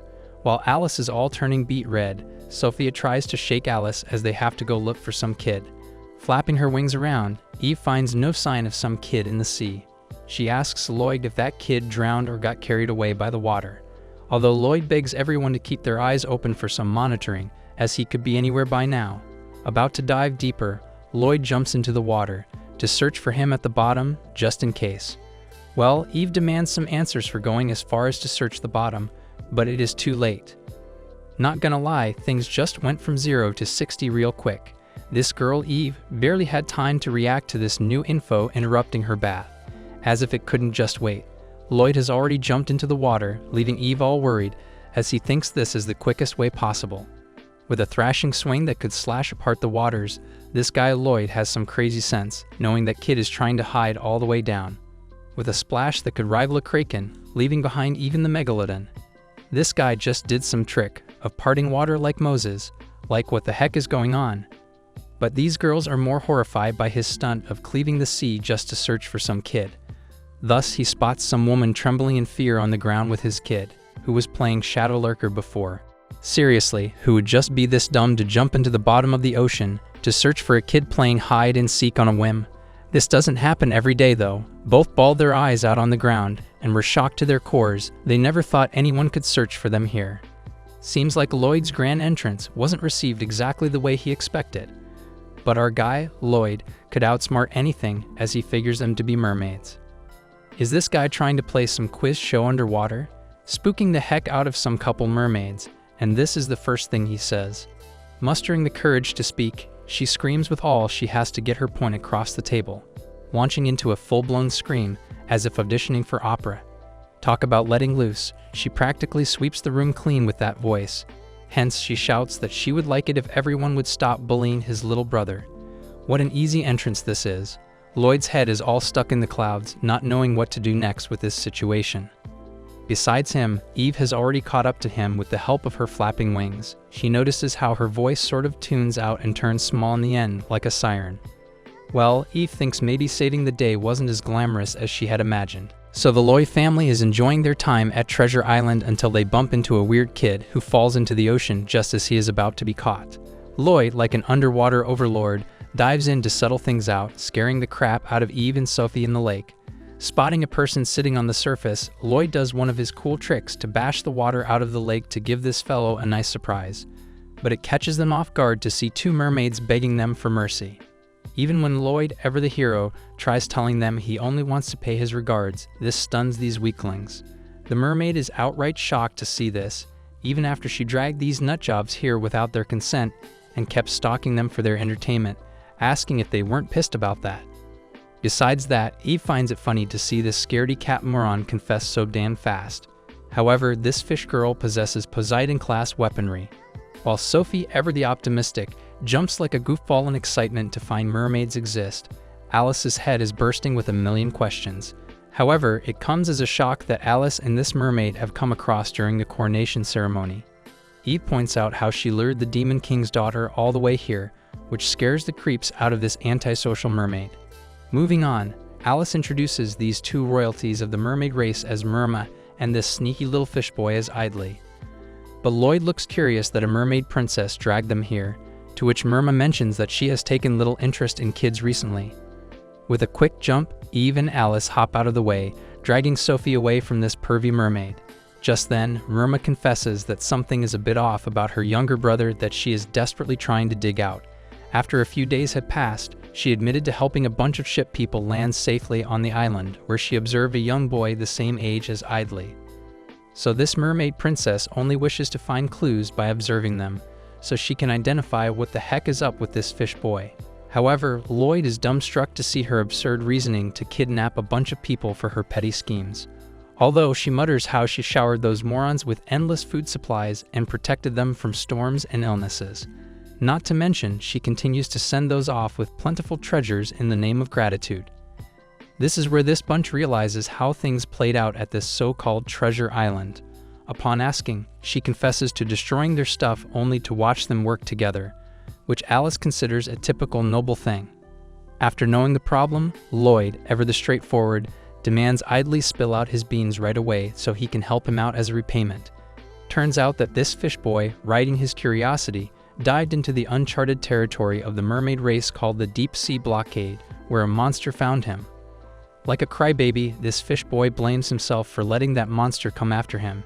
If he did, everyone would be in this pickle because of him. So Lloyd accepts his cry for help to help him with his anxiety and defeat that monster. With his Azure Sky song helping them to move underwater, Lloyd has decided to split the whole sea apart to drive that monster out once and for all. Moving on with this underwater mission, Aliad, ever the lifesaver, checks in on Alice, who is shaking like a leaf at the thought of swimming. This way, the Treasure Island arc enters the final stage when the Lloyd family takes a dive, chasing the fish boy. Reaching the forbidden territory, the deep sea blockade, this ugly loser desperately wants some action to beat this monster to a pulp. Just then, a bunch of invisible shits attack Myrma out of nowhere, as Lloyd figures out she is being slithered by tentacles or something. After landing a hard strike to the surface, this ugly bunch reveals itself to be octopus-like monsters. However, Heidi alerts these guys to be on their guard at all costs. Noticing the octopus monsters being slurped by a big-ass thing, Heidi points at this monster, Hydra, scaring the crap out of him, whom Lloyd recognizes as Fane's snake. Even Hydra shakes like a leaf in Lloyd's presence, remembering what happened last time. Eve suggests blowing this guy up again if Fane has sent it after them, but Hydra tries to clear up this misunderstanding through Sophie, who surprisingly understands this thing. Even Sophie, ever the pragmatic, thinks she got this perk after seeing the summoning magic. It turns out that Hydra, after cutting ties with Fane, fell down here and made this new place his home. Calling up a meeting, Eve traced this Treasure Island fiasco to be caused by solely them after blowing up Hydra this way. When the Lloyd family is busy deciding Hydra's fate, who happens to harbor no ill intention, they spot Heidi being chased by those ugly octopuses. Knowing the mermaid's song, Sleeping Waves, has zero to no effect on them, suddenly, Hydra comes out of his way to eat those octopuses without sweating a bullet.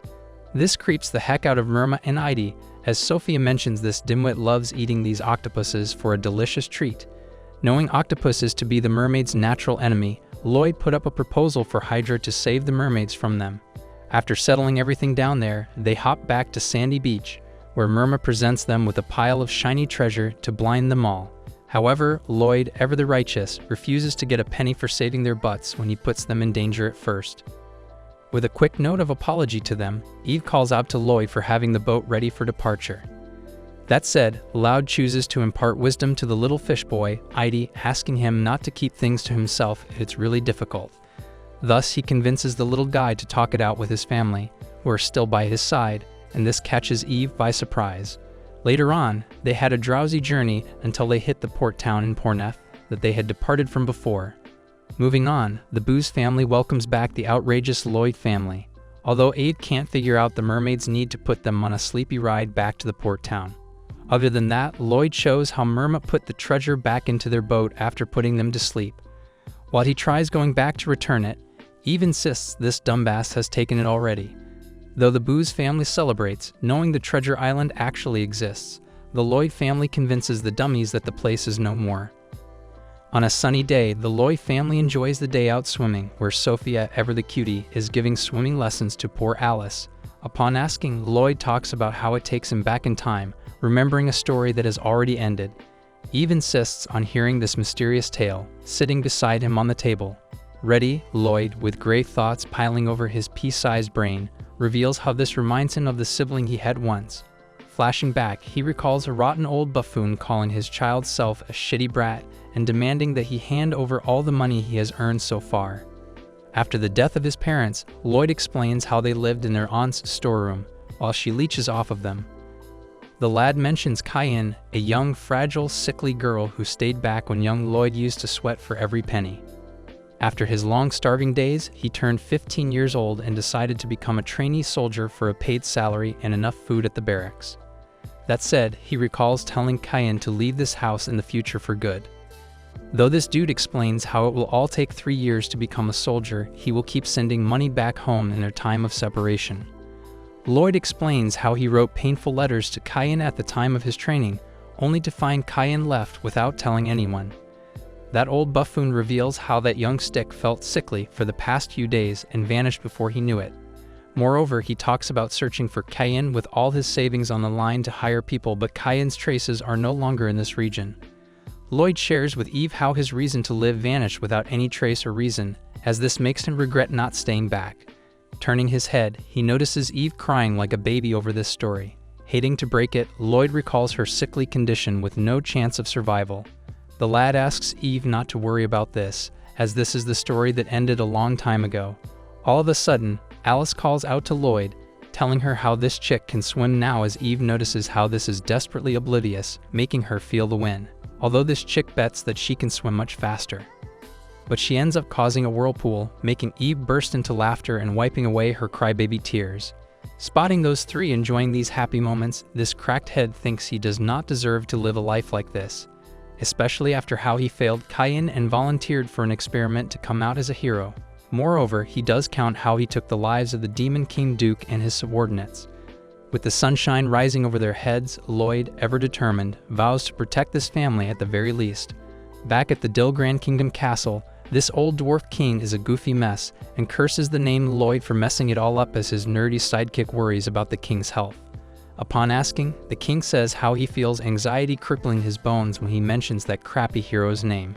Giving daggered eyes, he reveals how he has planned everything to end, telling about his preparations to take that dumbass down to the ground. While a strange, dark creature resides in the cellar, the king bets this time he has got Lloyd in the palm of his hand. Thus, the unknown is the shining proof of a hero, as the disaster knocks on the door of the Lloyd family. The start of the big-ass disaster of the Lloyd family begins on this day when a voice disrupts Lloyd's family during their laundry time. All of a sudden, the king's army notifies Lloyd that there is a message, as this ugly loser thinks it has been a long time since Sophie's cult incident. After Eve fills these two with the gruesome details, Alice and Sophia jump a mile high in shock to know the king is after Lloyd's life. Moving along, this cracked head learns that the king invited him over to the Dilgrand Castle all alone. However, the ladies know how to torture the army on behalf of their love for Lloyd. After bullying the crap out of him, Alice smacks the lad about how the king is trying to be a trickster through his subjects. Aside from that, Lloyd confirms his arrival regardless, but the ladies wish to come along on this barbaric journey.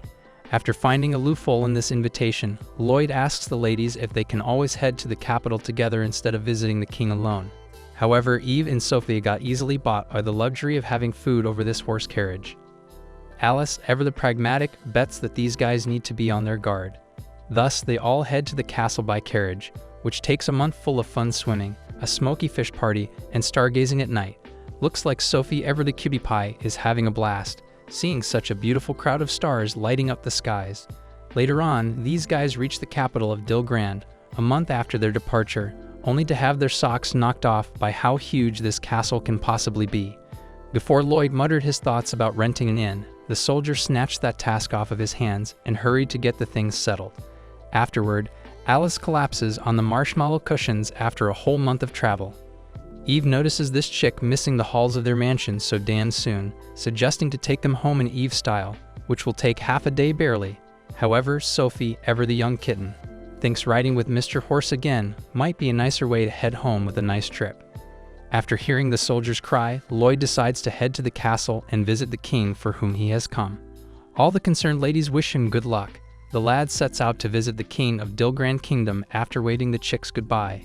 Upon reaching the castle, the soldier gladly points back at the carriage, which Lloyd suspects is where this is even leading.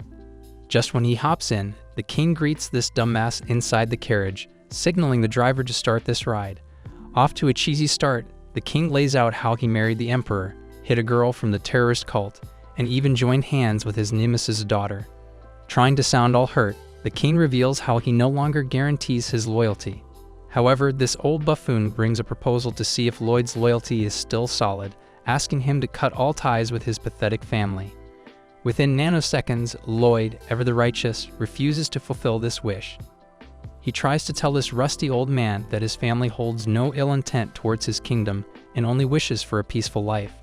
Before letting him finish, the king calls for rebellion confirmation as a creepy hand tries to grab Lloyd, only to throw him out in the air. The king, ever the snorty bragger, declares Lloyd, the hero, to be considered a danger to everyone, ordering the creepy cloak guy to finish this moron quickly. That grumpy old thing bets that Lloyd got no way to run from this unknown disaster to finish him off once and for all. The creepy dude lands a smacking hit to his face, sending Lloyd to the ground. The lad stares with his eyes like daggers as blood drips down his face. The king cheers for the creepy cloak guy, saying that this dumbass can surely defeat Lloyd after all. On the other hand, seeing Sophie, ever the cheerful spirit, hopping like an excited goofball craving to go around the city. Eve asks Alice if they should head out for some fun. With all three on board, Alice states she should take a look at this city life that has risen from the ashes of her father. Moving out, Alice confirms definite crowd sickness symptoms, while Eve is still curious about where they should go first. All of a sudden, she bumped into this guy, sealing news about the hero that caught them off guard. Looking around, Eve reads how Lloyd got his title rank promoted to Margrave after defeating the evil Demon King and taking control of the demons. Further on, the article talks about the hero turning his head away from the benevolence of the king and the country, and starting to plan out the rebellion. After recruiting the frightening emperor, the dragon, the witch of calamity, and even the demon daughter of his nemesis, the lad has surely planned to take out the Dilgrand kingdom in his wake. Thus, this trio learns how this country declared Lloyd a threat beyond the Demon King's level, which horrified this bunch stumbling into such a detailed piece of crap. Moving along, Eve notices the faces of disappointment in the crowd, hoping for the execution of the hero soon. Thus, Eve lays out how King destroys Lloyd's image to induce his execution scheme to cut him out of the picture. She is damn sure that King wants to end this shit this time, while Alice prepared both to hunt the hero down. On the other hand, the creepy cloak guy is having a showdown battle with hero Lloyd out of nowhere. Gearing up, the hero Lloyd faces the enemy, and that ugly dimwit gives off a mischievous grin. The lad can't help but wonder who is behind this monstrous strength, eager to see what is beneath this mantle. With this girlish getup and phantasm device, Lloyd confirms this creepy dude is a hero just like him. Suddenly, she jumps towards this dumbass and chains him with her magic, making Lloyd wonder what is going on as he no longer musters up any power. Thus, she spells out to him that she does not wish to give this moron a chance to develop unlimited power by using mana. Besides that, this old king, past his prime, is dying to reveal this creepy girl's identity. So this old fool reveals how this was the first prototype of the very first experiment that turned Lloyd's pathetic life around after this person. Moreover, the king brags about how this chick comes in handy at times like this, with unlimited mana power and the bonus of this chain that can seal lackeys like him. While that old clown commands the girl to finish this guy, she gives off her face reveal, knocking Lloyd's socks off as he stands with his eyes wide as saucers. This whack dude cannot believe how this person is still alive as Cayenne runs to give Lloyd a hug. Hence, she assures her big bro that this way they can live together again, just like they used to. Back at the city, the ground is shaking, freaking the heck out of the people. However, Eve can definitely find these vibrations to be a lot similar to when Lloyd is in a grave battle, considering that the fight is still ongoing. Knowing that the loser did not finish off the enemy with one hit, they are assured that something shady is going on. Near the capital, beside the mountain path, Cayenne, ever the tiny cutie, expresses how much she misses her big brother, while Lloyd is still having a tough time believing she was alive all this time. Upon noticing, the hero Lloyd finds her body very light, as he can't help but wonder where she has been living all this time. Not to mention, the lad wonders what kind of trials and hardships she has bumped into to become this strong. However, Cayenne asks if he is a little too worried about her, thinking she has passed away, but she discards what the past did to them. Hence, she states that she is ready to be united with her big brother as he promised. While the old king, a little off his rocker, thinks Lloyd is definitely trembling in fear. So this old clown has a screw loose, demanding Lloyd beg for mercy as chaos befalls those who make the king furious. To cut it short, the king commands this tiny chick to get it over with and slay the hero Lloyd. But a sudden change of plans occurs as Cayenne tells this grumpy shit that she is going to take her big brother back. She tries dumping Lloyd back in the carriage when the king realizes these two buns are actually siblings. Lloyd thinks the king is a rotten fool not to check the subject's background and let them battle like it's a playground or something. With a quick note of apology for almost ruining his face, Cayenne wishes Lloyd got how she is no longer a burden and can protect his sweet ass now. But the king wishes to have the last laugh, reminding these two of the consequences of not fulfilling his wishes. Out of the blue, the crystal in Cayenne's heart starts to glow, and she screams in agonizing pain like a hyena being butchered. However, this rusty old man, who talks a big game, lets the lad know that the phantasm device has a built-in feature of a restraining device. So basically, if this chick steps out of the line, this royal clown can pull the strings to snap this chick back to his turf. After activating this device, Cayenne will feel hellish pain after being immobilized, and will continue to endure this deadly pain if she disobeys him more. While Lloyd slams some sense into Cayenne, asking her to follow that clown's orders, Cayenne mutters how she endured worse, more gruesome experiments for years of pain like this. Just then, the king decides to let go, thinking losing Cayenne is a huge-ass loss he is not ready to make. Moreover, this clown brags about how he brought these two morons along with his power. Suddenly, Eve and others manage to land on this scene, watching Lloyd chained by this tiny girl alongside the king. While that trio is ready to save the heroes, but this time, the king calls this one an actual combat test to finish this hindrance attacking his plan to kill Lloyd. Out of the blue, some strange beings come out of nowhere to attack the trio, and Eve wonders where this enormous mana is releasing itself. Just then, this old-timer, having a screw loose, reveals the conventional artificial hero, a man-made being with a phantasm device installed. However, the king bets that these are very different, as they hold the loyalty card with unlimited mana access. Even Sophia is stunned to see that such golems never existed back in the cult, while Alice wonders if these promise the same strength as Lloyd. While down there, clenching his teeth in worry, Lloyd blames this chain for being a total nuisance to hold him on the ground, depriving the lad from gathering his strength. Like a mischievous dud, the king locks the carriage's door shut, bidding his farewell in a hurry to avoid this disaster. Suddenly, he displays his wish of not being collateral damage in this battle and has no need for any more dangerous elements in his life. Running off like a scaredy cat, he commands his synthetic dolls to execute the Lloyd family without leaving any traces behind. Back at the mountain path near the capital, the showdown of round 1 between the strongest race versus the synthetic heroes is going down in much harsher terms, with the king fleeing off the premises. Eve, the Dragon Emperor, looks to be dealing with Dragonute, whom she finds to be resembling a dragon. Knowing this type is a worse match for hand-to-hand combat or close-range attack, she decides to show this dumb doll some harsh stuff. Just then, Eve unleashes her thunderous, sharp claws on this ugly machine at a much faster pace to see if this dud can even take her powerful slam. With her claws scratching off its hand, the synthetic doll scratches his brain while Eve screams that she will crush him into bits. All of a sudden, when Eve dives to blow this metal head, Dragonute welcomes the lady with his slashing tail to slaughter her head off.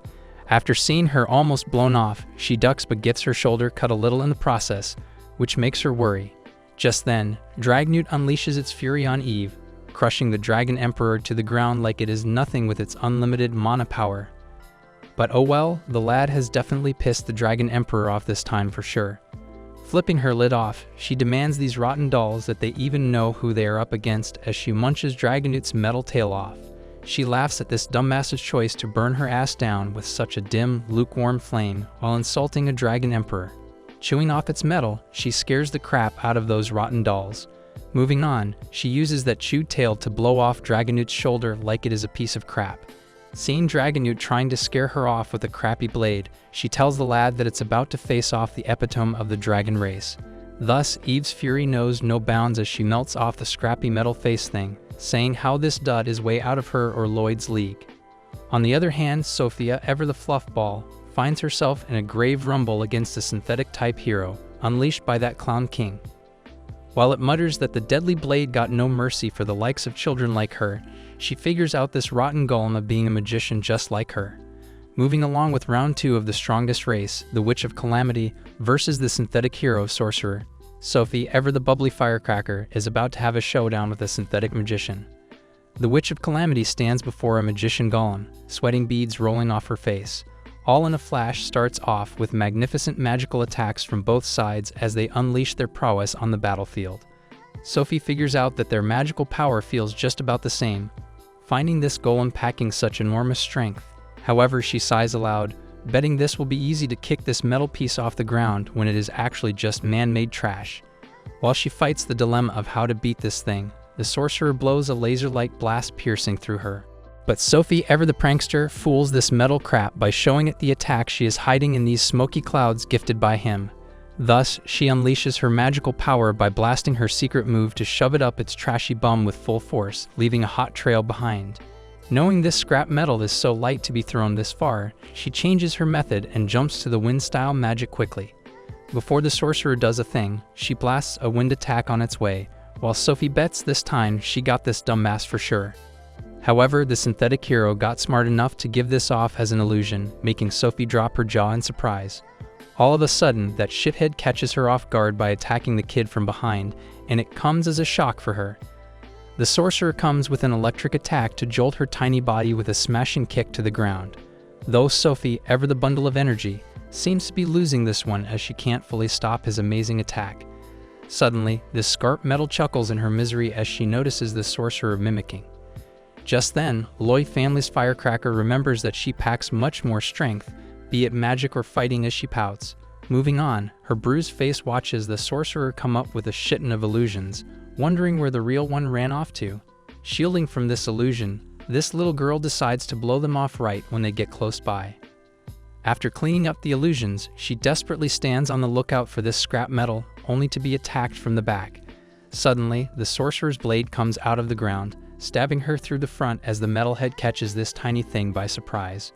Sophie is stunned, frozen in horror, to see that this metalhead has enough smarts to sneak up on her like that.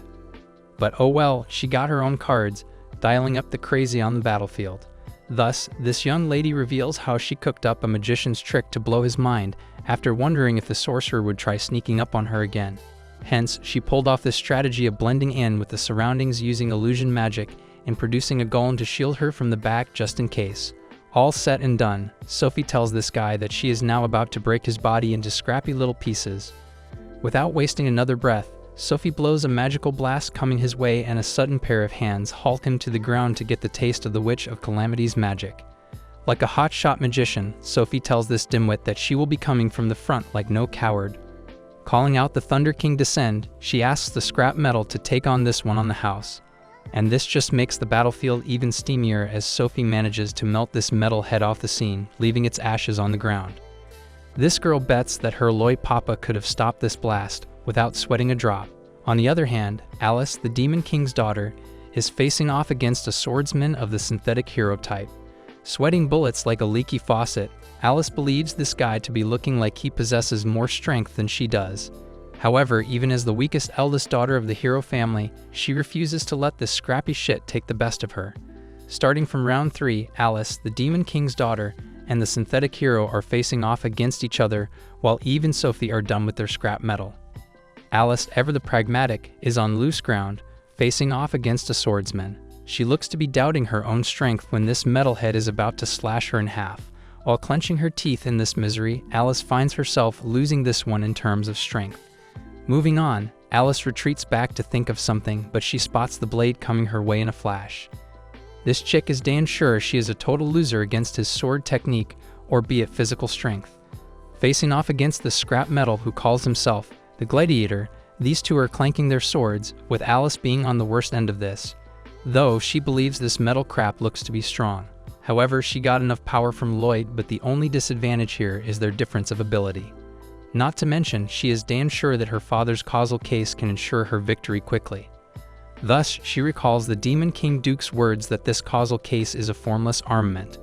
Moreover, he describes this as an imaginary tool that can be shaped, function, and withhold power on the basis of the user's imagination.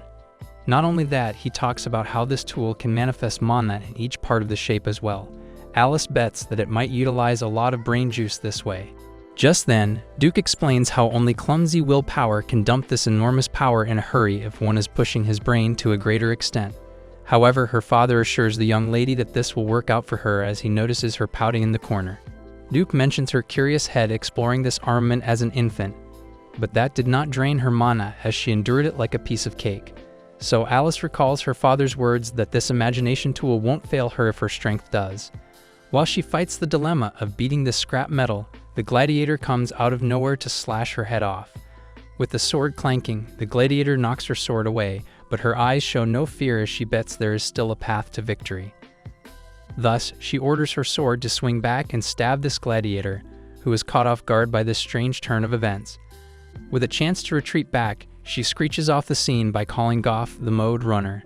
Suddenly, she goes for the mode hand cannon to finish this job in Mexican style. Moving on, she notices the Gladiator heading towards her with a finishing blow at hand while ignoring her hand cannon. However, Alice startles this scrap metal by calling off the mode Bola, a weapon thrown that entangles the limbs of the quarry. After that, with a mode of runner and hand cannon, she goes for the huge-ass hammer attack. After deception and obstruction, this mana armament usage serves the weakling like her in this shameless battle. Even then, Alice strikes the gladiator with the giant hammer, destroying that metal crap in pieces. She feels no shame in winning while trembling in fear because someone who is the future Demon King must not lose to this imitation hero. After dealing with these nutjobs, the trio gathers to finally take off and retrieve Loi from that Clown King.